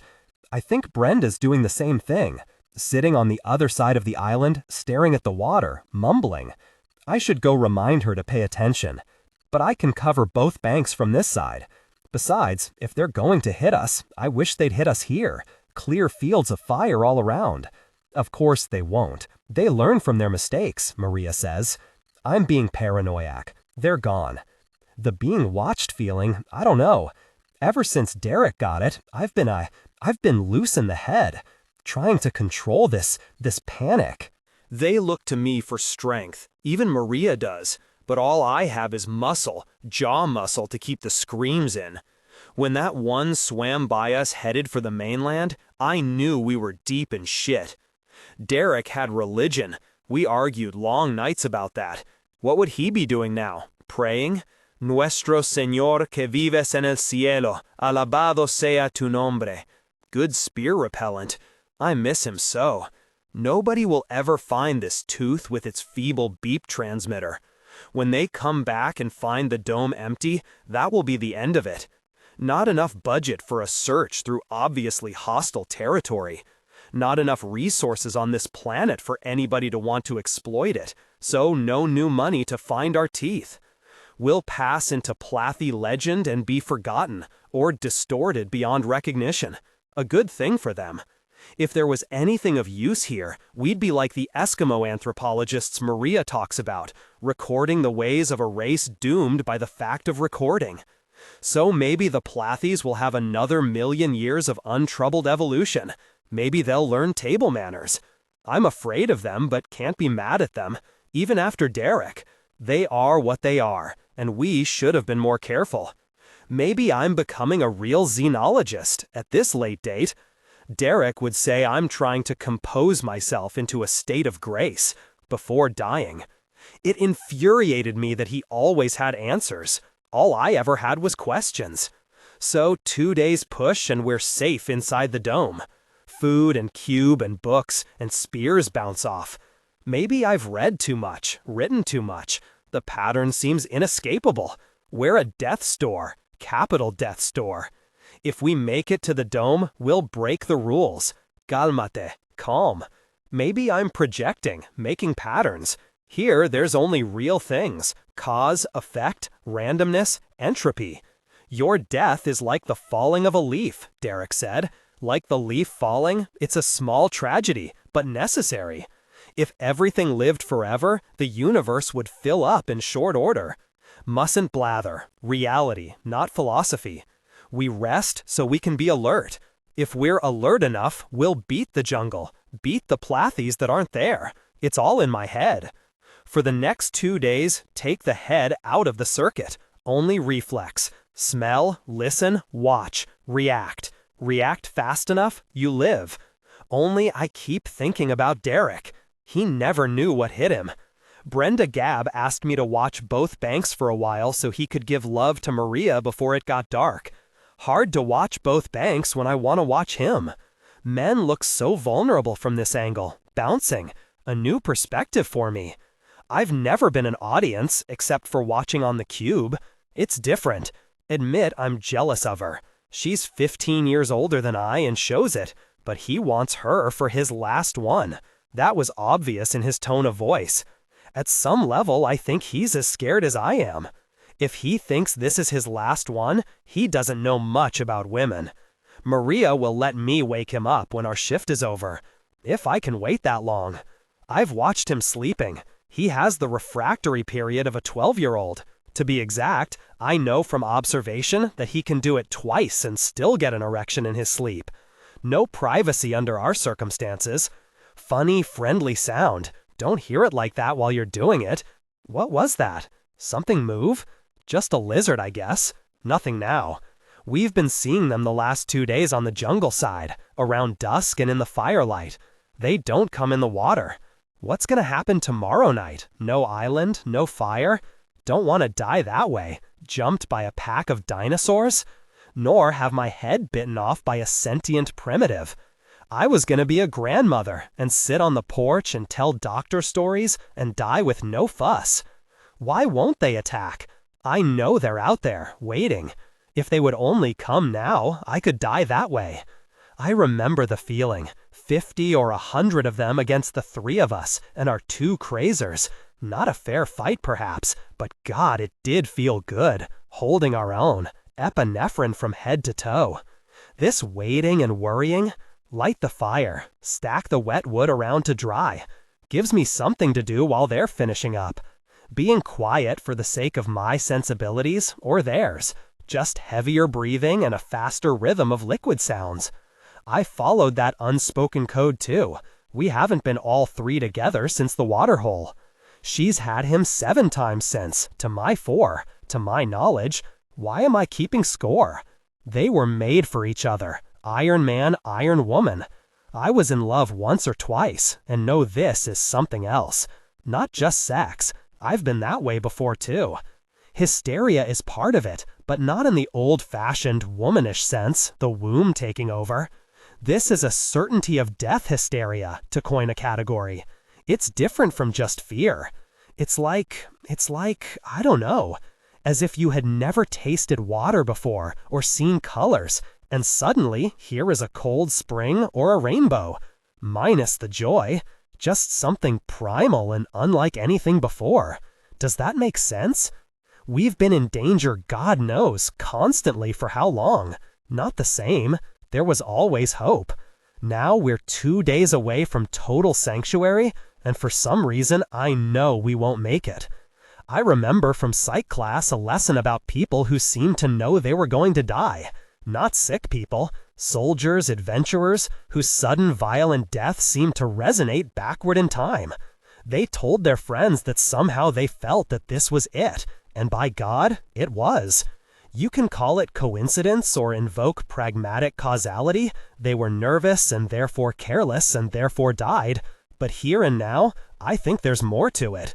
Once I'm safe inside the dome, I'll publish a retraction. Right now, I feel my death as strongly as I feel the need for that man inside of me. Maria. Somehow we lived through that one. We'd been in the jungle for perhaps 12 hours, dusk approaching, when a lizard pack hit us, or 2 packs, from in front and behind. The trail is scarcely 2 meters wide, which saved us. The carcasses piled up and impeded their charge. We must have killed 40 of them, man-sized or slightly smaller. Not a type we'd seen on the way down. Are they intelligent enough to coordinate their charge, or is it some kind of instinctive attack pattern? Scary either way. Used up a lot of energy. If it happens a few more times, it happens. No use thinking about it. At least the action seems to have been good for morale. Both of them have been radiating depression and fear since we started out this morning, reinforcing each other's premonitions of doom. I shouldn't have let her go to him at watch change, or I should have admonished her to fuck, don't talk. It was too much like saying goodbye. I got that feeling from Gab, too, last night, but I tried to reassure him. Words. By my reckoning, we have 14 to 18 hours to go, depending on how much ground we can cover without light. Decided against torches, of course. The Plathies don't normally hunt at night, but they sure as hell attacked us in the dark. Natural impulse is to climb a tree and wait for dawn. That would be suicidal. The jungle canopy is thick and supports its own very active ecology. We can't take to the water because the current's too swift, even if we wanted to chance the snakes. We'll stay within touching distance, Gab in front because he has the best hearing. Brenda hears better than me, so she should bring up the rear. But I think she'll be better off in the middle, feeling protected. Besides, I want to have one of the weapons. Gabriel. Never another night like that. I wound up firing at every sound, jumpy. But a few times there actually was something waiting in front of us. Once, something that wasn't a lizard. Big, shaggy animal that stood up on its hind legs and reared over us, all teeth and claws and a dick the size of my arm. He was too dumb to know he was dead, and actually kept scrabbling toward us after I cut him off at the knees. If we'd gone a few steps farther before I fired, he would have gotten at least me, maybe all of us. The crazer light was almost bright in the pitch blackness, a lurid strobe. I used up the last of one fuel cell and had to reload by touch. At least we don't have to worry about the Plathies. Nothing remotely edible could make it through a night like that without energy weapons. When I mentioned that to Maria, she said not to be too sure. They were tracking us on the jungle side before. Not the same, though. This jungle makes that one look like a park. Dead tired but moving fast. We're looking for a pink granite outcropping. 50 paces upstream from it, there's a minor trail to the right. The dome clearing is about half a kilometer in. Can't be more than a few hours away. Brenda, there it is, the rock. Hard to talk running, Maria. Slow down, careful. That's better. Not a sound now. Gabriel, oh no, shit, no. Brenda, they burned it? Gabriel, spears. Maria, take his weapon, get to cover, here. Oh, Maria, so this is how it ends. Gab died about 10 minutes ago, in the first moment of the attack, a spear in the back of his head. Brenda was hit then too, a spear that went in her shoulder and came out her back. She lived for several minutes though, and acquitted herself well when the Plathies charged. I think we killed them all, 37 by my count. If there are any left in the jungle, they are staying there for the time being. They must have piled wood up around the dome and kept a bonfire going until the force field overloaded and collapsed. It wasn't engineered for that kind of punishment, I suppose, obviously. Little of use left in the ruins. Rations destroyed, fuel cells popped by the heat. There's a toolbox not badly harmed. Nothing around to repair with it, though. Maybe if I dug I could find some rations merely overcooked, but I don't want to stay around to search. Doubt that I'll live long enough to have another meal anyhow. My fault. 11 good people dead, and how many innocent savages because I wasn't prudent. With that first abrupt life change, the frenzied breeding, I should have ordered us to tiptoe away. Another decade of satellite surveillance, and we would have learned which times were safe to come in for close-up study. Now everything is a shambles. Racial vanity is part of it, I guess, or my vanity. Thinking we could come naked into a heavily armed Stone Age culture and survive by our superior intelligence and advanced perspective? It worked before, but this place is not Obalobal. I guess all I can do now is be sure a record survives. These teeth might not make it through a plathy or lizard digestive system. I'll use the pliers from the toolkit. Leave the teeth here in the ruins, buried enough so the plathies can't find them easily. One hell of a prize to bring back from your walk north. I have only about a 10th charge left. Brenda used up all of the other before she died. Not enough to get out of the jungle, not even if it were all daylight. One woman alone doesn't have a bloody fucking chance on this world. I'll try the river. Maybe I can find a log that will float me down to the savannah. Then hike to the coast. If I can make it to the beach, maybe I can stay alive there for a while. Sleep with one eye open. I don't know. Look for me there, but don't bother to look for it too long. The pliers. Sorry, Brenda. Sorry, Gab. Sweet Gab. Still warm. Now, mine. One jerk. Some blood, some pain. Temse Garlishka, to Amadou Massier, Coordinator, Selva Sector Recreational Facilities, Confederation Office Building, Suite 100, Boulevard 243-488-739, Selva. From Federico Santisteban, Publicity Director, Office of Resources Allocation, Chimborazo Interplanetario, Ecuador, 3874658, Terra. Dr. Massier, I hope you will find the enclosed transcript of some use. Your assistant, Senora Videla, mentioned the possibility of a documentary cube show to generate interest in the hunting trips to San Christophe 4.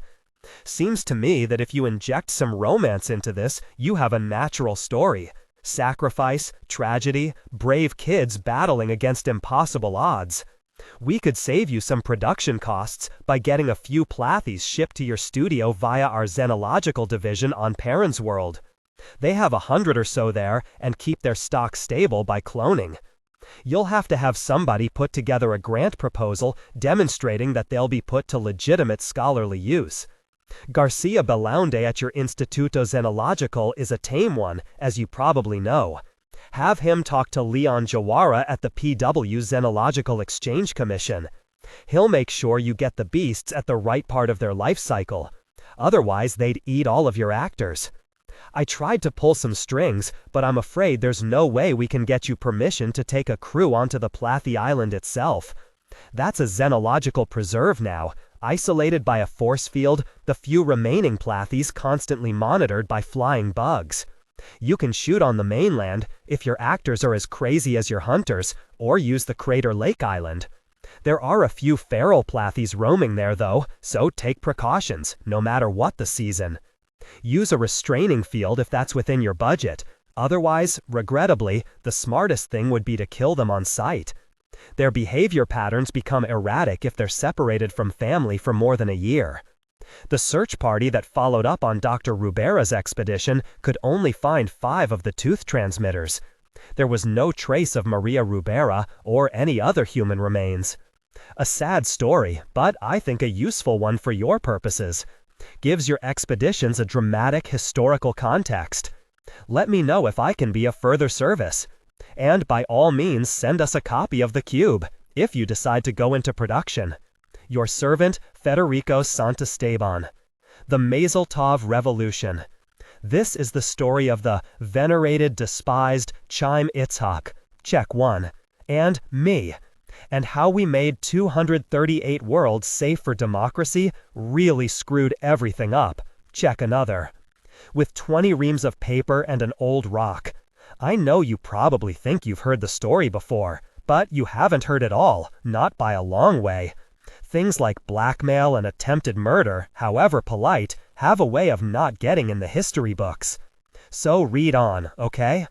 It all started out, for me at least, when I was stranded on Faraway a quarter of a century ago. You're probably thinking you wouldn't mind getting stranded on Faraway, right? Garden spot of the Confederation, second capital of humanity, monument to human engineering and all that, terraformed down to the last molecule. I tell kids what it was like back in '09, and they just shake their heads. Back then, Faraway was one of those places where you might see an occasional tourist, only because it was one of the places that tourists just didn't go. It was one of the last outposts of Georgia's abortive Second Empire, and had barely supported itself by exporting things like lead and cadmium. Nice, poisonous heavy metals whose oxides covered the planet instead of grass. You had to run around in asbestos suit with an air conditioner on your back. It was so damned close to Wriggle. Still is too damned close. But the way they opaqued the upper atmosphere, they tell me that Wriggle is just a baby blue ball that makes spectacular sunrises and sunsets. I've never been too tempted to go see it, having worked under its blue glare in the old days, wondering how long it'd be before you went sterile, lead underwear notwithstanding, feeling skin cancers sprouting in the shortwave radiation. I met old Chime there at the University Club, a rundown bar left over from the Empire days. How I got to that godforsaken place is a story in itself. One I can't tell because the husband is still alive. But I was down and out with no ticket back, dead-ended at 30. I was sitting alone in the University Club, ignoring the bartender, nursing my morning beer and feeling desperate when old Chime came in. He was around 70 but looked older, all grizzled and seamed, and I started getting ready an excuse in case he was armed with a hard luck story. But he ordered a cup of real coffee, and when he paid, I sneaked a look at his credit flash. The number was 3 digits longer than mine. Not prejudiced against millionaires, I struck up a conversation with him. There was only one opening gambit for conversation on Faraway, since the weather never changed and there were no politics to speak of. "What the hell are you doing here?" "It's the closest place to where I want to go," he said, which was ridiculous. Then he asked me the same, and I told him. And we commiserated for a few minutes on the unpredictability of the other sex. I finally got around to asking him exactly where it was he wanted to go. "It's interesting enough," he said. 2 other people had come into the bar. He looked at them blandly. "Why don't we move to a table?"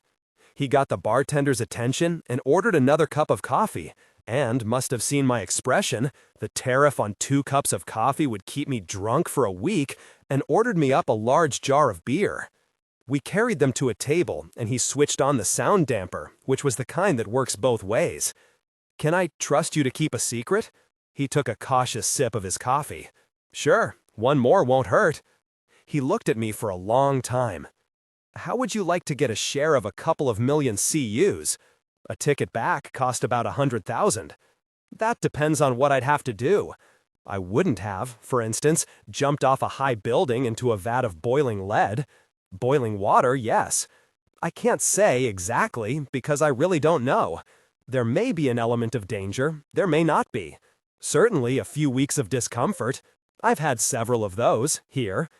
He nodded at the insignia on my fading fatigue jacket. "You're still licensed to pilot?" "Technically." "Bonded?" "No, like I told you, I had to skip out. My bond's on Perrin's World. I don't dare." "No problem, really. This is a system job. You need to be bonded for interstellar flight, but planet to planet, within a stellar system, there's not that much money involved." "System job? Here? I didn't know Rigel had any." "Rigel has one other planet, cataloged as Biarritz. It never got chartered or officially named because there's nothing there. Except something you want, maybe something a lot of people want. But he wouldn't tell me anymore. We talked on until noon, Chime feeling me out, seeing whether he could trust me, whether he wanted me as a partner. There were plenty of pilots stranded on Faraway. I later found out that he'd talked to a half dozen or so before me. We were talking about children or some damn thing when he suddenly sat up straight and said, "All right, I think you'll be my pilot." "Good now, just what?" "Not yet. You don't need to know yet. What's your credit number?" I gave it to him, and he punched out a sequence on his credit flash. "This is your advance," he said. I checked my flash and, glory, I was 50,000 CUs richer. "You'll get the same amount later if Biarritz doesn't pan out. If it works, you'll also get a percentage. We'll talk about that later." The other 50,000 was all I wanted. Get back to civilization, and I could hire a proxy to go to Perrin and rescue my bond. Then I'd be in business again. Now, the first thing you have to do is get us a ship. I'll arrange the financing. We left the bar and went to Faraway's only public, or private, stenographer, and he made out a letter of credit for me. "Any kind of a ship will do," he said as I walked him back to his hotel. "Anything from a yacht to a battle wagon. We just have to get there. And back." On any civilized world, I could have stepped into a booth and called Hartford, then strolled down to the nearest port and picked up a vessel, local, interplanetary, or, if I was bonded and could wait a day or two, interstellar. But far away was far away, so it was a little more complicated. Let me digress, in case you were born less than 20 years ago and fell asleep in history class. Back then, we had two governments, the Confederation we all know and love, and New Hartford Transportation Rentals Limited. There was nothing on paper that connected the Confederation with Hartford, but in reality, they were as intertwined as the skeins of a braid. New Hartford Transportation Rentals Limited owned virtually all of the basic patents necessary for interstellar travel, as well as every starship, including the 4 clunkers left over from George VIII's disastrous imperialistic experiment. Tired of your planet? Seek religious freedom, adventure, fresh air, want to run from creditors? Get enough people together, and Hartford would lease you a ship for an astronomical sum, but at very generous rates. In fact, the first couple of generations hardly paid anything at all, while the interest built up, but then, talk about the sins of the fathers coming home to roost. Once a colony began to be a going concern, Hartford was empowered to levy a tax of up to 50% on every commercial transaction. And Hartford would carefully keep the tax down to a level where only the interest on the loan was being paid, the principal resting untouched, to provide Hartford an income in perpetuity. It was a rigged game, enforced by the Confederation, and everybody knew it. But it was the only game in town. Hartford had a representative on every planet, and they kept him fueled with enough money so that he was always the richest and usually the most influential citizen of the planet. If a planetary government tried to evolve away from the rapacious capitalism that guaranteed Hartford a good return on its investment, their representative usually had enough leverage to put it back on the right road. There were loopholes and technicalities. Most planets didn't pass the Hartford tax on directly, but used a sliding income tax, so the rich would get poorer, and the poor, God bless them, would go home and make more taxpayers rather than riot in the streets. If you ever patronize the kind of disreputable tavern that caters to pilots and other low types, you may have heard them singing that ancient ballad, "My heart belongs to Mother, but Hartford owns my ass." Hartford owned that fundamental part of everybody on Faraway, too. But that didn't mean they'd supplied Faraway with a nice modern spaceport, bristling with ships of all sizes and ranges. No, just the bi-weekly vessel from Steiner that dropped off supplies and picked up some cadmium. I had to admit there wasn't much reason for Faraway to have a short-run, plain old interplanetary ship. What good would it be? All you could do with it would be orbit Faraway, and it looked bad enough from the ground, or take a joyride out to Biarritz. And there were more entertaining ways to throw away your money, even on Faraway. It turned out that there actually was one interplanetary ship on Faraway, but it was a museum piece. It had been sitting for 200 years. The Bonne Chance, the ship Biarritz herself had used to survey the clinker that retained her name by default. It was being held for back taxes, and we picked it up for 6 figures. Then the headaches began. Everything was in French. Dial markings, instruction manual, log. I got a dictionary and walked around with an indelible pencil, relabeling, and Chime and I spent a week of afternoons and evenings translating the manual. The fusion engine was in good shape, no moving parts bigger than a molecule, but the rest of the ship was pretty ragged. Far Away didn't have much of an atmosphere, but it was practically pure oxygen and hot. The hull was all pitted and had to be reground. The electronic components of the ship had been exposed to 200 years of enough ionizing radiation to mutate a couple of fruit flies into a herd of purple cattle. Most of the guidance and communications gimcrackery had to be repaired or replaced. Honor the weight of ideas that question what it means to be human. We kept half the drifter population of Faraway, some pretty highly trained drifters of course, employed for over a week hammering that antique wreck into some kind of shape. I took it up alone for a couple of orbits and decided I could get it 20 AUs and back without any major disaster. Chime was still being the mystery man. He gave me a list of supplies, but it didn't hold any clue as to what we were going to do once we were on Biarritz.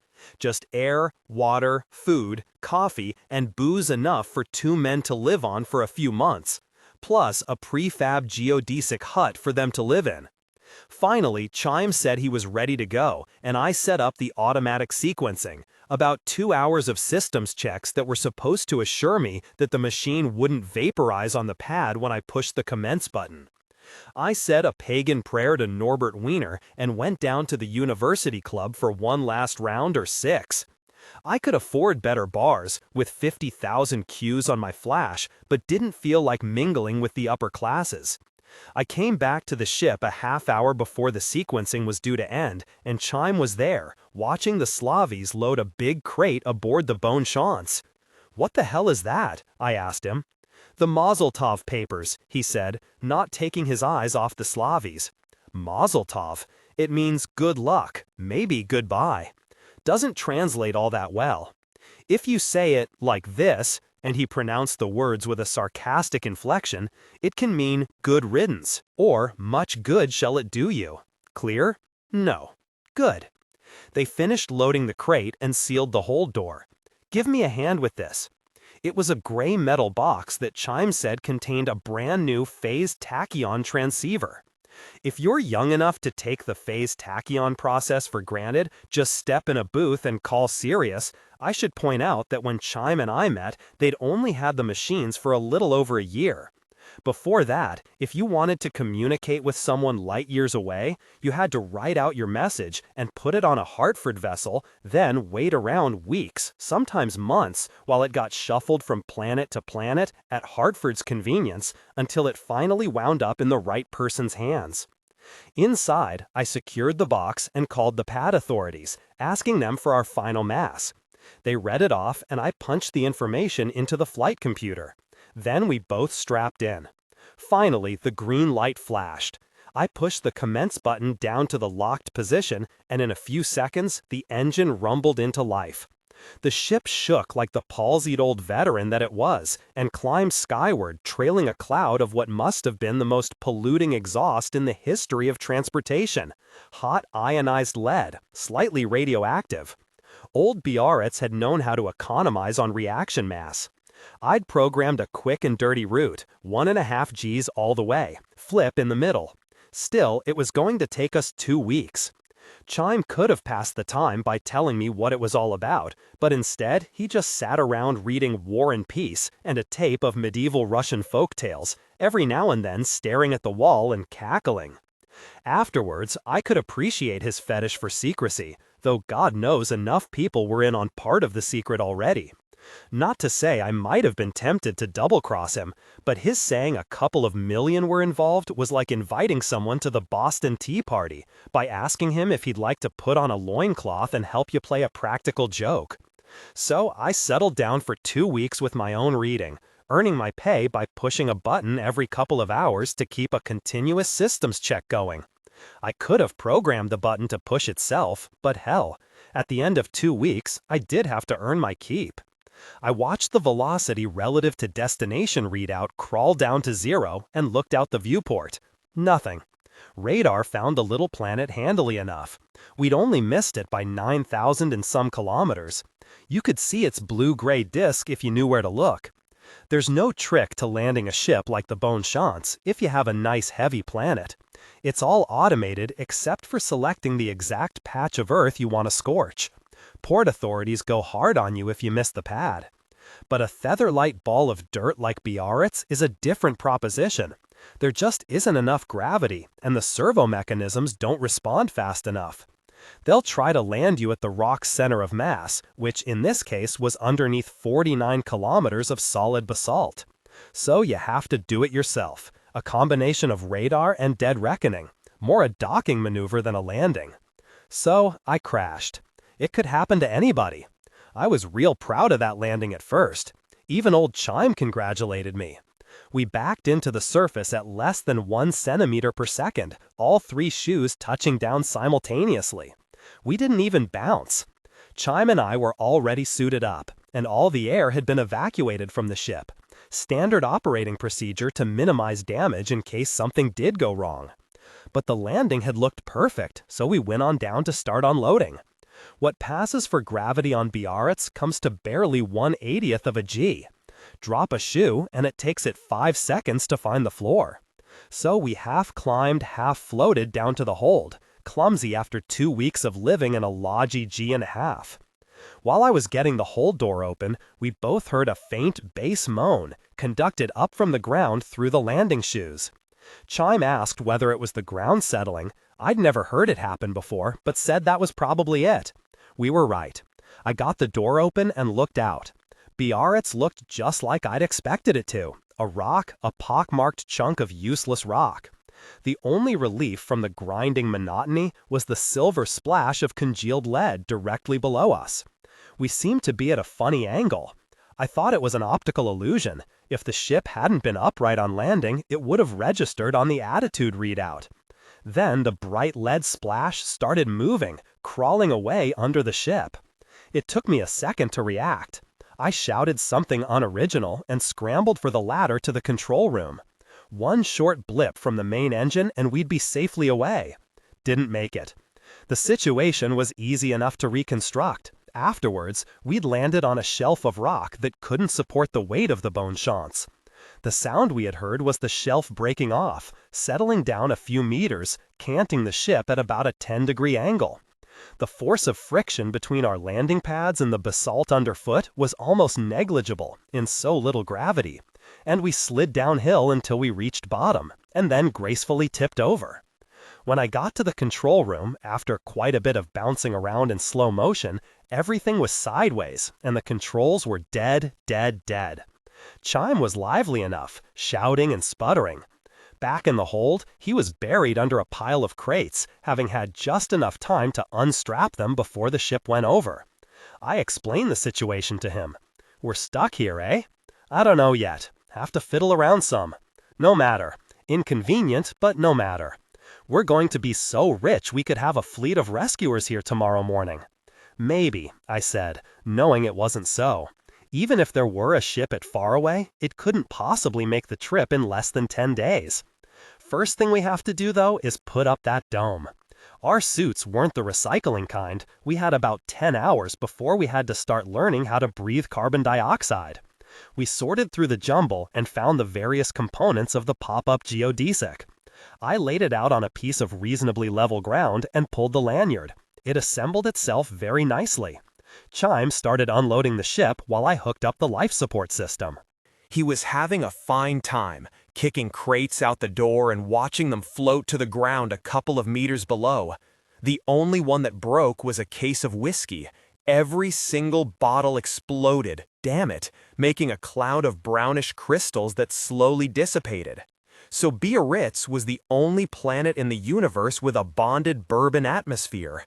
When Chame got to his booze, a case of gin, he carried it down by hand. We set up housekeeping while the dome was warming. I was still opening boxes when the bell went off, meaning there was enough oxygen and heat for life. Chame must have had more trust in automatic devices than I had. He popped off his helmet immediately and scrambled out of his suit. I took off my helmet to be sociable, but kept on working at the last crate, the one Chame had said contained the Mazel Tov papers. I got the top peeled away and looked inside. Sure enough, it was full of paper in loose stacks. I picked up a handful and looked at them. Immigration forms? Chaim was sitting on a stack of food cartons peeling off his suit liner. That's right, our fortune. Mazel Tov Immigration Bureau, I read off one of the sheets. Who? You're half of it. I'm half of it. Mazel Tov is the planet under your feet. He slipped off the box. Where'd you put our clothes? What? This floor's cold. Over by the kitchen. I followed his naked, wrinkled back as he clumped across the dome. Look, you can't just name a planet. I can't, eh? He rummaged through the footlocker and found some red tights, struggled into them. Who says I can't? The Confederation. Hartford, you've got to get a charter. He found an orange tunic that clashed pretty well and slipped it over his head, muffled. So I'm going to get a charter? Just like that. He started strapping on his boots and looked at me with amusement. No, not just like that. Let's make some coffee. He filled 2 cups with water and put them in the heater.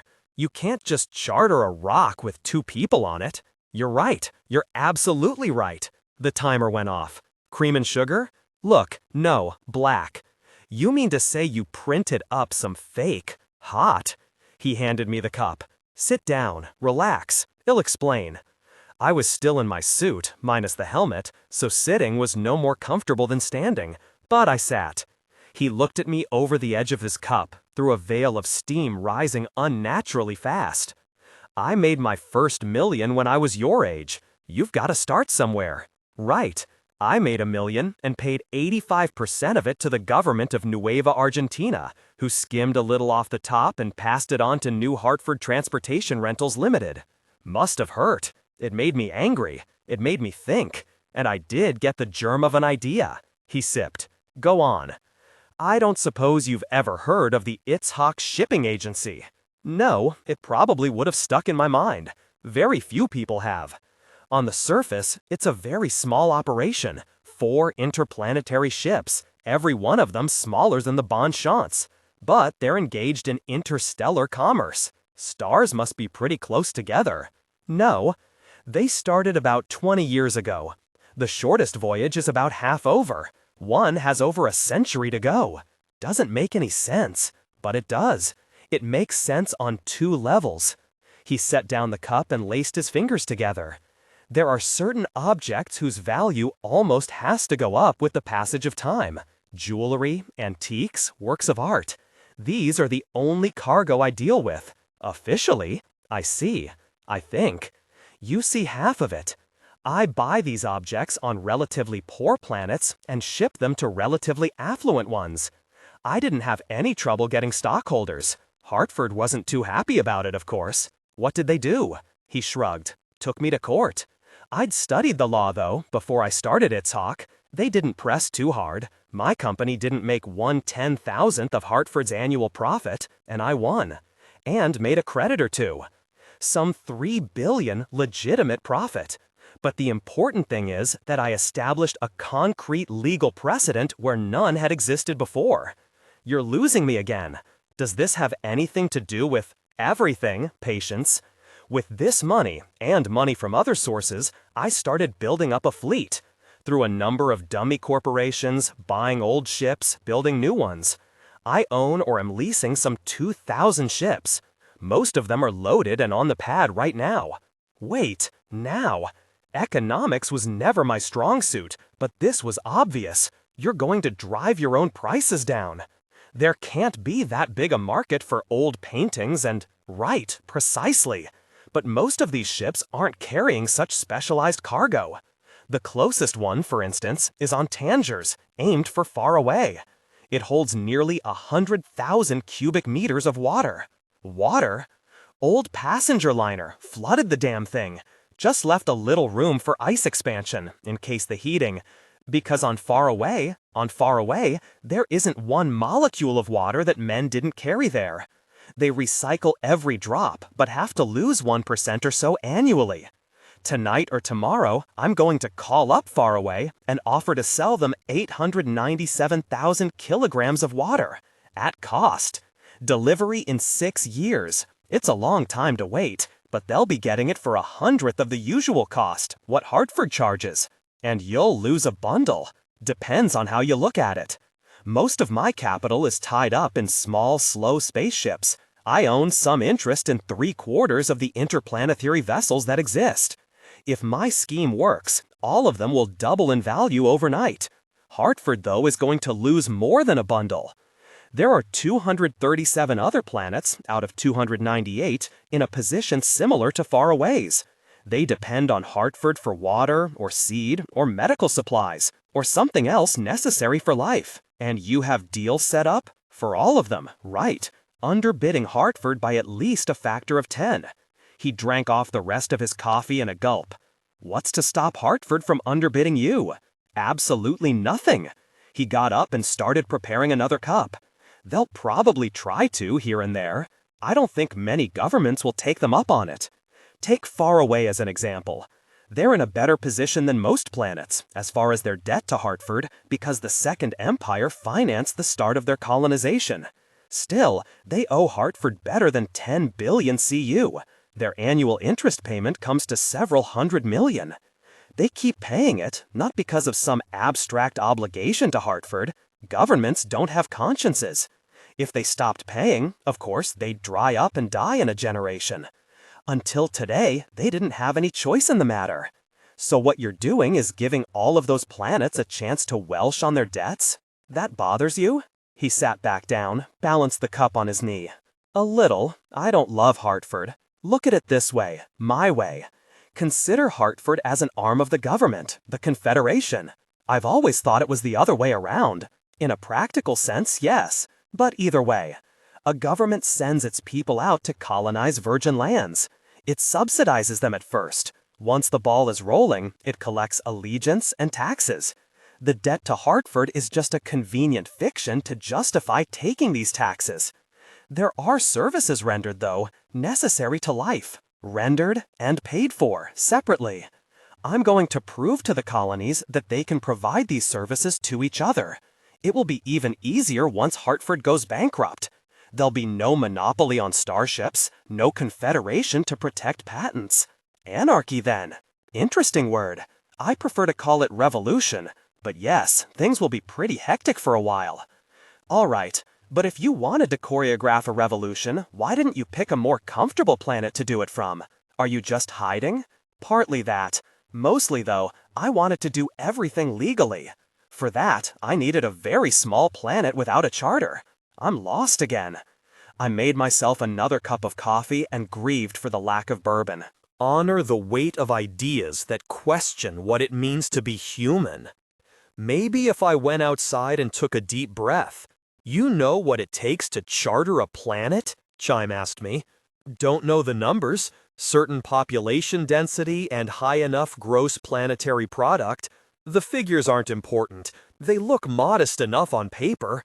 The way it works out, though, is that by the time a planet is populated enough and prosperous enough to get its independence, it's almost guaranteed to be irretrievably in debt to Hartford. That's what all those immigration forms are for. Half of those stacks are immigration forms, and the other half, limited powers of attorney.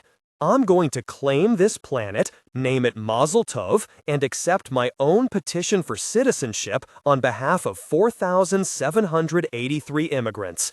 Then I make one call to my lawyer. He named an Earth-based interplanetary law firm so well known that even I had heard of it. They will call about 100 of these immigrants, each of whom will call 10 more, then 10 more, and so on, all prearranged. Each of them then pays me his immigration fee. How much is that? Minimum 10 million CUs. God, it's a bargain. A new citizen gets one share in the Mazel Tov Corporation for each million he puts in. In 30 minutes, MTC should have almost as much capital behind it as Hartford has. Where could you find 4,000? 20 years of persuasion, of coordination. I've tried to approach every living man of wealth whose fortune is not tied up with Hartford or the Confederation. I've showed them my plane, especially the safeguards on it that make it a low-risk, high-return investment, and every single one of them has signed up. Not one betrayal? No. What could the Confederation or Hartford offer in return? Wealth? Power? These men already have that in abundance. On the other hand, I offer them a gift beyond price, independence, and, incidentally, no taxes, ever. That's the first article of the charter. He let me absorb that for a minute. It's too facile, I said. If your plan works, everything will fall apart for the Confederation and Hartford, but look what we get instead. 4,000 some independent robber barons running the whole show? That's an improvement? Who can say? But that's revolution. Throw the old set of bastards out and install your own set. At least it'll be different. Time for a change. I got up. Look, this is too much, too fast. I've got to think about it, digest it. Gotta check out the ship, too. Chime went along with me halfway to the airlock. Good, good. I'll start making calls. He patted the transceiver with real affection. Good thing this baby came along when it did. It would have been difficult coordinating this thing, passing notes around, maybe impossible. It didn't seem that bloody easy, even with all those speedy little tachyons helping us. I didn't say anything. It was a relief to get back into my own element, out of the dizzying fumes of high finance and revolution. But it was short-lived. Things started out just dandy. The reason the control board was dead was that its cable to the fuel cells had jarred loose. I plugged it back in and set up a systems check. The systems check ran for 2 seconds and quit. What was wrong with the ship was number IV-A1-A. It took me a half hour to find the manual, which had slid into the head and nestled up behind the commode. IV was fusion power source. IVA was generation of magnetic field for containment thereof. IVA1 was disabilities of magnetic field generator. And IVA1A, of course, was permanent disability. It had a list of recommended types of replacement generators. Well, I couldn't run down to the store and pick up a generator, and you can't produce an umpty-million Gauss fusion mirror by rubbing 2 sticks together. So I kicked Madame Biarrit's book across the room and went back to the dome. Chime was hunched over the transceiver, talking to somebody while he studied his own scribblings in a notebook. "We're stuck here," I said. He nodded at me and kept up the conversation. "That's right. 40,000 bushels, irradiated, for 500,000 CUs. So what? So it's a gift. It's guaranteed. Delivery in about 7 years. You'll get details. All right, fine. A pleasure to do business. Thank you, sir." He switched off and leaned back and laughed. "They all think I'm crazy." "We're stuck here," I said again. "Don't worry about it. Don't worry," he said, pointing to an oversized credit flash attached to the transceiver. It had a big number on it that was constantly changing, going up. "That is the total assets of Mazel Tov Corporation." He started laughing again. "Minims? No, round credits. I counted places. 128 billion credits? That's right, right. You want to go to Faraway? Well, have it towed here. 129 billion? It was really kind of hard to grasp. Have a drink, celebrate." There was a bowl of ice and a bottle of gin on the floor beside him. God, I hate gin. Think I'll fix a cup of tea. By the time I'd had my cup, cleaned up, and changed out of my suit, Chime was through with his calls. The number on the credit flash was up to 239,605,970,000 and going up slowly. He took his bottle, glass, and ice to his bunk and asked me to start setting up the rescue mission. I called Hartford headquarters on Earth. 6 people referred me to their superiors, and I wound up talking to the coordinator of interstellar transit himself. I found out that bad news travels fast. "Mazel Tov?" his tinny voice said. "I've heard of you. New planet out by Rigel, next to Faraway? That's right. We need a pickup and we can pay. Oh, that's not the problem. Right now, there just aren't any ships available. Won't be for several months, maybe a year. What? We only have 3 months' worth of air?" By this time, Chime was standing right behind me, breathing gin into my ear. "I'm really very sorry, but I thought that by the time a planet gets its charter, it should be reasonably self-sufficient." "That's murder!" Chime shouted. "No, sir," the voice said. "Just unfortunate planning on your part. You shouldn't have filed." Chime reached over my shoulder and slapped the switch off, hard. He stomped back to his bunk, difficult to do with next to no gravity, sat down and shook some gin into his glass. He looked at it and set it on the floor. "Who can we bribe?" I asked. He kept staring at the glass. "No one. We can try, but I doubt that it's worth the effort. Not with Hartford fighting for its life. Its corporate life. I know lots of pilots we could get, cheap." "Pilots?" Chime said without too much respect. I ignored the slur. "Yeah, Hartford program's the main jump. Nobody'd get a jump to Rigel."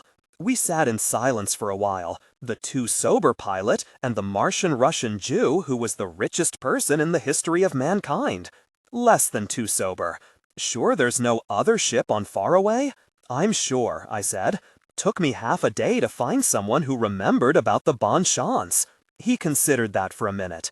"What does it take to build an interplanetary ship? Besides money?"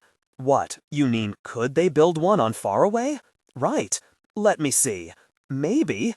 You need an engine, a cabin and life support stuff, steering jets or gyros, guidance and commo equipment. Well, I don't know. The engine would be the hard part. They don't have all that much heavy industry on Faraway. No harm in finding out. I called Faraway, talked to the mayor. He was an old pilot, having been elected by popular vote, and I finally reached him at the University Club, where he was surrounded by other old pilots. I talked to him about engineering. Chime talked to him about money. Chime shouted and wept at him about money. We made a deal. Faraway having such an abundance of heavy metals, the main power generator for the town, the only settlement on the planet, was an old-fashioned fission generator. We figured out a way they could use it. After a good deal of haggling and swearing, the citizens of Faraway agreed to cobble together a rescue vehicle. In return, they would get control of 49% of the stock of Mazel Tov Corporation. Honor the weight of ideas that question what it means to be human. Chime was mad for a while, but eventually got his sense of humor back. We had to kill 2 months with 6 already read books and a 50-bottle case of gin. I read War and Peace twice. The second time I made a list of the characters. I made crossword puzzles out of the characters' names. I learned how to drink gin, if not how to like it. I felt like I was going slowly crazy, and when the good ship Hello There hove into view, I knew I'd gone round the bend. The Hello There was a string of 14 buildings strung along a lattice of salvaged beams, a huge atomic reactor pushing it from the rear. The buildings had been uprooted whole, life support equipment and all, from the spaceport area of Faraway. The first building, the control room, was the transplanted University Club, Old English decorations still intact. There were 30 pairs of wheels along one side of the vessel, the perambulating shantytown. We found out later that they had brought along a third of the planet's population, since most of the buildings on Faraway were without power and therefore uninhabitable. The thing, I still can't call it a ship, had to be put on wheels because they had no way to crank it upright for launching. They drove it off the edge of a cliff and pulled for altitude with the pitch jets. The pilot said it had been pretty harrowing, and after barely surviving the landing, I could marvel at his power of understatement. The ship hovered over Mazel Tov with its yaw jets, and they lowered a ladder for us. Quite a feat of navigation. I've often wondered whether the pilot could have done it sober. The rest, they say, is history, and current events. As Chime had predicted, Hartford went into receivership, MTC being the receiver. We did throw out all of the old random bastards and install our own hand-picked ones. I shouldn't bitch. I'm still doing the only thing I ever wanted to do. Pilot a starship, go places, do things. And I'm moderately wealthy, with a 10th share of MTC stock. It'd just be a lot easier to take if every ex-bum on Faraway didn't have 100 times as much. I haven't gone back there since they bronzed the University Club and put it on a pedestal. Essays, Vietnam, and other alien worlds. Every fall semester, I teach workshops in science fiction and genre writing at MIT. It's an interesting environment, as you might imagine. Most of the students are hyper-intelligent, hyperactive, unpredictable, and not overburdened with social graces. Last semester, one of them asked me, out of the blue, but not completely irrelevant to the classroom context, "How many people did you kill in Vietnam?" I don't think anybody had asked me that in 20 years. My pacifist sympathies are pretty obvious, at least to my friends and most of my students, even to most of my readers, I hope. Reading is funny, though. A novel is a projection test. People have written me about the Forever War, for instance, praising it for being anti-military, which I think is simplistic, or pro-war, indicating a lack of reading skills, and in one case, even for being anti-Semitic, which I'm still trying to figure out. How many did I kill in Vietnam? Technically, the answer to the question is none. In fact, I once refused the direct order to kill a man, which is another story. But the actual answer, as far as the victims themselves were concerned, is 20 or 30 people, North Vietnamese regular army troops, maybe more. The next question, which my student refrained from asking, is, how did you feel about it? And the terrible, true answer, neutral. That requires some amplification. In real life, a person who kills 20 or 30 people and feels neutral about it will cop an insanity plea, go to jail, and get a bestseller out of the experience. I've only done one of these things. Actually, I never killed anybody in the sense of pointing a weapon at him and pulling the trigger. In fact, I tried to forestall the necessity of finding out whether I could or would do that, at several levels. First, I tried to register as a conscientious objector. The draft board required a letter from a minister. Atheists don't have ministers, though, and I was politically naive enough to let it go at that. A year later, the law was challenged in the courts and, of course, was declared unconstitutional. I tried for alternate service in the Peace Corps, preferring 6 years digging ditches in Africa to 1 digging foxholes in Vietnam, and got drafted while the papers were being pushed. In response to a bulletin board notice at basic training camp, I waived my physics degree at the Army and offered to sign up for 4 years of nuclear power plant operation. True, I'd have to spend 2 years, maybe 3, in a radioactive underground bunker in Antarctica, but again, that sounded better than the bunkers in Vietnam. They said I was overqualified for the position. Finally, sent to Vietnam, I found that you could volunteer to be an unarmed combat medic or assistant medic and tried to be reassigned. But they said they didn't need medics, they needed combat engineers. When I finally got to the field, I told the sergeant that I couldn't kill anyone. He said, in effect, okay, just carry this weapon and see what happens. What does all this have to do with science fiction? There is a connection. Because I got through the war with a clean conscience. I didn't realize or admit to myself that I had killed those 20 or 30 people until long after they were dead. You could be fanciful and say they were for a while simultaneously dead and not dead, like Schrödinger's cat. But what generated the paradox was not quantum mechanics. It was a very science-fictional aspect of modern warfare. Let me digress a little bit about science fiction. You can't compel any 2 scholars, or any 2 readers, to agree on a definition of science fiction, even though the energy expended on arguing over it since Hugo Gernbach's day would power a spaceship to the moon. Most people would be willing to concede that it has something to do with science and something to do with human nature. And here's a list of 200 exceptions to whatever you were going to say. Well, the science part is just wrong, as is occasionally pointed out, even if you first disqualify stories set in the future that have only to do with history, religion, politics, or other non-scientific stuff. With few and interesting exceptions, even hard science fiction deals not with science, but with technology, which relates to humanity in a totally different way. In the physical sciences, if you are limited to a natural human language, you can only approximate truth. The actual verities have to be expressed in the various dialects of mathematics. As the life sciences move into smaller and more subtle realms, this becomes true for them as well. Even the behavioral sciences move away from natural language as they evolve toward precision, or at least the appearance of it. So it's extremely difficult to write a science fiction story about science that has both literary value and scientific rigor. Technology is another matter. Plenty of cold numbers and equations are used in design and manufacture, but a finished product radiates a kind of secondary humanity, because it was designed for human needs. We sense this radiation even when we're not sure of the thing's function, as is often the case with obscure medical or scientific equipment, or the arcane utensils of the chef, the mechanic, the artisan. And we become nervous around artifacts that are patently anti-functional. Dadaist sculptors and their descendants have capitalized on this tension, and there's a comical avatar of it in the Boston Museum of Science, a machine the size of a small room that is constantly busy with hundreds of moving parts and no observable function whatsoever.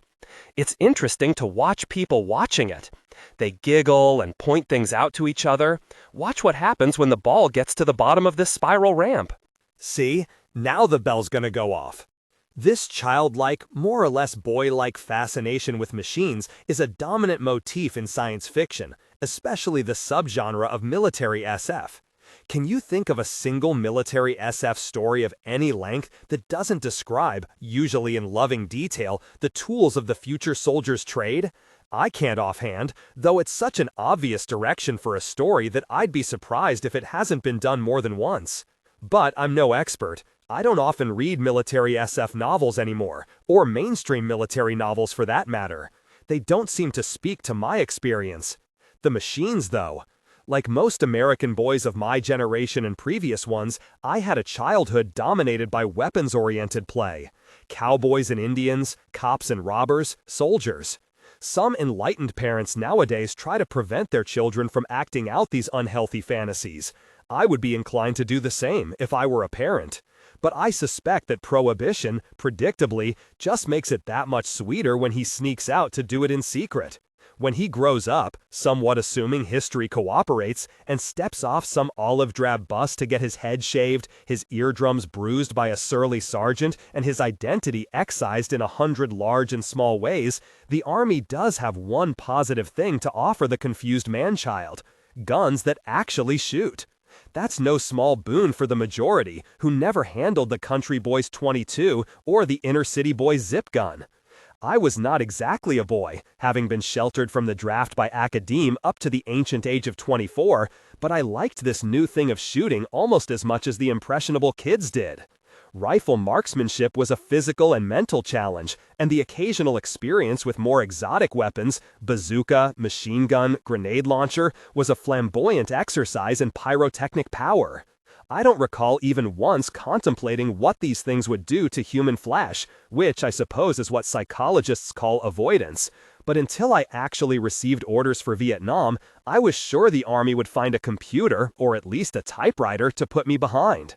Instead, wading through the snow of a hard Missouri winter, they taught us how to construct hasty bridges, build roads, tie knots, use a jackhammer and a skill saw, and various other things that the book says an Army engineer should be able to do.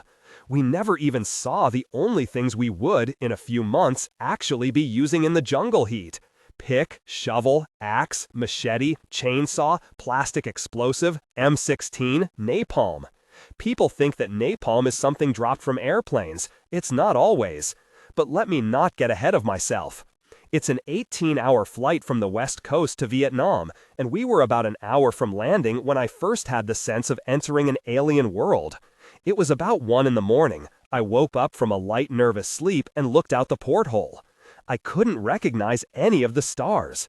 That was profound. I had been interested in astronomy, sometimes to the point of fanaticism, since I was a Cub Scout, and the constellations were as familiar to me as the faces of family members. But I'd never been to the tropics. For the first time in my life, I was looking at the Southern Cross, Alpha Centauri, the Magellanic Clouds. I stared for a long time, transfixed, and the plane began its descent. Soon there were lights on the ground as well, the red spray of tracers and smoky orange billowing napalm. The base where we were landing was under attack. We landed without incident. The fighting was going on at the other end of the large base, several miles away, and entered yet another alien world, a surreal one. They herded us into a mess hall, and someone handed me a large spoon, and for an hour I served instant mashed potatoes to hundreds of people who didn't seem to notice that there was a war going on outside. I felt like I was caught in the middle of a Pinter play. After my shift, I spent a couple of hours sitting behind the mess hall, sipping warm beer and watching the helicopters bob and weave, spitting flame, firing rockets. Men dying under alien stars, literally. There followed a couple of weeks of growing tension while people tried to cram into us the training we should have had in the States. In jungle warfare in the 60s, the main function of a combat engineer in the field was to carry on his person enough high explosive to level a city block. That was a dead dangerous weight until you ran into the enemy. Then, ideally, while the fighting raged, you would take a couple of riflemen and drop back a ways in order to clear a landing zone for helicopters, which would evacuate the wounded and bring in supplies. To do this, you affixed explosive to the largest trees and blew them down, then cleared out the smaller stuff with axe and machete, hoping that it hadn't occurred to the enemy to circle around and see what was going on.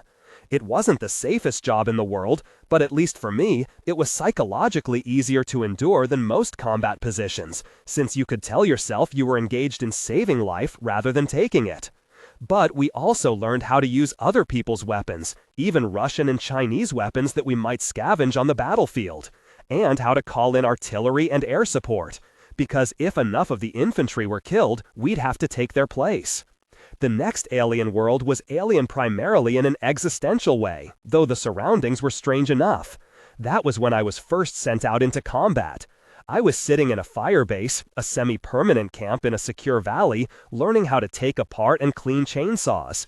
The sergeant came running up and said, you, and you, saddle up and get down to the pad. I was given 500 extra rounds of ammunition and a case of beer, and told we were going to a hot LZ, a landing zone that was under fire, so the helicopter wouldn't actually land. It would come within a few feet of the ground, and we were to jump out and land running. It was terrifying. As we descended, you could hear the gunfire even over the throbbing of the helicopter's straining engine and blades. I didn't know that the gunfire was all from our side, trying to keep the enemy's collective head down while the chopper came in. It was no more than 20 yards from where we jumped out to where a GI was waving from behind a stack of sandbags. I don't believe my feet touched the ground 3 times in those 20 yards. None of us was hurt coming in. I hunkered down behind the sandbags and passed out the beer and ammunition, both appreciated, and tried to will myself to relax. I couldn't. The firing stopped, but the smell persisted. They had been in the same position for 2 days, and the jungle around them was full of enemy dead, rotting in the damp tropical heat. We had a few dead ourselves, decently tucked away in body bags, including the man I'd been sent to replace. With less than a month left in Vietnam, he'd been shot through the heart by a sniper. The guy who told me that, as if to even things up, took me off to see the latest treasure, a freshly killed enemy scout whose body and gear they had dragged inside our perimeter. I'd never before seen a dead person who hadn't had the benefit of an undertaker's ministrations. I steeled myself for the experience, but someone had moved the body, which made me feel relieved and annoyed and obscurely weirded out, The Walking Dead and all. But I got to hold his rusty, bloody rifle and sort through the sad mementos he'd left behind. A letter, presumably from home, unfolded and refolded many times, a wallet with a little useless currency, a military ID that said he was only 16 years old. He had walked down from Hanoi, 2,000 miles of jungle trail, to cross over into South Vietnam and spend his first and last day in combat absorbing 1 American bullet. Then the enemy machine gun started up again, from a new angle, and we ran for cover, bullets whirring around. I spent the rest of the afternoon in or near shallow makeshift bunkers while sporadic gunfire probed the invisible perimeter. Just before dark, the artillery started, a salvo coming in every few minutes to protect us, crashing just beyond that perimeter. But it was a double-edged sword. The shrapnel sometimes whined overhead, and a piece, the size of a dessert plate, opened up the back of a lieutenant's hand as he slept, a few yards from me. I had a feeling that I wasn't going to get much sleep that night, and I was right. That's when I visited another alien world, and as I've said, it was an existential one as much as physical. The other soldiers helped. They all said some version of, "Hell, this is nothing, you should have been here last week," and I didn't know enough about human nature to realize I was being hazed. In fact, it was the heaviest action they'd ever seen. To me, though, lying there wide awake while the jungle shook and flashed with explosions, while the air sang with bullets and fragments and stank of the dead, while wounded men cried and muttered, desperate men whispered into radios and belly-crawled from position to position, I was seized with an absolute conviction that I was going to die. Nobody could live through a year of this. It was just as certain as the doctor snapping on the X-ray viewer and saying, maybe a year, maybe a month, maybe tomorrow. There's nothing we can do. I'm tempted to say that once you visit that world, you never come back from it. The truth is less dramatic. It's more like the memory of a hometown, easily recalled, not far below the surface, but not profoundly present in everyday life. At least not for me, at least not anymore. After that eventful day, we did have the gruesome chore of searching and disposing of bodies, the description of which I will spare you. And we did draw fire occasionally, but it was obvious that things were cooling down. After a few weeks, I came to realize that it might be possible to survive the whole year. We had significant contact with the enemy only a couple of times a month. The death rate was high, a lot higher than news reports indicated, but it looked like you had about a 50-50 chance of leaving the country alive. As it turned out, of the 13 people who joined the company the day I did, only 3 were left after a year.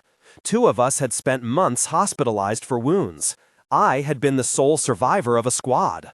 These disproportions were unusual, but not unique, of course. I've talked to a number of Vietnam veterans who had this experience. Loud noise, look up, you're the only one left. And what about the machines? It became obvious that there were 2 ways to die in Vietnam. Either you ran out of luck and got killed by the enemy, or you did something stupid and got killed by your own equipment. Stories abounded. The guy who scratched behind his ear with the .45. The guy who jumped aboard a personnel carrier with hand grenades safety pinned to his tunic. The guy who leaned too far out of a helicopter, or tried to fire a weapon full of mud, or dropped an armed mortar round, or slept under a tank. My demolition outfit circulated a warning picture of what was left of a man's face after he'd tried to crimp a blasting cap with his teeth. We lost one man in a bizarre chainsaw accident, and another, just before I got there actually, who had gotten blasé about explosives, neglected to take cover, and was killed by a piece of debris from his own blast, a wood chip that struck between his eyes at the speed of sound. This doesn't even count the problems caused by the septic and hostile natural environment. One man was bitten by a Russell's viper and died before antivenom could be dropped. Another was mauled by a tiger, and people were constantly being poleaxed by malaria and gruesome intestinal parasites. During the rainy season, we tended to look like refugees from a George Romero movie, covered with suppurating leech wounds and green patches of jungle rot. The machines were not simply or primarily dangerous, of course. They were the only thing between you and the enemy, and you got pretty close to them. The relationship with the M16 was a love-hate one, well documented, because it was too delicate a weapon for the conditions, and how it wound up that way is a fascinating study in bureaucratic incompetence and greed. But there were other weapons that could always be counted on to do their job, and soldiers' attitudes toward them covered the spectrum from approval to veneration. In my experience, those were the new Army hand grenade, the size and shape of a baseball, the workhorse .45 automatic, the M79 grenade launcher, and the Law's one-shot rocket launcher. Some unofficial weapons, like the Soviet AK-47 assault rifle, the Thompson submachine gun, and the Colt Python .44 Magnum, commanded respect for relative rarity as well as dependability. And you had to love napalm. We walked around the jungle in small groups, trying to make contact with the enemy. Once we succeeded in getting pinned down, we would call in artillery and air support, attempting to kill more of them than they killed of us. This is an admittedly myopic version of what was probably a more sensible or at least more grand overall strategy. A common situation for us was being outgunned and surrounded, so we were always glad help was on their way. Air support was more welcome than artillery, though, because we knew that jets or helicopters would make the enemy flee. Artillery sounds impressive, but if you have a trench only a foot deep, you're safe from even a surprisingly close hit. You can hear it coming, duck down, and then pop back up and shoot at GIs. You can't duck from napalm, though. The forest turns into an inferno, and you don't even have time to scream. The first intake of breath kills you. Therefore, it was also supposed to be a pretty humane weapon, or at least a quick one, however hideous the remains were to look upon. For whatever reason, the enemy sensibly tended to fade into the woods when the fast movers came, when it started to rain jellied gasoline. Napalm proper is not flammable. It's the name of a soap powder, a mixture of naphthenic and palmitic acids, in case you want to go out and whip some up before finals, which when added to gasoline forms a sticky syrup. I hadn't known that before, but one morning we walked back into Firebase from a search and destroy sweep and found dozens of drums of gasoline stacked around. A sergeant rounded up all us engineers and showed us how to make fougasse bombs. I later learned it was a French word, fougasse. First, you put a measured amount of this purple powder, napalm, into the large drum of gasoline. Then stir it around for a few minutes until it has the consistency of thin jello. Try not to let anybody near who's smoking. Then you take a white phosphorus grenade and tape it to a brick of plastic explosive. This was starting to sound real dangerous. And you carefully unscrew the detonator from the grenade and carefully screw in an electrical blasting cap. And most carefully lower the whole thing down to the bottom of the jellied gasoline. Then put the top back on the drum and, with the help of a few other guys, carefully carry it to the perimeter, trying not to stumble over the trailing wires, dig a deep hole at a 45-degree angle, and bury the damned thing. For this, we got an extra $50 a month, demolition pay. Then you splice the trailing wires to a claymore plunger and deliver it to the machine gun bunker overlooking the site. Tell the guy in charge not to squeeze the plunger until he sees the whites of their eyes. It's sort of like the Strategic Defense Initiative. You don't get to test it, and you can only use it once. This hilltop base had been graced with fougasse because intelligence had divined that it was going to be the target of a so-called human wave attack, like the Japanese Banzai raids in World War II. Honor the weight of ideas that question what it means to be human. Intelligence was usually wrong, fortunately, and no one had actually experienced the human wave attack, so people weren't too worried. There was no doubt that the enemy concentration was increasing, though. There were lots of small unit contacts in the area, and almost nightly mortar and sniper harassment on the hill. I was called over to an adjacent hill to do some emergency demolition and wasn't able to get a helicopter back by nightfall, and so was condemned to sleep on the cold, hard ground, for which I was most grateful, because that night intelligence proved to be right for a change. The artillery on my new hill started pounding away, and I asked what was up, and someone said, "Human wave attack on Brillo pad."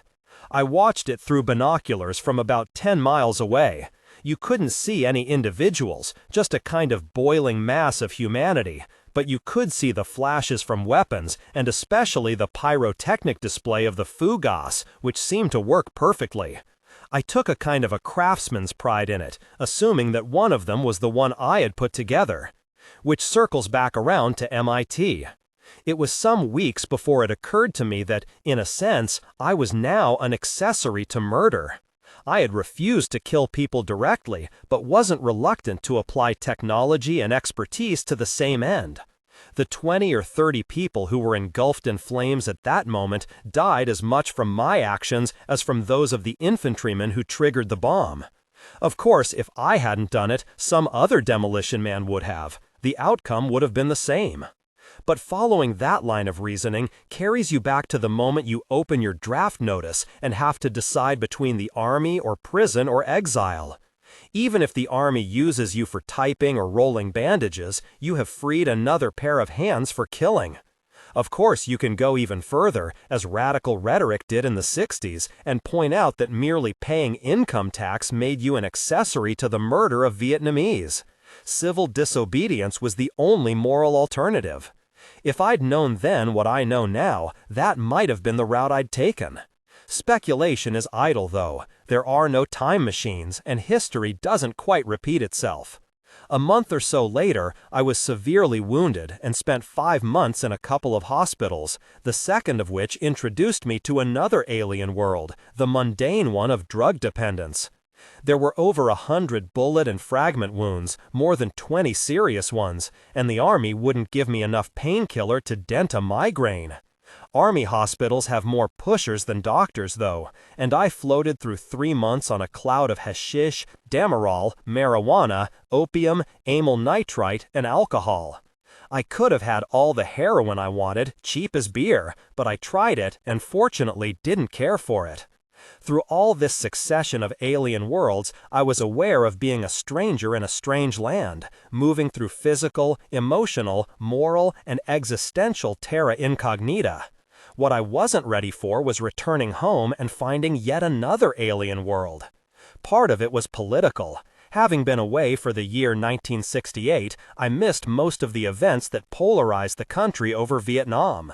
A larger part, though, must be something that anybody goes through who has learned to survive combat, and by learning, I don't mean the business of remembering to clean your rifle and not light a match at night.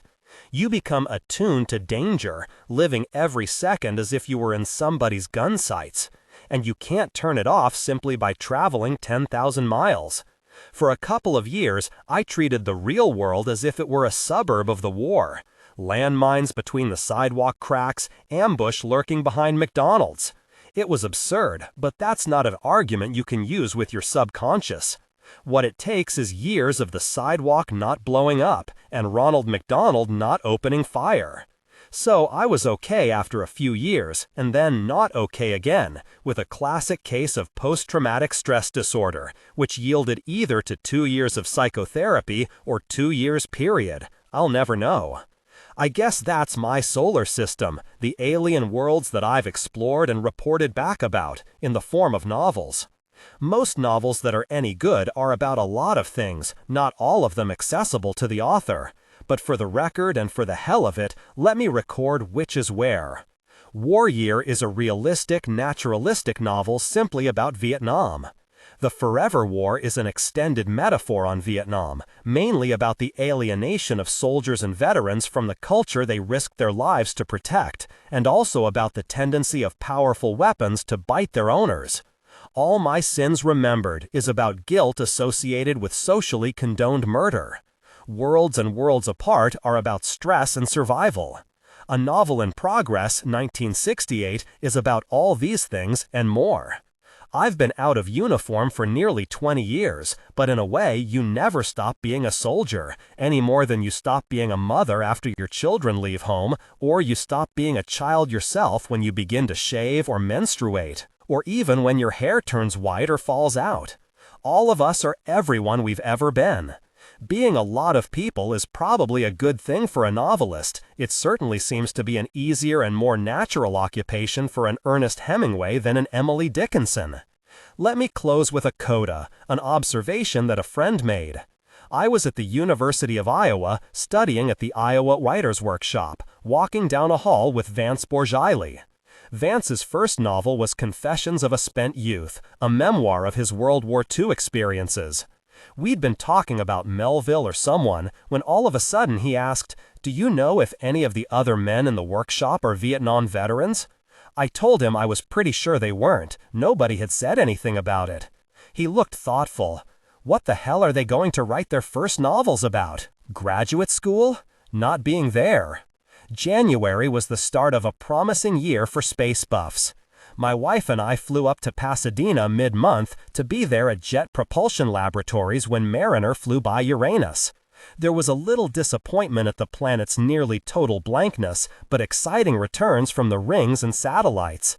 It wasn't as mind-blowing as the Jupiter and Saturn flybys had been, but well worth the trip. We watched the pictures come in, schmoozed with the other space types, picked up all the NASA goodies. Killed a couple of days doing what writers do in Hollywood, and got back to Florida in time for the shuttle launch. We'd moved to Florida to be near Cape Kennedy back in the Apollo days, and I covered the moon launches, Skylab, Apollo-Soyuz, and the shuttle for a variety of magazines and newspapers.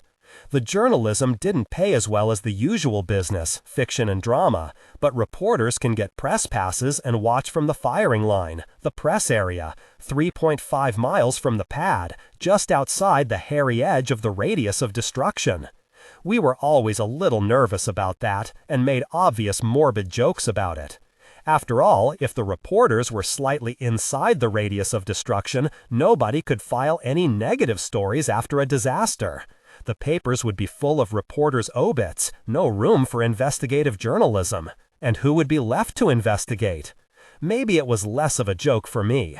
I'd been a demolition engineer in Vietnam, and one day in 1968 spent an instant quite inside a small radius of destruction, and followed it with 5 months in a hospital.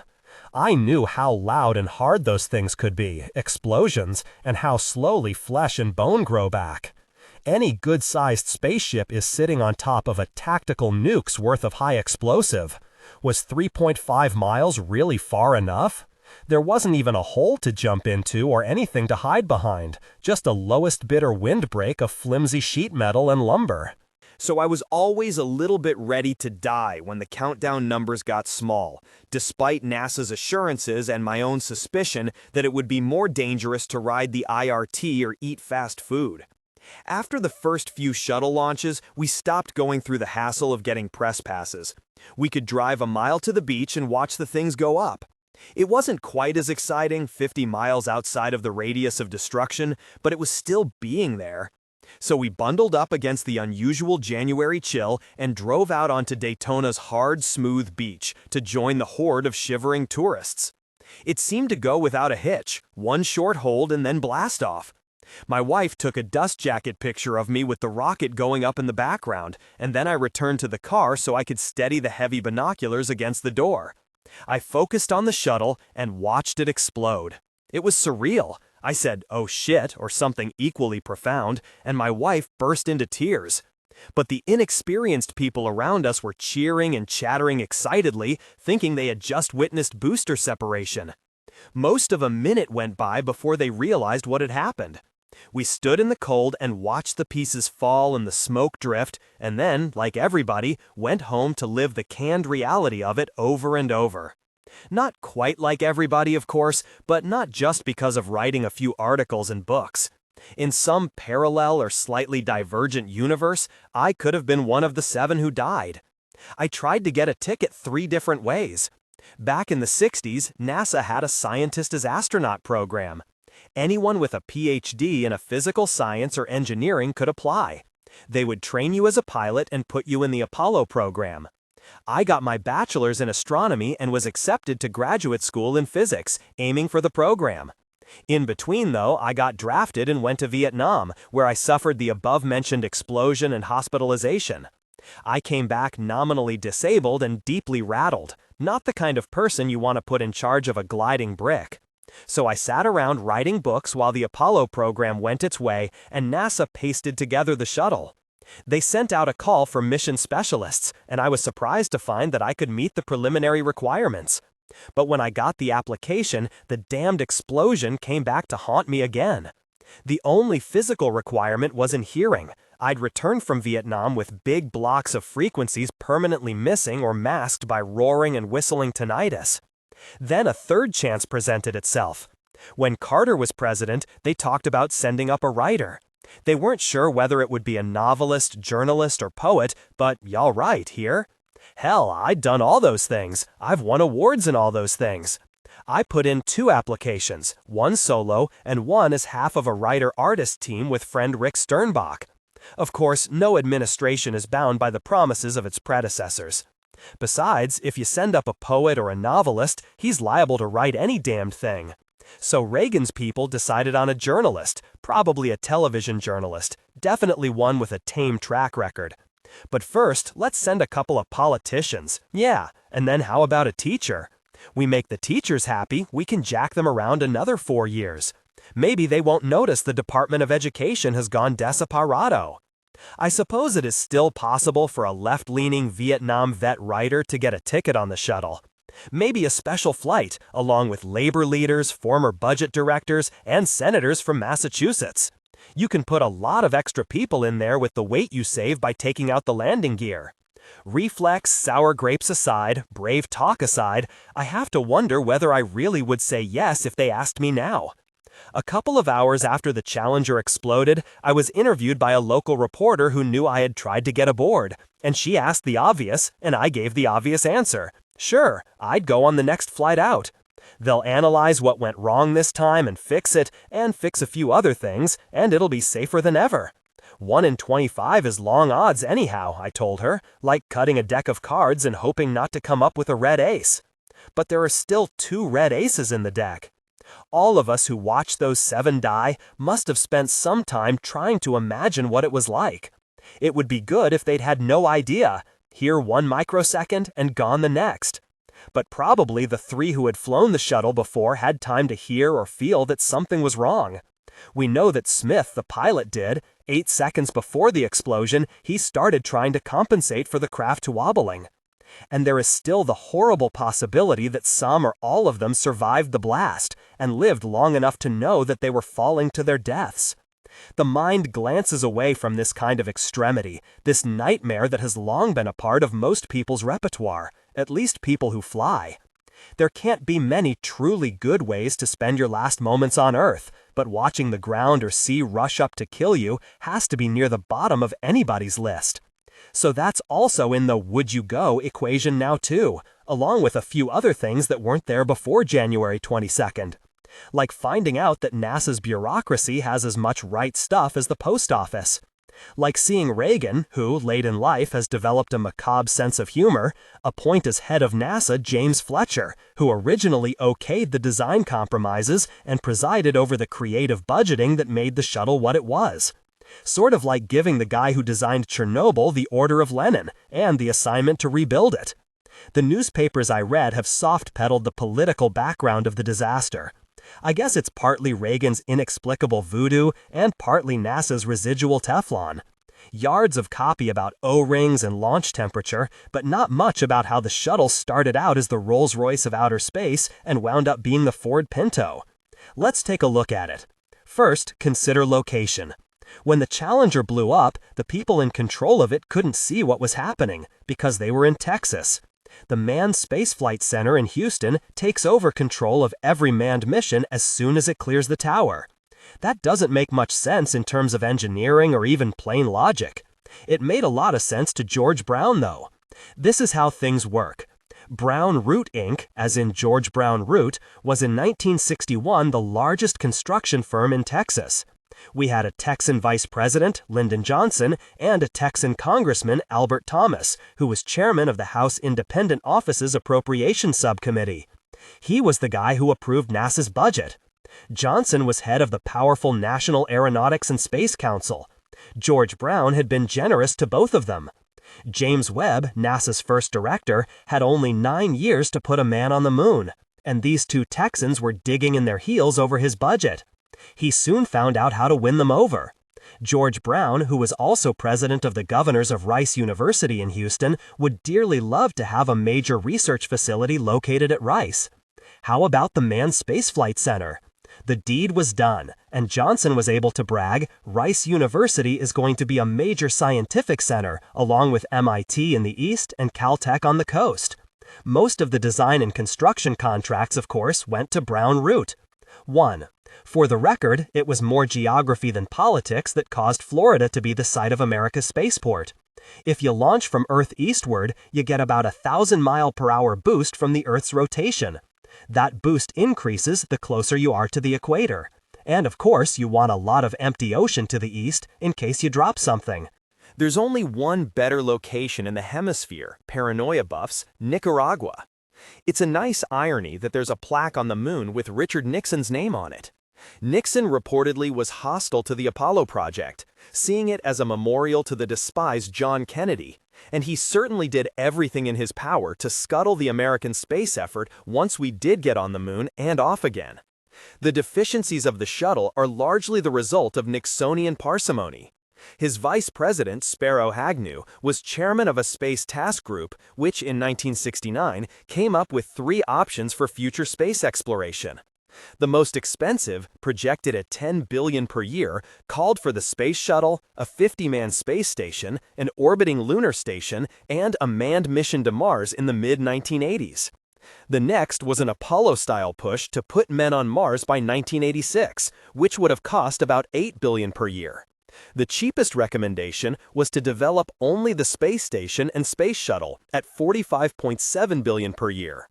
In 1968, the year before the first moon landing, NASA spent $4.6 billion, which incidentally come to about a tenth of what the Department of Defense was soaking up. Nixon predictably chose the cheapest option and then whittled it further down by holding off on the space station until after we'd seen whether the shuttle worked. Then NASA and the White House haggled some more over the price and design, winding up with a craft that would do less but cost half as much. The Department of Defense stepped in during the process, threatening to withhold support unless they redesigned the cargo bay to accommodate a mysterious something this wide by that long. Fletcher said he could deliver the craft by 1977 at a cost of $5 billion. It wound up being 1981 and $15.5 billion. The design turned out to be lethal. If some engineer had initially proposed, back in the 60s, that we bolt a tiny spaceship to a big throwaway fuel tank and strap 2 solid fuel rockets on the side to get it up to speed, they would have handed him his hat. Human beings riding solid fuel rockets? How do they turn them off if something goes wrong? At least one Apollo astronaut looked at the machine and said he wouldn't go up in it. The most promising early design, the F-Flyback, used as a booster one large liquid fuel rocket with a human pilot. It would take the shuttle up above most of the atmosphere, release it, and fly back to the landing field at Kennedy. That shuttle would have carried more and gone higher, but the design was projected to have cost $1,013 billion. Congress and the OMB rejected it. To be fair, it seems likely that the flyback would have suffered about the same cost growth and schedule slippage as the system we wound up with, since it also involved fundamentally new, untested components. It looks as if the Soviets are developing a liquid fuel flyback shuttle. The European Space Agency, undeterred by Challenger, is going with a smaller version of the American design. So what is America going to choose? Reagan promised a replacement shuttle, but that's meaningless. Would it even be a good idea? Space scientists say no. The shuttle has been a disaster for them since the first blueprint, bleeding money away from science and bequeathing it to the manned space effort, which is emotionally satisfying, at least to the people who supply the money, but intellectually rather repetitive and sterile. The scientists would much prefer a reliable, unmanned fleet with lots of payload opportunities. The man-in-space supporters might also prefer that a replacement shuttle not be built. After all, it's 10-year-old technology, about as sexy as a 1976 car. It never has done what it was supposed to do: deliver payloads to low Earth orbit regularly and cheaply, providing a continuous American presence in space. They could argue that the billions would be better spent developing the next generation of orbiters, either the elegant scramjets or the utilitarian heavy-lift launch vehicles. A scramjet is the sort of aircraft-spacecraft that Reagan referred to as the Orient Express in his post-Challenger speeches. He was pitching it toward his wealthy friends, who want to close a deal in Tokyo before lunch and be back in time for Dallas. But it does have more general utility. The main thing is that it can take off horizontally from a conventional airport and return to any other large airport after delivering a payload into low Earth orbit. The heavy-lift launch vehicle, by contrast, is a brute force unmanned ferry that carries factory-sized loads into orbit. Most designs just call for scaling up current booster rockets, though some are more exotic, using lasers or nuclear fuel, not too likely in the current intellectual climate. It doesn't take too much savvy to predict that whichever course the Department of Defense thinks best will be the one that we pursue, at least until Reagan is flushed from the system. That would probably be the conservative course of replacing Challenger and, for their Star Wars eventuality, stepping up research on the HLLV. Or maybe someone will point out that the scramjet is the highest, fastest bomber ever. I'd like to see all three alternatives develop to some level of investment. Replace the Challenger, and, in the course of building the new one, learn how to make the other three craft, with which we are definitely stuck, safer and more reliable. Build some unmanned one-shot launchers to put NASA back into its original business, the exploration of space. Develop the scramjet and HLLV so that America doesn't become the left-behind Portugal of the space age. Finance it by giving Star Wars back to George Lucas. It's 4 in the morning, and I just came in from looking at Mars, which through the telescope presents a shimmering pale orange disk with elusive gray-green markings and the white gleam of a polar ice cap. Observing it gives me a bad case of déjà vu and what might have been. The orbit of Mars is rather elliptical. Its distance from the Earth can vary by a factor of almost 7. It comes closest, about 35 million miles, only once each 15 years or so, an event that astronomers call most favorable opposition. Two such oppositions ago, in 1956, I was a boy with this first telescope, and the vaguely round orange blob that it revealed was full of mystery, and not only for me. Nowadays, with modern optics and computerized image enhancement, you could make a fairly accurate map of Mars from here. Back then, scientists only agreed on a few obvious markings, and couldn't say for sure whether they were vegetation or simply darker ground. A few oppositions before that, the majority view was that the dark areas were oceans, but by 1956, we knew Mars was arid. Putting the telescope away, I was suddenly struck with the realization that there could have been men and women up there. For some reason, I hadn't made the connection, emotionally. This closest approach of the planet was the one we would have been aiming for in the post-Apollo Mars program.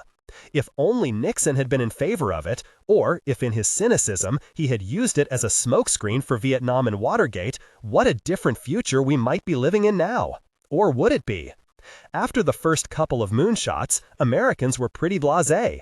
NBC was showered with complaints when it dared interrupt the Super Bowl to show two clowns walking around on the moon. A lot of Americans would probably think a Mars expedition a colossal waste, and some of them even an outright fake, since Industrial Light and Magic can do a better Mars than the real one without leaving Northern California. Fletcher said he could deliver the craft by 1977 at a cost of $5 billion. It wound up being 1981 and $15.5 billion. The design turned out to be lethal. If some engineer had initially proposed, back in the 60s, that we bolt a tiny spaceship to a big throwaway fuel tank and strap two solid fuel rockets on the side to get it up to speed, they would have handed him his hat. Human beings riding solid fuel rockets? How do they turn them off if something goes wrong? At least one Apollo astronaut looked at the machine and said he wouldn't go up in it. The most promising early design, the F flyback, used as a booster one large liquid fuel rocket with a human pilot. It would take the shuttle up above most of the atmosphere, release it, and fly back to the landing field at Kennedy. That shuttle would have carried more and gone higher, but the design was projected to have cost $1,013 billion. Congress and the OMB rejected it. To be fair, it seems likely that the flyback would have suffered about the same cost growth and schedule slippage as the system we wound up with, since it also involved fundamentally new, untested components. It looks as if the Soviets are developing a liquid fuel flyback shuttle. The European Space Agency, undeterred by Challenger, is going with a smaller version of the American design. So what is America going to choose? Reagan promised a replacement shuttle, but that's meaningless. Would it even be a good idea? Space scientists say no. The shuttle has been a disaster for them since the first blueprint, bleeding money away from science and bequeathing it to the manned space effort, which is emotionally satisfying, at least to the people who supply the money, but intellectually rather repetitive and sterile. The scientists would much prefer a reliable, unmanned fleet with lots of payload opportunities. The man in space supporters might also prefer that a replacement shuttle not be built. After all, it's 10-year-old technology, about as sexy as a 1976 car. It never has done what it was supposed to do, deliver payloads to low Earth orbit regularly and cheaply, providing a continuous American presence in space. They could argue that the billions would be better spent developing the next generation of orbiters, either the elegant scramjets or the utilitarian heavy-lift launch vehicles. A scramjet is the sort of aircraft-spacecraft that Reagan referred to as the Orient Express in his post-Challenger speeches. He was pitching it toward his wealthy friends, who want to close a deal in Tokyo before lunch and be back in time for Dallas. But it does have more general utility. The main thing is that it can take off horizontally from a conventional airport and return to any other large airport after delivering a payload into low Earth orbit. The heavy-lift launch vehicle, by contrast, is a brute force unmanned ferry that carries factory-sized loads into orbit. Most designs just call for scaling up current booster rockets, though some are more exotic. And do you believe everything the government tells you? More serious people will argue that it's irresponsible to spend money and energy on a space stunt when, for instance, there are tens of thousands of children starving in this country and millions in Africa. When all the topsoil is going south and the sky is leaking acid rain and thousands of species are endangered and the ozone layer's disappearing. Name your poison. It's true that if we took the $10 billion price tag of a Mars expedition and applied it to humanitarian ends, we could do a lot of good, at least temporarily. But you can argue that greater benefit might ultimately result from spending the money on Mars. Not just from technological spin-offs, which are hard to predict, but from the trip itself.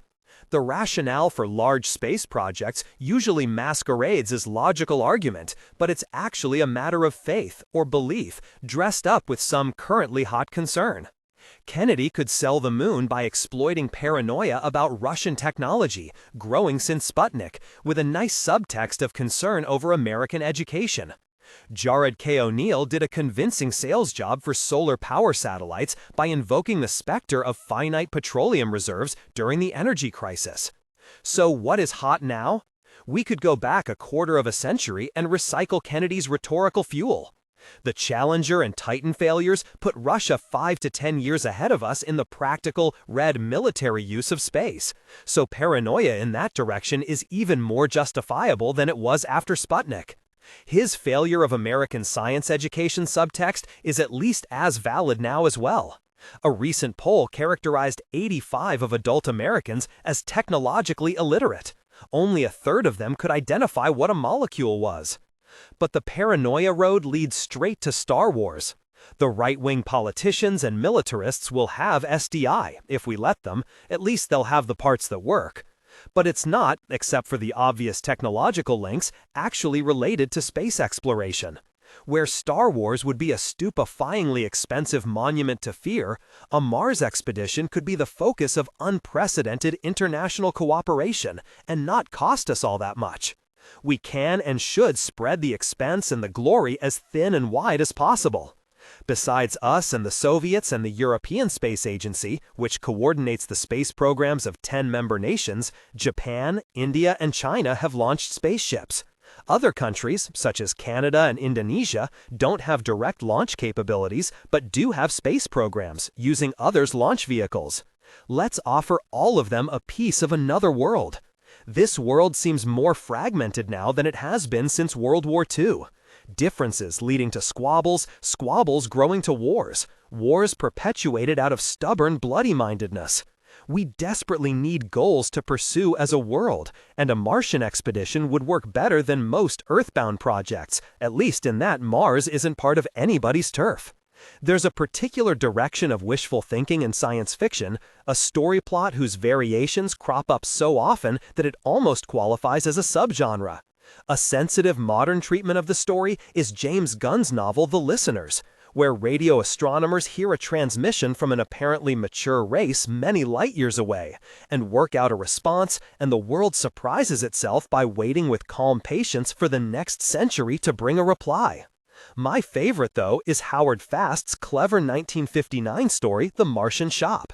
In this tale, a number of shops spring up all over the world overnight, supposedly manned by Martians. They sell only a few items, but there's nothing like them on Earth. A perpetual light bulb, a razor blade that never needs sharpening, a motor with no obvious source of power. They sell a few of these things and then disappear.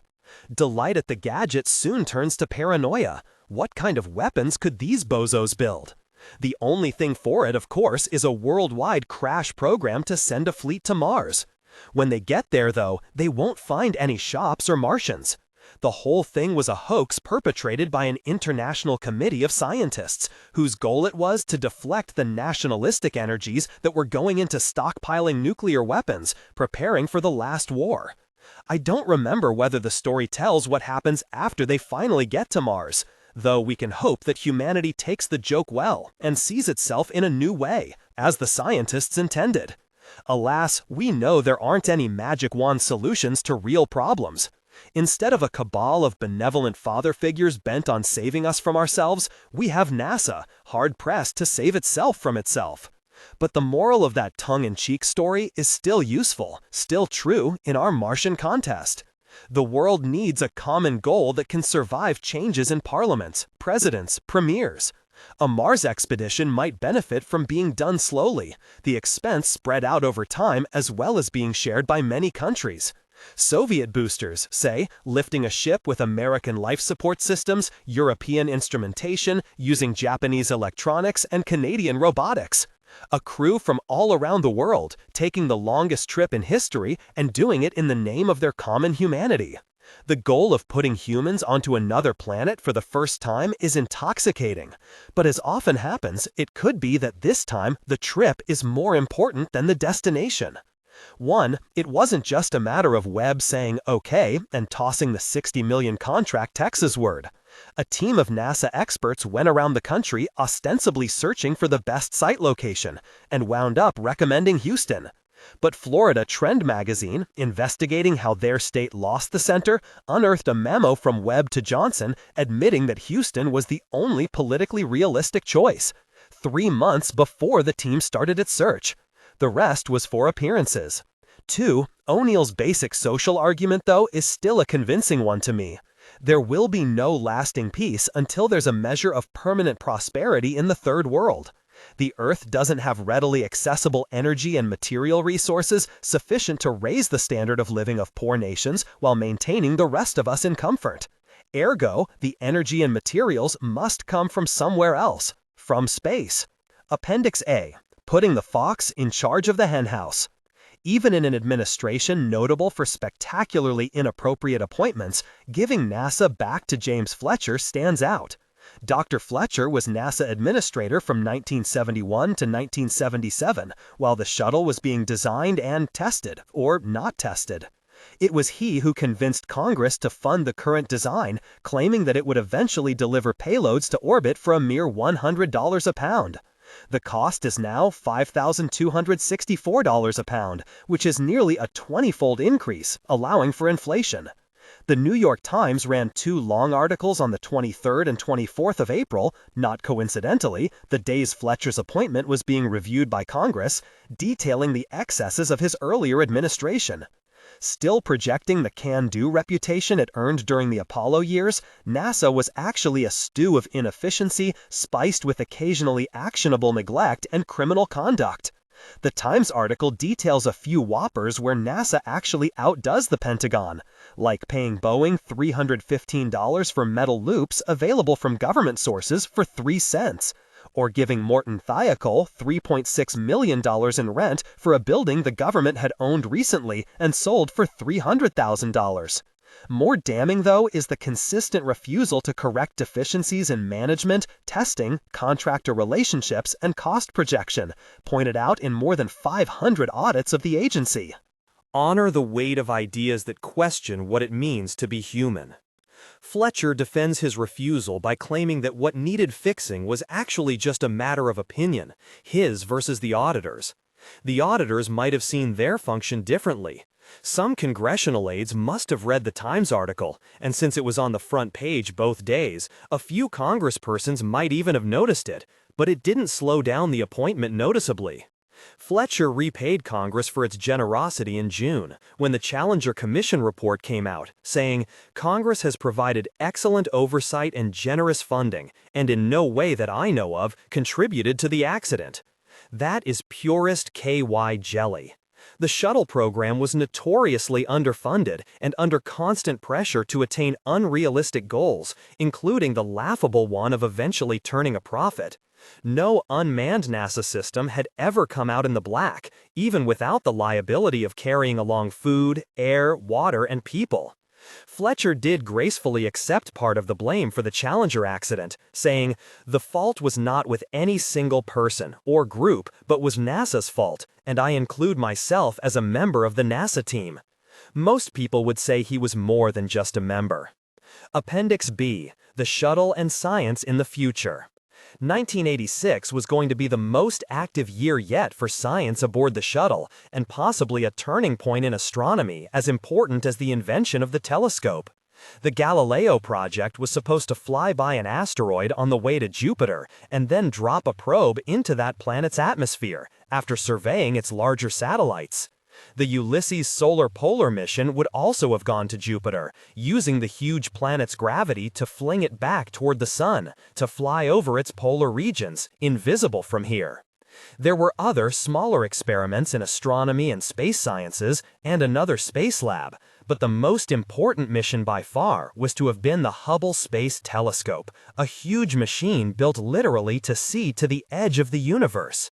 Even in the best of all worlds, none of these could fly soon.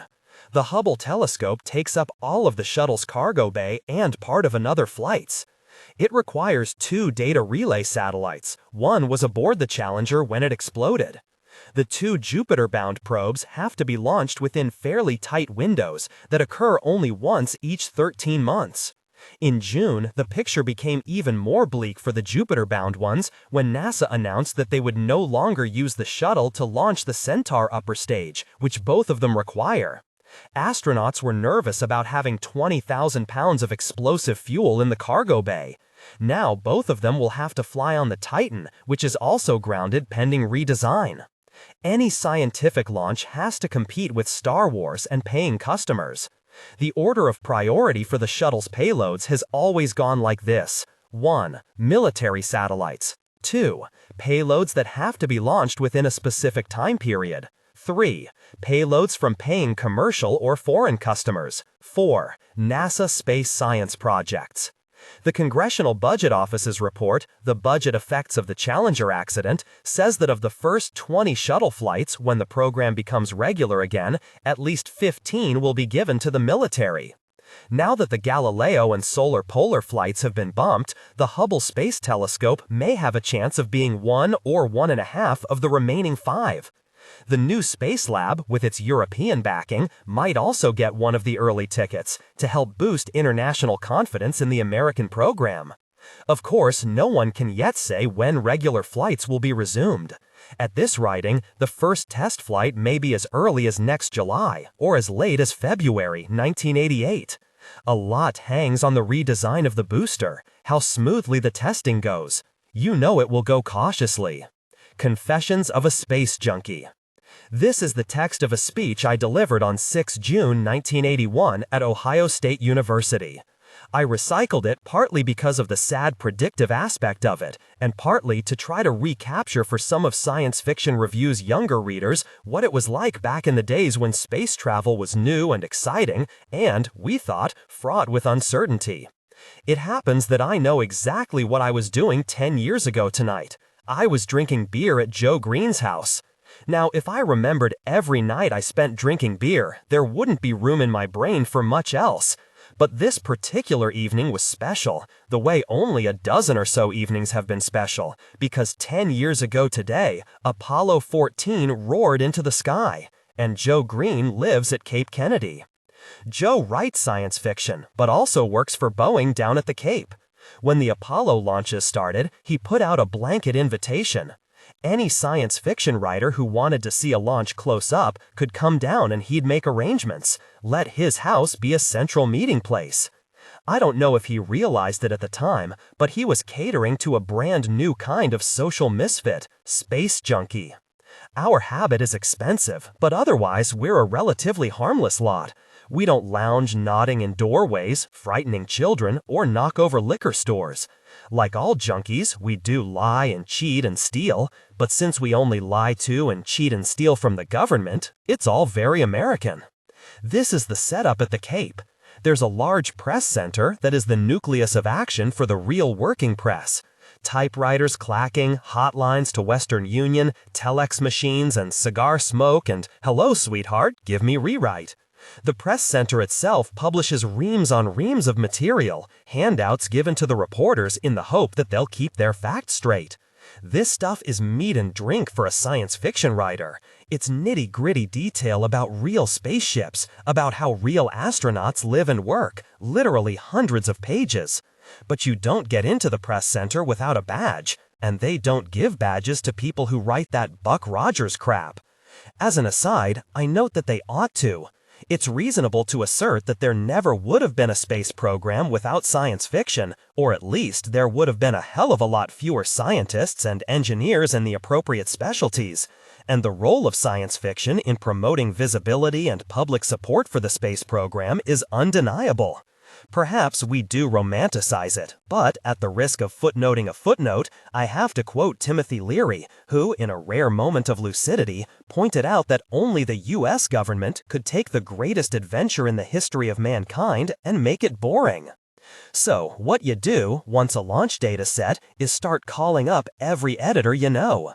All you need to get a press pass is a letter under a legitimate publisher's letterhead confirming that you're going to be covering the launch.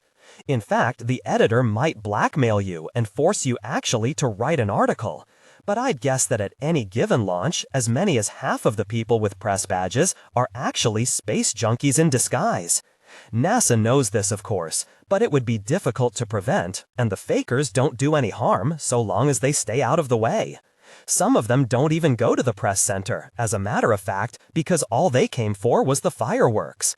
I've tried many times to describe what an Apollo launch felt like, having been one of those who actually did have to write articles, but have never succeeded completely. It's too visceral an experience. Writing about it is like writing about food or sex. My favorite food is caviar, but if you've never tasted it, there's not much I can do to truly evoke what it tastes like. Complex, salty, kinda fishy. Take my word for it, it's really good. If you've only seen a launch on television, you're like someone who's only read the label on a jar of caviar. Honor the weight of ideas that question what it means to be human. Some hours before the launch, usually before dawn, we'd load our various typewriters and cameras aboard a fleet of buses and take off down the miles of ruler straight road cutting through the mangrove swamp that separates the launch complex from the rest of NASA's establishment at the Cape. The isolation is partly a safety precaution, since the fuel in that spaceship has as much energy as a small atomic bomb. It's also sensible to keep most of NASA's electronic bric-a-brac a good distance away from the god-awful noise and vibration that a Saturn V makes when it blasts off. The buses drive by the Vehicle Assembly Building, a hollow cube of concrete so huge that clouds can form up by the ceiling and make it rain indoors, and onto the press site, which is a covered bleacher arrangement some 3 miles from the launch pad. This puts it right on the edge of the radius of destruction should the ship blow up on the pad. The VIP viewing area is a couple of miles farther back. Journalists write stories, but politicians sign appropriation bills. The press site has tables for your typewriters, phone jacks, TV monitors, trailers with coffee and sandwiches. It's a hectic and exciting place, tension mounting as the countdown rolls towards 0. At 1 minute, a sepulchral voice from the loudspeaker counts down second by second. Then there's a small flame at the base of the rocket, and a laconic, "We have ignition." And the flame gets brighter and brighter until it's difficult to look at, even in broad daylight. The speed of noise at sea level is 331 meters per second, so it takes about 14 seconds for the sound to reach the press site. The ship begins to lift. For the first few moments, the sound is just a faint sigh. You can still hear the reporters around you, everyone standing, muttering, "Go, Jesus, look at that!" But the sound mounts swiftly and saturates the audible spectrum, from nearly subsonic gravel to piercing scream. Your ears overload and, nearly death, you start to feel it washing over your skin, feel it grinding in your bones and guts. Then, as the rocket rises away, the noise begins to abate, to merely a roar, to a whisper lost in the ringing of your ears. There aren't any civilian sounds to compare to that. I heard something similar in the Army, working as a demolition engineer, when we set off several tons of high explosive from a quarter-mile away. It wasn't quite as loud, though, and didn't last long, and it didn't get anything to the moon. The most dramatic launch was the last moonshot, Apollo 17, the only nighttime blast-off. The press site was crowded with more reporters and junkies than I'd seen in any previous launch, and there seemed to be 10 times as many cameras as before. The camera situation was interesting and, to some people, disastrous. The press site sits over a body of water, like a wide canal that does eventually wind its way to the sea. Before sundown, the edge of the canal was an unbroken continuum of tripods. One photographer saw a unique opportunity. Just over the bank of the canal was a solid ledge, big enough to safely hold his tripod. He set up his camera, got it aimed and focused, then clambered back up and went off to get some coffee. He forgot about tides, though. When he came back, King Neptune had a new Nikon. There was a lot of suspense associated with the photography because nobody had the faintest idea of what the proper exposure parameters were going to be. Nothing like this had ever been filmed before, and, as it turned out, the best pictures were taken by people who were equipped with large film packs and motorized advances, taking 2 or 3 pictures a second while opening and closing the iris of the lens to cover a wide range of f-ratios. Assuming their cameras were still in place. Many of them wound up lying on the ground. Nobody had noticed the resemblance of that line of tripods to a row of dominoes. At liftoff, somebody knocked over the camera next to him, which knocked over the next one, and so on down the line. I was safely up in the bleachers, but I'm told there was a sort of lynch mob sentiment down by the water. The Saturn V's first stage is powered by 5 Rocketdyne F1 engines, about which more later. And though they make a truly awesome sight by day, at night, it's like nothing else made by humans. Seconds after ignition, the night was simply driven away, replaced by an eerie orangish ambience, almost like dawn, but not quite the right color, and the sun was rising awfully fast. The first noise was birds, thousands of them. Cape Kennedy is in the middle of a bird sanctuary, and we had them all fooled, at least for a few seconds. I suppose when the noise of the blast came rolling in, they realized, it's just another rocket, and went back to their nests. Oh, but it was beautiful. The only thing I can compare to it would be a total solar eclipse. And if you've never seen one from inside the path of totality, well, there you are again, reading the label on the jar. From then on, it sort of tapered off. There were other Saturn V's for Skylab and Apollo-Soyuz, and I did go to most of them, but there would never be another night launch. Perhaps it's just as well. Perhaps there are things that should only be done once. 15 July 1975 was the end of an era then, when the last Saturn V sputtered out and fell into the sea. I enjoy watching the little rockets go up, like the minuscule Titan Centaur that can only put 19 tons into orbit. And in fact, I've moved to Florida so that I can just walk out onto the beach and watch them fly. I'd assumed that I'd seen the last of the big ones, that the shuttle was going to be a rather subdued little taxi. After all, it's only about half the size of the Apollo vehicle, and all 3 of its main engines together produce less thrust than one of those 5 F1 monsters.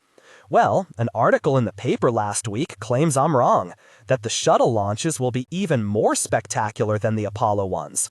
I got out my calculator and my Jane's Book of Space Exploration, and by God, it does look possible.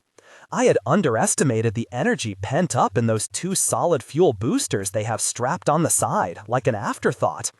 Each of them has nearly twice the thrust of an F1, and intuitively, it seems likely that solid fuel will make a brighter and louder splash than LOX plus kerosene. The junkie's fingers start to twitch.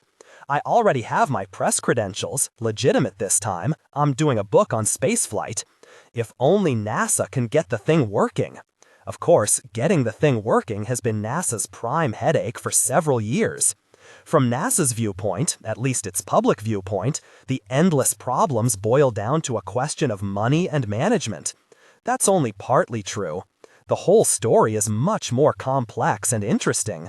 This is a good time to look at it, while there still is a manned space program. After this spring, it may be dead, killed along with 2 astronauts a few seconds after T0, killed by money and management and a confluence of interesting forces, technological, historical, social. Now, no junkie with class supports his habit by knocking over filling stations and such. What you do is tell all your friends how great the stuff is, get them addicted, and then sell it to them. I've been supporting my space habit this way for some years, and I'm not about to change my ways tonight. But I'm a storyteller by trade, and there's a grand story to be told here, full of heroes and villains, at least one assassin, conspiracies, wisdom, stupidity. we will proceed with little regard for chronology, skipping from future to past and back again. First, let's talk about abortion, the mechanical kind rather than the medical. Thumb on the red button. Bailing out. Unlike the Russians, we've never lost an astronaut in flight. This hasn't been due to luck. It's because we've never been guilty of the "you can't send a boy up in a crate like that" syndrome. Honor the weight of ideas that question what it means to be human. Not only because our flight systems have been thoroughly tested first, both in scale models and in full-sized but unmanned dry runs, but also because we've paid scrupulous attention to abort procedures, their mechanical aspects fail-safe and redundant through all stages of a mission, the pilots trained to fare thee well in what to do if something goes bluey. The early Russian cosmonauts, by contrast, were little more than passengers, stuck in a tin can with an oxygen bottle. Their first female cosmonaut's main qualification was that she belonged to a skydiving club. The space shuttle has 3 distinct abort procedures, each having to do with a loss of thrust in the main engine. That is to say, you've already gotten up past the stratosphere and jettisoned the solid fuel boosters, and how much thrust you can squeeze out of the thing determines whether you try to make it back to the Cape or swing through a short-life orbit and come down in New Mexico or some other emergency landing site. But the main engine is the baby of the 3. What about those 2 solid-fueled monsters? To quote the apologetic language of Aviation Week's space technology, most malfunctions of the Thiokol solid rocket boosters are basically considered to be unsurvivable emergencies. In other words, here's the plan. Suppose one of the solid-fueled boosters fails. The plan is, you die. During the first few tests, the astronauts will be equipped with ejection seats, but they are, again quote, a viable escape mechanism on the pad, nor for the first 50 feet of altitude. Nor are they of any use after the vehicle attains Mach 3, which it does while the boosters are still blasting. But the possibility of blowing up on the pad is only the most dramatic, and we hope a very unlikely event among the universe of things that could go wrong on the first flight. Nothing like the space shuttle has ever tried to fly before. You have 4 attached aircraft, essentially, 1 with wings, 3 of them blasting away with millions of pounds of thrust through subsonic, supersonic, and hypersonic speeds. The orbiter will break all speed records for winged craft within 4 minutes of flight and triple its own record before it leaves the atmosphere. No mathematical model exists to predict exactly what the flow of air is going to do to that ungainly machine as it accelerates from 0 to hypersonic. And no physical model was built because NASA didn't have the money. No unmanned flight test is possible because the birds simply can't be trusted to fly without a real-time pilot, who may die when high-speed turbulence shakes the whole conglomeration to pieces. At least one Apollo astronaut has declared publicly that he wouldn't fly the thing, not the first time. So how did this happen? Aren't spaceships supposed to be sleek, graceful things? Sure, they're built by committees, but the shuttle is the first one that looks it. To understand why, we can follow various threads of history that pass through one point in space and time, the aforementioned VIP viewing area at Cape Kennedy in July 1969. There were some interesting people there, like the only surviving American slave, Charlie Smith, who thought it was all a waste of time. President Nixon couldn't make it, too busy with his tape recorders and things, but Spiro Agnew was there. And an old man who started out as a school teacher in Transylvania, Herman Oberth. Oberth was the only one of the 3 early rocket pioneers who lived long enough to be there when Apollo 11 blasted off to put men on the surface of another world. He was also, curiously, the one most directly related to that rocket's genealogy by way of Adolf Hitler. Here's a quick gloss of the history of modern rocketry. The other 2 pioneers were Konstantin Tsiolkovsky, a Russian, and Robert Goddard, an American. The 3 men, working independently over a couple of decades, all came up with the notion that liquid-fueled rockets could be used to escape the Earth's gravity. What made Oberth's 1923 book, The Rocket into Interplanetary Space, the most important was that Wernher von Braun read it. Von Braun wound up head of a club called Verein für Raumschifffahrt, the Society for Space Travel, which built small experimental rockets and launched them at the cost of some fingers and toes and 3 lives, and made grandiose plans for the eventual conquest of outer space. But the club fell victim to Germany's runaway inflation and the Great Depression, until 1933, when Adolf Hitler came to power. The Treaty of Versailles had put strong restrictions on the kind of munitions that Germany could build and accumulate, but it hadn't said anything about rockets. By 1934, von Braun and many former members of Verein für Raumschifffahrt were members of Hitler's army. Not, they later affirmed, because they had any sympathy for Hitler's mad ideas of racial purity and world conquest, but because that was the only way they could continue their researches into rocketry. In their defense, it should be noted that von Braun was arrested under Himmler's orders in 1944 for being more interested in getting to the moon than winning the war. The V-2, the development of which cost more than the Manhattan Project, turned out to be a dramatic but rather ineffective weapon, and there were still thousands of them in storage when the Allies overran Germany in 1945.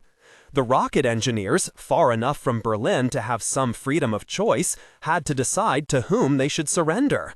In the words of one admirably frank scientist, "We despised the French, we were mortally afraid of the Soviets, we did not believe the British could afford us, so that left the Americans." So the Americans wound up with von Braun and most of his planning staff and 300 freight cars worth of V-2 components. The Russians claimed they captured more, both men and material, but we had the cream, and besides, they were just a bunch of communist peasants who probably couldn't even find a match for the fuse. For nearly a decade, these German scientists languished in an outfit called the Army Ordnance Guided Missiles Development Group, shooting their V-2s into the New Mexico sky, and trying to scrounge money from the Army. The people who made money decisions, though, had decided that guided missiles were just an exotic adjunct to the overall defense picture. Specifically, nuclear weapons were too heavy and guided missiles were too small for them ever to be mated. The same argument retarded the parallel and independent missile projects that were going on in the Air Force and the Navy. The Army stayed well ahead of them because they had the Germans. Meanwhile, von Braun and his mentor, Willy Ley, proselytized energetically about the coming wonders of space travel. With the help of Collier's magazine and, later, Walt Disney, they got the American public pretty excited about their ideas. More excited than the military was. After 20 years of planning and experience, these ideas were pretty well thought out. Note the sequence. First, you build a shuttle. Then you build a space station. Once the space station is finished, you might use it as a staging area to go to the moon or Mars. That would be interesting. In their 1952 book, Across the Space Frontier, out of 142 pages, they spend 2 paragraphs on the idea of a moon landing. Suddenly, things started to happen. In 1953, the AEC let it be known that they were on the verge of producing a small, light atomic bomb. The idea of an ICBM started to look attractive, especially after we found out the Soviets had been pursuing that goal since 1947. Money and manpower were suddenly available to all 3 missile groups. In 1954, von Braun said his bunch would be able to orbit a small satellite by the end of next year. This is where it gets really complicated, and I'll spare you all the complications, except to note that they involved the muckraking columnist Drew Pearson and an unfortunate note written on Air Force stationery. Anyhow, the government did finally get around to authorizing a space satellite, but the competition was won by the Navy's Project Vanguard rather than the Army and von Braun. Before they could get off the ground, the Sputnik went up, 4 October 1957. Which leads us to the space race, of which you may have heard. Through the magic of arithmetic, I perceive that most of this audience was born around 1960 or later. So the space race might be to use something like Pearl Harbor is to me. The history books say it's important, but since it happened before I was born, it can't be that important. That fall of 1957, Vanguard was hamstrung by inter-service rivalry and administrative indifference. Eisenhower, like Truman before him, thought the Soviets were silly boobs. After all, they'd fallen for communism, and that missiles were little more than toys. Vanguard was drastically underfunded, $20 million when it needed $100 million, and was set back for 18 months of redundant construction when the Army refused to let the Navy use its launch facilities. The crowning blow came a week after Sputnik. Eisenhower misunderstood a Vanguard report and told the press America would launch its first satellite in 2 months. In fact, it was just to be a systems test. They tried to push it, but the untested system blew up 3 inches off the launching pad. The Soviets responded with sarcasm and orbited a dog, keeping it alive for 4 days. Vanguard went back to the drawing board. But von Braun had grown impatient. A month after the Vanguard explosion, the Army was given a green light, and in 4 days launched its orbiter satellite. The race was on, but we seemed way behind. It's interesting to speculate what might have happened if there had been no bureaucratic screw-ups. If von Braun had been allowed to continue from the beginning with decent funding and the blessings of the Defense Department. He would have launched a satellite at least a year before Sputnik, and though the Soviet launch would have been worrisome, it wouldn't have resulted in panic. Hindsight is a wonderful tool. We were really far in advance of the Russians, except in the area of large boosters, and catching up fast there. If we had gone along with von Braun's scheme, we would have had a space shuttle by the early 60s, and then a permanent space station, and maybe a man on the moon sometime in the 70s. But an election year was coming up. Nixon was running more or less on a platform pledging to continue Eisenhower's policies, which had given the country a period of peace and prosperity. One slogan was, "He kept us out of war." But Mad Magazine reflected a large segment of popular opinion by twisting that into, "He kept us off of Mars." Kennedy played this sentiment for all it was worth, promising an aggressive, well-funded space program that would pull us into the lead of the space race. Well, right after Kennedy was inaugurated, the Russians beat us by 3 weeks in putting the first man into space. In between came the Bay of Pigs fiasco. The new president had to do something, and what he did was call for an all-out drive to put a man on the moon before 1970, or at least before the Russians. NASA was delighted. It did look barely possible, with enough money cutting corners here and there. We would have to forego the luxuries of a space shuttle and permanent orbital station, but those were things they could go back and do later. As a matter of fact, the lunar program might not have got off the ground if we'd known how frightfully expensive it was going to be. NASA called for $7 to $9 billion. Even allowing for inflation, the cost overrun was about $20 billion. What happened, of course, was that Oswald's bullet made Kennedy a martyr, and his rash promise a sacred trust. And throwing money into space was a nice smokescreen, partly obscuring the fact that we were dumping 20 times as much in the process of losing war against a third-world Asian country. It was that war, of course, that forced LBJ out of office and put Nixon, who had never supported space or science or anything tainted with intellectualism, into the ludicrous position of taking credit for the moon landing. Which takes us back to that VIP viewing stand in July of 1969. After the rocket went up and the cheers died down, Agnew gave a stirring speech, affirming the administration's commitment to even greater activity in space, culminating in a manned flight to Mars by 1990. While he was speech-making in Florida, Nixon and the OMB were busy in Washington, muttering "enough is enough," slashing NASA's appropriation to the bone. NASA offered 3 scenarios for a future space program. The most ambitious called for a 50-man permanent space station, a manned base on the moon, and a Mars mission by 1985. Of course, these would require a space shuttle and a deep space tug for lunar resupply. Less ambitious was a program that called for a later Mars mission and no lunar base. Finally, a rock-bottom plan called for just the shuttle and space station, deferring the Mars flight decision. Nixon, the OMB, and Congress came back with a resounding no. No Mars mission, no moon base, no space station, no shuttle. NASA was allowed to go ahead with Skylab and some of the remaining scheduled moon flights, since those had to be scrubbed, since those projects had gone too far to stop. And they could have some loose change for studying the space station and shuttle, but don't go building anything. NASA was shocked, but they shouldn't have been. After all, they had done what the public had demanded, put the Russians in their place, and most of the public were quite ready to see the government spend their taxes elsewhere. I think NASA was surprised for the same reason I was. We were suddenly forced to admit that not everybody is a space junkie. There was nearly a second revolution when a bowl game was interrupted to show men walking on the moon. Well, Cronkite's a space junkie too.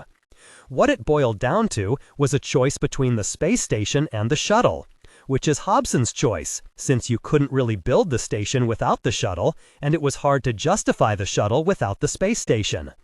They finally managed to come up with a rationale that the shuttle would save money in the long run, by providing a less expensive way to orbit satellites and also an orbital repair service. If a two-integrated circuit blows out in some ComSat, you don't have to build a new ComSat and orbit it. You just hand the two component to an astronaut and have her install it next time she's in the neighborhood. The design they proposed was much more elegant than von Braun's original model. He hadn't counted on the advances in cryogenics that would allow us to use liquid oxygen and hydrogen routinely. Remember those F1 motors? This machine, the F1 Flyback, was a two-stage vehicle with both stages manned. The first stage was a huge jet plane, powered by 5 F1s. It would boost the second stage into the upper atmosphere and fly back to the Cape, where it would land like an airplane and just gas up for another trip. The second stage was a winged vehicle similar to the existing orbiter, but fancier and roomier. The price tag was $10 billion. Congress was rather sarcastic about that, since NASA didn't have a very good track record for meeting projected costs. Also, it was obvious that the main reason for the shuttle was to provide NASA with an excuse for existing. As Nature pointed out, it had all the appearance of being a device that would create for its designers the need for credible employment.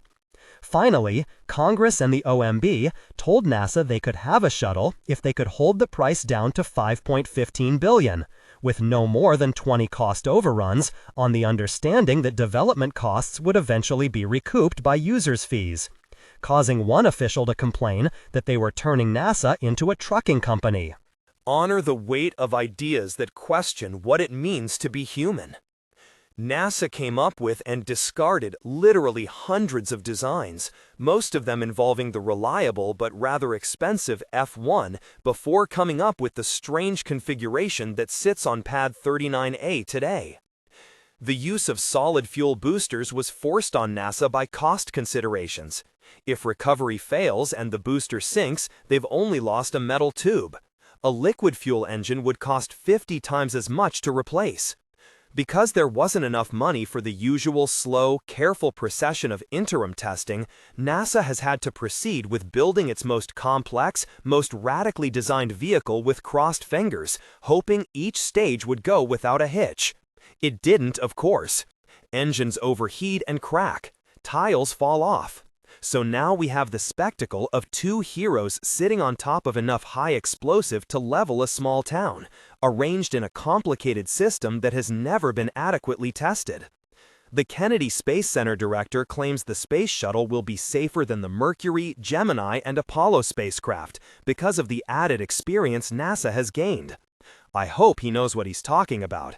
I hope he's not just whistling in the dark. And I hope I haven't given the impression that NASA is the villain of this story. There really aren't any villains, other than the ones already condemned by history: Hitler, Oswald, Nixon, and only one of them appears here as an obstructing force. What I've been trying to do for the past hour is to give you a sense of how complex and deeply rooted the problems are that forced NASA into such an unusual compromise in design and testing procedure. If the shuttle hadn't been built in whatever design, it would have been the end of manned spaceflight in America for the foreseeable future. So we're gambling lives and money, but from my point of view, the stakes justify it. Not just so I can see another fireworks display. I really think that successful exploitation of space is the only way we can give hope to our crowded, hungry, jittery world. That's another lecture, but I hope that most of you here today know the broad outlines of it.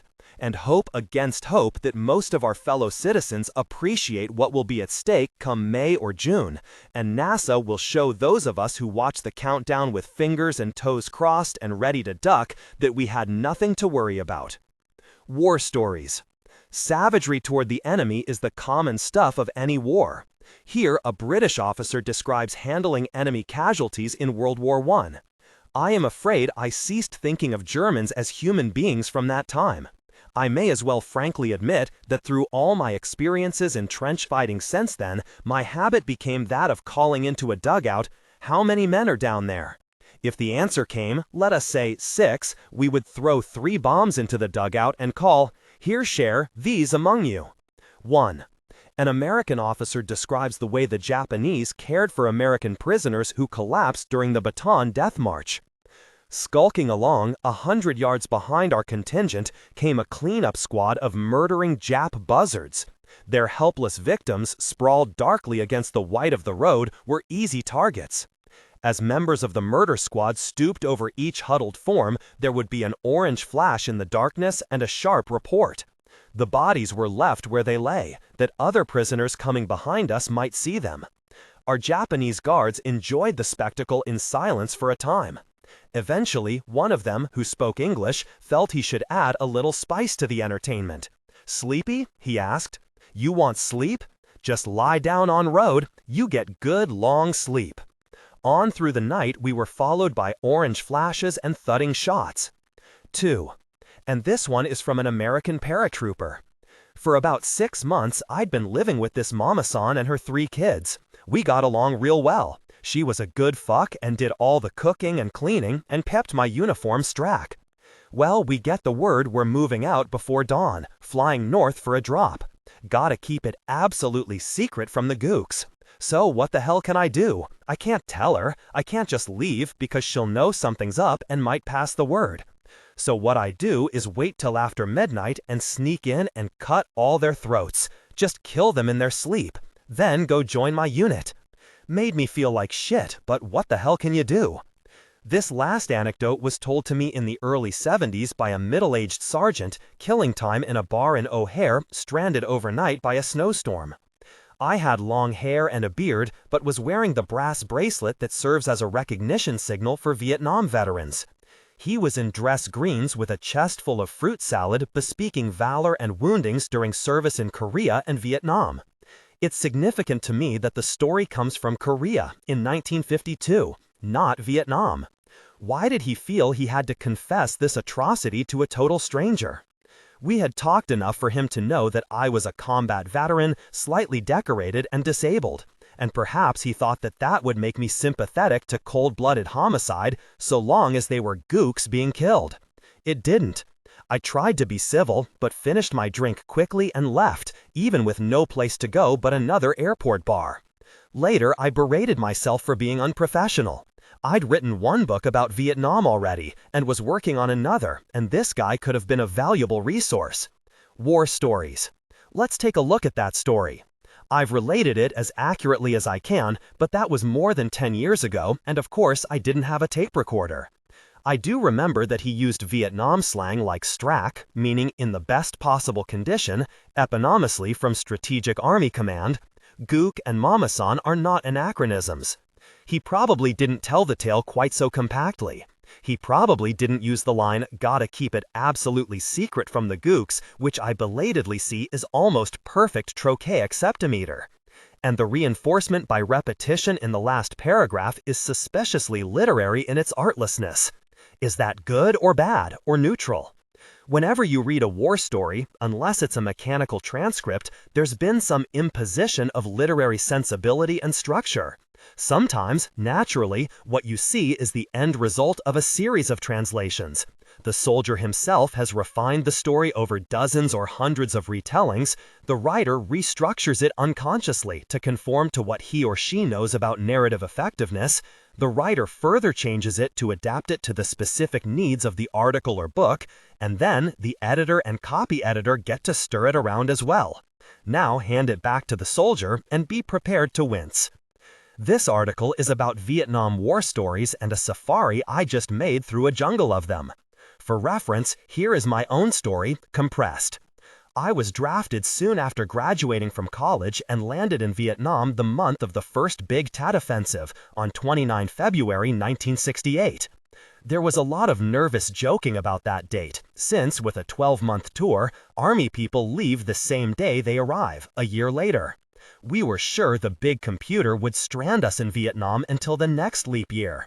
But the computer worked, and if our luck had held, all 13 of us who had been sent to the 4th Division, Pleiku, would have been back standing in line the next February 28th.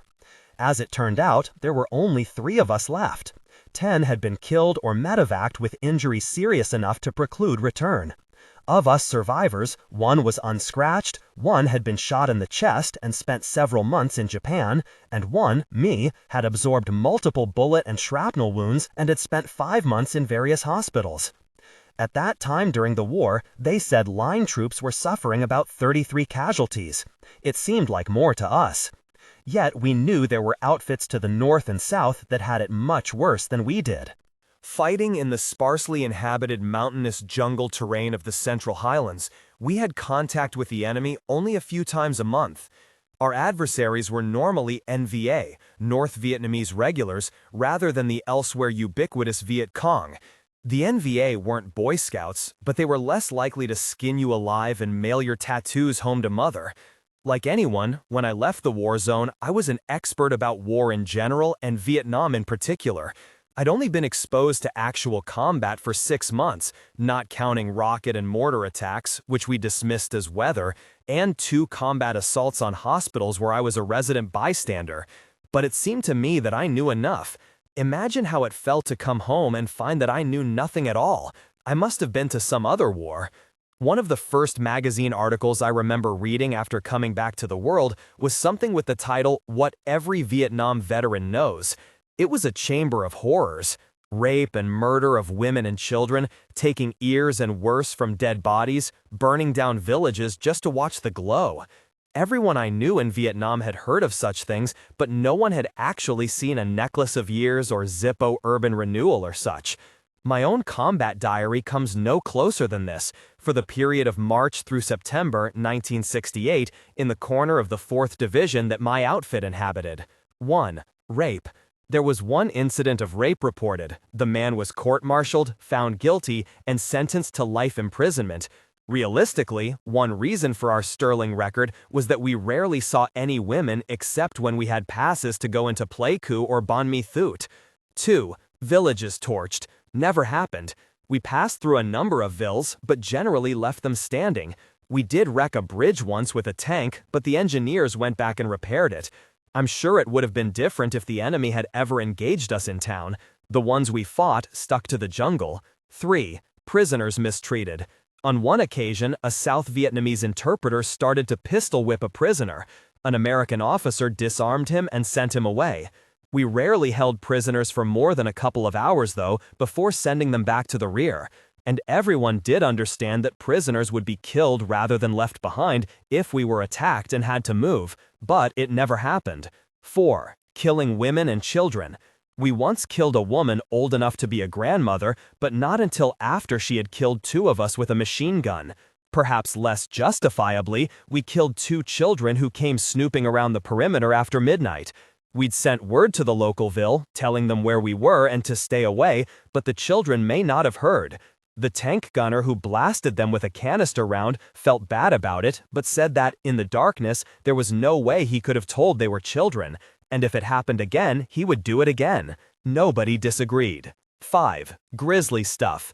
After a battle, some of the boys, they were boys, would wander around taking pictures of corpses, and a few of those got their kicks rearranging the bodies and parts of bodies into ghastly amusing postures. Most of us took souvenir weapons and hardware. No ear necklaces, no castrations, no pulling of gold teeth. Once, a traumatizingly decapitated NVA lieutenant's head became the object of an impromptu game of kickball. Indelicate behavior, to put it mildly, but I think it was more hysteria and whistling in the dark bravado than atrocity. People with a misplaced reverence for corpses might disagree.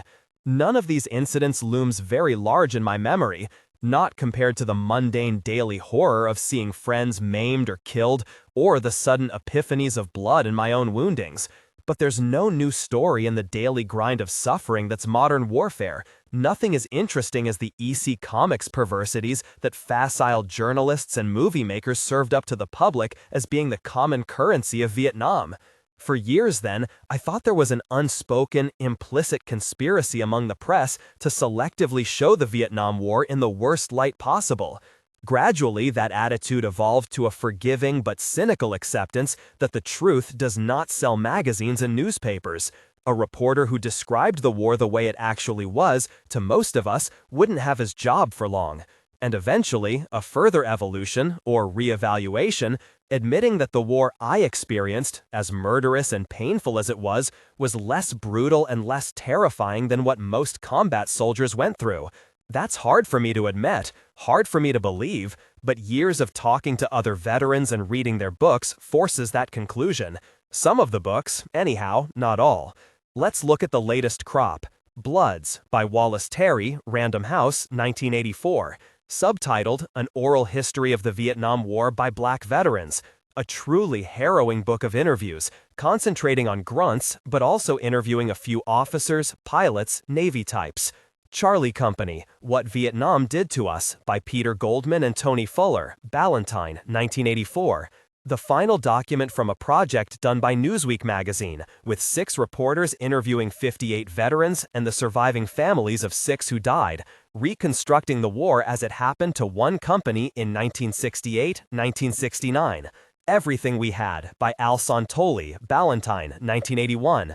Another oral history of interviews with 33 soldiers, arranged in rough chronological order, 1962-1975. Home Before Morning, by Linda Van Devonter, Warner, 1983. Memoir of an Army nurse from training through Vietnam to trying to adjust afterwards. If I Die in a Combat Zone, by Tim O'Brien, Dell, 1984 reissue. An educated, literate drafty describes basic training and his year in Vietnam, stationed near My Lai a year after the massacre. The Killing Zone, by Frederick Downs, Berkeley, 1983. A vivid, straightforward account of the author's 4 months as a platoon leader in heavy combat. Nam, by Mark Baker, Morrow, 1981. A mosaic of interviews from dozens of anonymous veterans.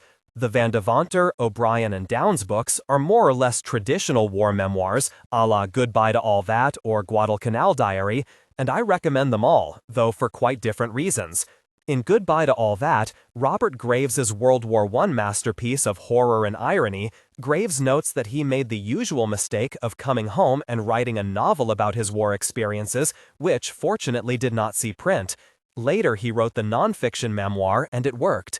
Tim O'Brien reversed Graves' order, eventually writing Going After Cacciato, winner of the National Book Award and arguably the best novel about Vietnam. Almost a decade earlier, though, he produced the memoir, If I Die in a Combat Zone, which at the beginning zigzags effectively from Vietnam to stateside and back, combat vignettes investing the rituals of basic training with drama and foreboding, and then grinds through the rest of his unwilling year in combat with unsparing accuracy. I read it when it first came out, a few years after returning from Vietnam, and to this day I remember the weird double vision feeling, being snowbound in Iowa but seeing green and smelling the rank jungle and acid powder smell. A fine book, real. Frederick Downs was a lieutenant in the 4th Division, my old outfit, about a year before I got there. From the evidence in the Killing Zone, I'm sorta glad he wasn't my lieutenant. Not that he was a bad officer, quite the contrary. If a division had 6 men like him, they could spot the enemy a dozen tanks and John Wayne and still wipe them off the map. But the guy was a bullet magnet. When the shooting starts, you want to be on some other acre. The Killing Zone is obviously expanded from Downs' combat diary, perhaps, like mine, in the form of letters home. There are chapter divisions for convenience, but the narrative, dated, rarely skips more than a day or two of the 4 months he spent in Vietnam, from getting off the plane to the horrifying moment when a bouncing Betty mine goes off waist-high and shreds his body. I'd recommend this book to anyone interested in Vietnam or in the conduct of modern warfare. It's not particularly well written and was evidently copy-edited by a victim of progressive education, But Downs was and is the kind of dowdy blood-and-guts officer who most people think became extinct sometime between Hiroshima and the Tonkin Gulf incident, able to be wounded twice the same day and refuse to leave his men, crawl through withering fire to retrieve a shot private, not knowing whether he's dead or alive. He's dead. And if he doesn't let false modesty get in the way of a good story, neither does he flinch in detailing his errors, even when they resulted in men being needlessly maimed or killed. Downs' sequel, Aftermath, is a better book, detailing his rehabilitation after Vietnam, but is beyond the scope of this review. Linda Van Devanter's Home Before Morning has quite a different viewpoint from the bellicose give 'em hell attitude of The Killing Zone or the intellectualized but tough horror of If I Die in a Combat Zone. Van Devanter, like Downs, joined the army out of patriotism and also wound up in the 4th Division, about 2 years after Downs. If all of us keep churning out books, they'll have to change the name of the division from the Fighting 4th to the Writing 4th. Her patriotism, at least the military side of it, didn't survive Vietnam. Of all the blood-curdling books reviewed here, the middle part of Home Before Morning is by far the goriest, some of it told with the grisly detachment of the medical professional. Van Devanter was a nurse assisting surgery, and some of it with the barely contained hysteria of a normal human being almost tapped out, overloaded with death and suffering. Less than half of the book actually takes place in Vietnam, the rest being divided between her late girlhood prior to going there and the slow recovery from the shattering depression she brought back. The tenderness and unself-conscious horror make this a unique book about war. If for some reason, like me, you wind up reading several Vietnam books in a row, you must include this one for balance.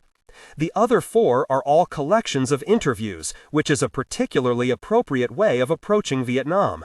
For objective value, as historical and anthropological resource, Charlie Company wins hands down. Nam flunks. Bloods and Everything We Had occupy the same middle position for the same reasons. The criteria are selection procedure and verifiability. Nam, which is the most dramatic and most entertaining of the 4, is all but useless as a serious document. It's a montage of first-person accounts subtitled The Vietnam War in the words of the men and women who fought there, claiming 150 informants. But none of them is identified. There's no way to check up on Baker's accuracy. That accuracy is suspect because of the book's novelistic virtues in terms of language and structure. There is material from many different people here, perhaps fewer than 150, but the unifying intelligence of the single author is too strong. Bloods shares this problem to a certain degree. Most of the people talk in short, dramatic, declarative sentences, with a lot of breathless paragraphing. Opening the book at random, I find, it was Kelly, the chief hospital courseman, short, fat guy, the typical hospital course chief. I said, "What are you doing out there?" I had almost shot him. I said, "Get out of there! Get out of there!" There's also a uniformity of adventures and reactions that I find suspect in a book covering the experiences of black veterans who went through the war in many different circumstances of preparation, motivation, assignment, and rank. Of particular interest to me was the record of atrocities. Every ground combat soldier save one spiced up his story with one or more tales of ritual mutilation, torture, murder of civilians, rape, once the rape of a recently murdered civilian. The only one who didn't have such stories was a man who served 2 tours as a platoon leader and company commander. He said explicitly, "The nation heard stories of atrocities. That generalization is unfair to apply to all the people who were there. In 2 tours, I just did not experience any atrocities. Sure, you shot to kill, but personally, I did not experience cutting off ears from dead bodies or torturing captured prisoners." If a person were to reconstruct the Vietnam experience from just this one book, the inescapable conclusion would be that this officer is lying, and atrocity was the order of the day. I don't think so. Not that the other people were necessarily lying. A natural journalistic selection procedure is partly to blame, and partly it's the psychology of interviewing and being interviewed. I've interviewed about a dozen colleagues, friendly literary conversations and have been subjected to a few score newspaper and magazine writers myself, some of whom turned out not to be so friendly. I've belatedly learned caution, and, having been hunter as well as prey, I've learned a few stalking tricks. One of the most powerful tools is silence, the neutral nod that says, "Okay, go on, that's not all, is it?" The informant does want to give you a good story. Let him elaborate. There are more manipulative techniques, such as asking leading questions, asking the same question in various ways until you get the answer you want, or the classic "have you stopped beating your wife" structure that assumes the answer to the real question. Did you report atrocities to your company commander or keep them secret? Techniques that would net the reporter a dry smile or a horse laugh from an experienced politician or even another writer could work well on a man who's never been interviewed before, no matter how intelligent he is, especially when the interview is about something as emotionally charged as his wartime experience. This is not to say that Terry or any of the others did use these various tools. In none of the books can we tell. We never see the questions, only the answers. The other factor, the journalistic selection procedure, is an obvious constraint on material. Terry did not interview 20 random black veterans and then sit down and type out his book. No, he found the ones with interesting stories, interviewed them, and then winnowed through the interviews to find the 20 best. What other procedure could a writer use? To me, the most valuable aspect of Bloods is its record of racial tensions and injustice in Vietnam. Most of the combat soldiers note that racial differences disappear among line troops. One of them even had a KKK good old boy as his best friend. None of them fails to notice, though, that there is a disproportionate number of black people around, and an awful lot of them being killed. Blacks accounted for 23 of American combat deaths, while comprising only 11 of young American males. The word for that is genesthenia, the selective weakening of a race. The Army didn't do it as a matter of policy, which in a way is a pity, because policy can be changed. The social forces that resulted in the disproportion are still with us, and lately we seem to be taking 2 steps backward for every step forward. So when the American war machine slides toward its next target, Central America or the Middle East or Trinidad, too much of the blood that greases it will be the blood of black men and boys. The Army told us that for every 1 combat soldier in Vietnam, there were 9 or 10 support troops, clerks and jerks we called them, in ironic envy, but you see very few interviews with that large majority. A book called Nothing Happened, An Oral History of Cooks and Clerks in Vietnam wouldn't sell many copies, but the Platonic Ideal Vietnam Interview book, at least the one with maximum value as an anthropological document, would be top-heavy with stories from rear echelon people, and those stories might not be dull. My platoon's perception of base camp commandos was that they were a lot crazier than we were. More narcotics, more attitude problems, more likely to flip out, possibly because they had to sit through the rocket and mortar attacks and live with the threat, rarely enough realized, of human wave ground attack, without ever being able to do anything about it.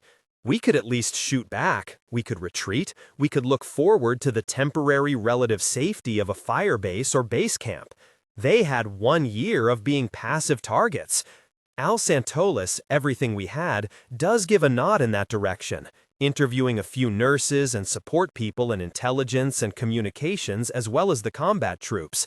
It's my favorite of the oral history books, possibly because of Santolis's obvious sympathies, since he was a grunt rifleman himself, and stateside he worked with amputees as a physical therapy assistant. He's horrified by the war, but not by the soldiers, and if he has an axe to grind, it's this familiar one. The enemy is not really those little devils shooting at me. It's the faceless people safe from harm who pulled the strings that put me here. The Green Machine, we called them.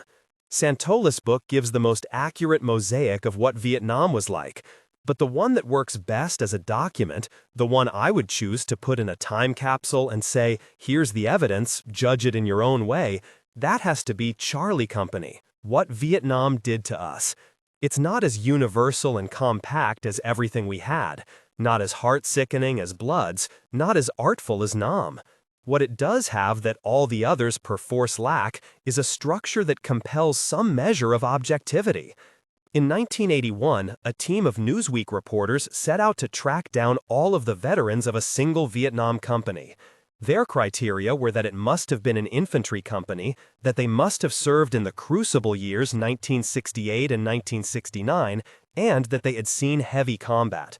So their story will be a priori more dramatic than, say, that of a quartermaster company. But the reporters were out to find everyone's story, not just the ones that were most interesting or that best fit a predetermined pattern, consciously arrived at or not. Everyone they could track down had his say. They also interviewed the families of those who were killed during the war and, sadly, of a couple who survived the war but couldn't live with what came afterwards. The result is interesting in both aspects of the men's stories: what happened in Vietnam and how they adjusted to life back in the world, what measure of material success and what measure of peace. The war stories are most interesting in the present context, though, and the most revealing, because they were all in the same place, but they all fought in different wars. For most, that's just a reflection of a universal truism. For a couple, it was something else, something particularly significant in interpreting Vietnam War stories. A couple of the veterans of Charlie Company reported memories of interesting things that somehow escaped everybody else's notice. One of them had bragged to his local buddies of murdering a captain he didn't like. None of the company's COs died during his tour. And the landscape of his Vietnam was blighted by heads on pikes and napalm-broiled babies that, however real to him, nobody else in Charlie Company appeared to have seen. I have the strange feeling I met this guy a few times in the other books. I know I've met people like him in person several times, because when they find out you're a writer from the Nam, they have to come over and tell you their strange story. It often owes as much to Apocalypse Now as to reality. The scary ones aren't actually lying. For them, the membrane between invention and memory has disintegrated. We all succumb to a degree of this as we age, editing our memories to give our life coherence, meaning, interest. Some are better at it than others. Some people make it their life's work. So how can you tell truth from fabulism? If you were there, or if you've made an exhaustive study of Vietnam, you might catch some storytellers in inconsistencies, but that might only mean that the guy hadn't paid attention to the same details that engaged you. And if he has everything absolutely right, it could mean that he's truly and gloriously bent, warped to the extent of spending every spare minute making sure his stories are believable and consistent. Even the lies contain truth, and not in a mystical way, not as long as some of us listen and believe and think we see our own dark nature reflected there. They may be made up to attract attention or elicit pity or to sell newspapers or movies, but they have the force and innate veracity of myth.